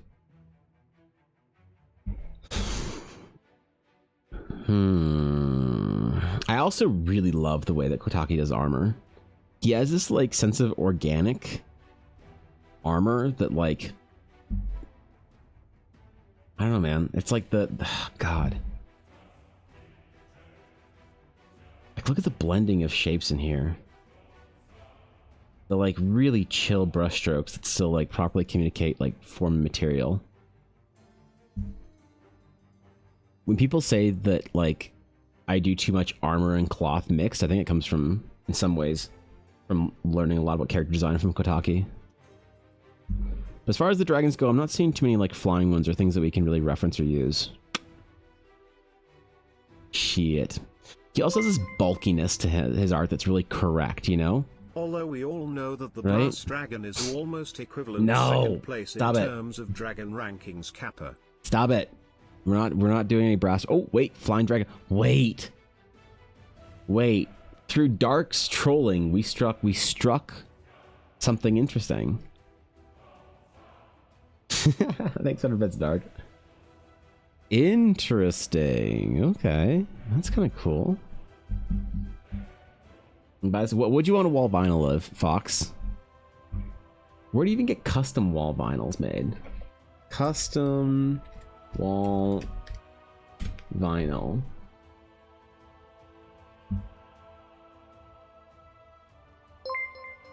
Let's see how much this would be. $12.50. How do you do the dragon armpits, Kappa? Okay, listen. When you figure it out, you tell me, okay?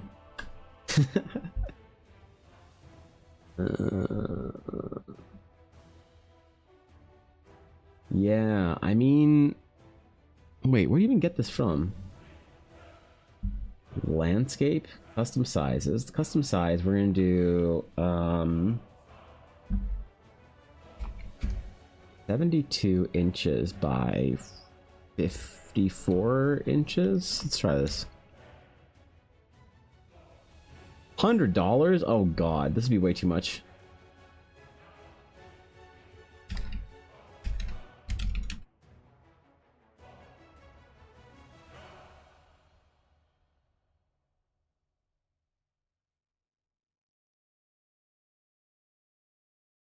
Yeah, I don't know about that one. Well, it was a short-lived idea, Fox.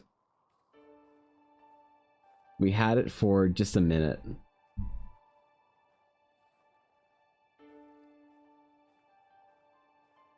Guild Wars 2. I wonder if I could find the place that they, like, made it on.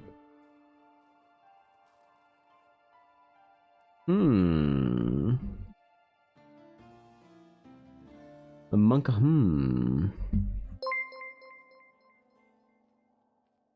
You're the expert around here, lol. You tell us about the right way of doing the dark and dank places of dragons less than 3. Okay, dude, listen. Yeah, wait, hold on. Wait, what are we talking about here? Wait. I'm the expert? When did I become the expert? I just lead the cult. I don't know what we're actually doing. I wonder if Cook and Becker has wall vinyls. Probably not. Shit.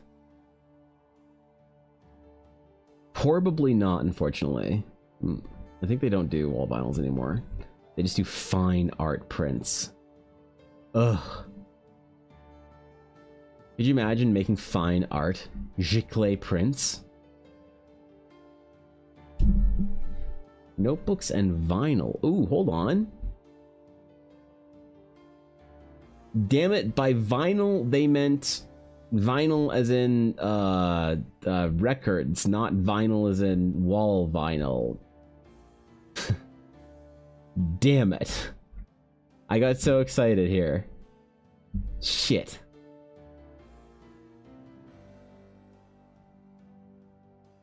Monster Hunter concept art looks really cool, even though half aren't dragons. Let's see this. Monster Hunter concept art dragons.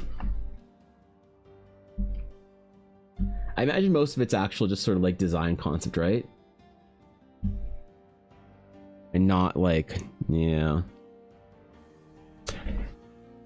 Yeah, it's a lot more like dinosaur-y, right? It's a lot more like kind of evolution, natural, like weird, kind of like magical, I don't know, and less like traditional kind of dragon type stuff. Like, I don't know what the fuck this is. That's dragony as shit, although it's got extra wings. Okay, never mind. That's a pig, not a dragon. That's an ankylosaurus, not a dragon. This is not, man, Monster Hunter, come on, bro. Like, this is cool. I don't know which dragon this is, but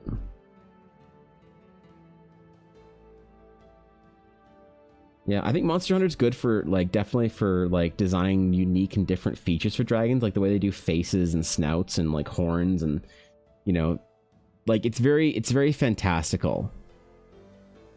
And, like, dragons, I resent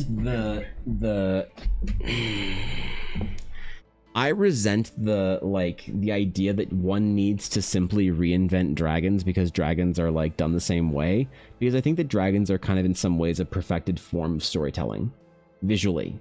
Like, we've the flying snake with fucking fire breathing and wings, that's like we got over 1,000 years plus of storytelling. We got dragons down, I think.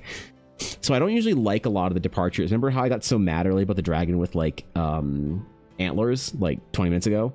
I think stuff like this is interesting, like true magical sort of redesigned depictions, because this to me is it's a departure so far that it is dragon, it's evocative of dragons, it's dragon-like, it's dragon-esque, but it's not trying to redesign the dragon, if you know what I mean. And this is one of the reasons why I really like that irreverent sort of Japanese concept art style, where they just do things because they think it's cool, like this butterfly ass looking weirdo. Like they don't care about the sacred tenets of Western fantasy, so they just do weird shit. How to Train Your Dragon art? No, I've seen a lot of the art, and it's a little too. It's definitely like anatomically it's interesting, but it is still very cartoony, and so I'm not. There's not much in How to Train Your Dragons that's like useful for like real fantasy, in my opinion. It's like very cool and charming, but for the kind of stuff I'm trying to do, you're not gonna learn to draw to make a design for Smaug from How to Train Your Dragon. And I've like I don't think I have a How to Train Your Dragon art book, but I've flipped through one before, and it's very good. It's a very good process like book, but it's just ultimately not useful for what I want to do. Yeah, I mean, like it's cool. It's like it's so different, such a departure.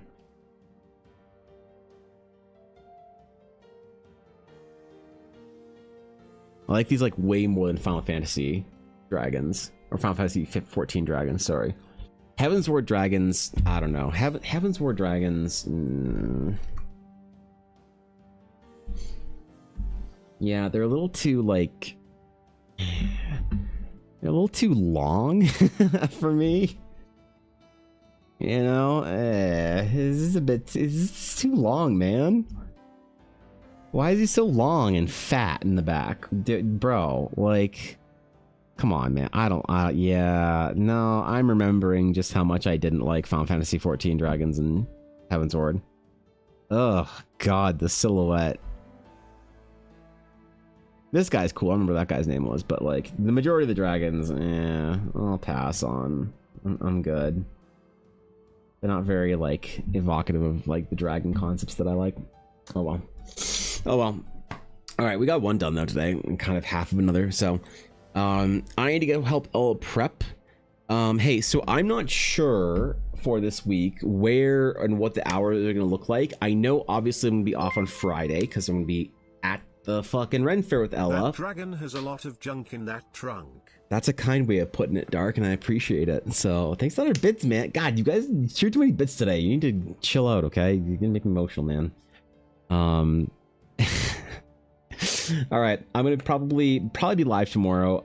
There's a small chance I won't be live on Thursday, and an even smaller chance I won't be live tomorrow. I am going to prioritize the arm and how it's feeling. Make me. So okay, I'm sorry. Yes, sir. I'm sorry. My bad. Okay. I'm sorry. Wait.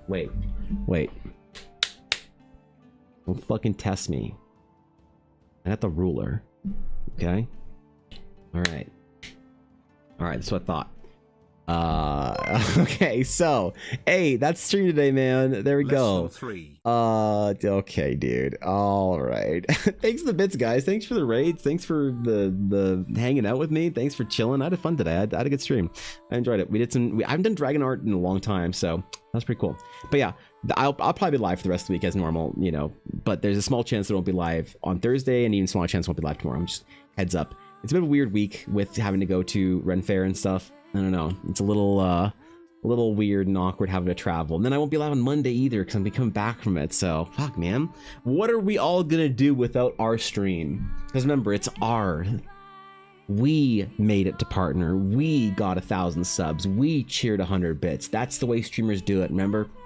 Yep. So what are we all gonna do without our stream this week? So take time you need to heart. Evan will stream even less. Yeah, I'll really like try and evaluate. I'm gonna like keep icing and stuff my arm and figuring out what to do about it. But if it's really killing me like it was today, tomorrow morning, I'm just gonna not fuck with it because like I've got this project for Quincy and it's really fucking important. So I don't want to put myself out for like a long time because I wasn't willing to take a couple days off and get even more behind on things. But anyway, thank you guys for being understanding about that. I appreciate it. I'll probably be live tomorrow, though. Not worried about that too much. It's just maybe Thursday. That might be the one where I say, you know what, let's just go up earlier, because we were going to drive up after a stream on Thursday. So we might just drive up in the morning, have more time, and then I give my arm a rest for a good Thursday, Friday, Saturday, Sunday, Monday, 5-ish days. So we'll see. Anyway, I'll see you guys later. I'll see you tomorrow, more than likely. Have a great rest of your day. Enjoy the nice weather. Go out and do your walk, man. I'm watching your steps in the walking challenge channel, all right? But until next time, my friends. Bye-bye.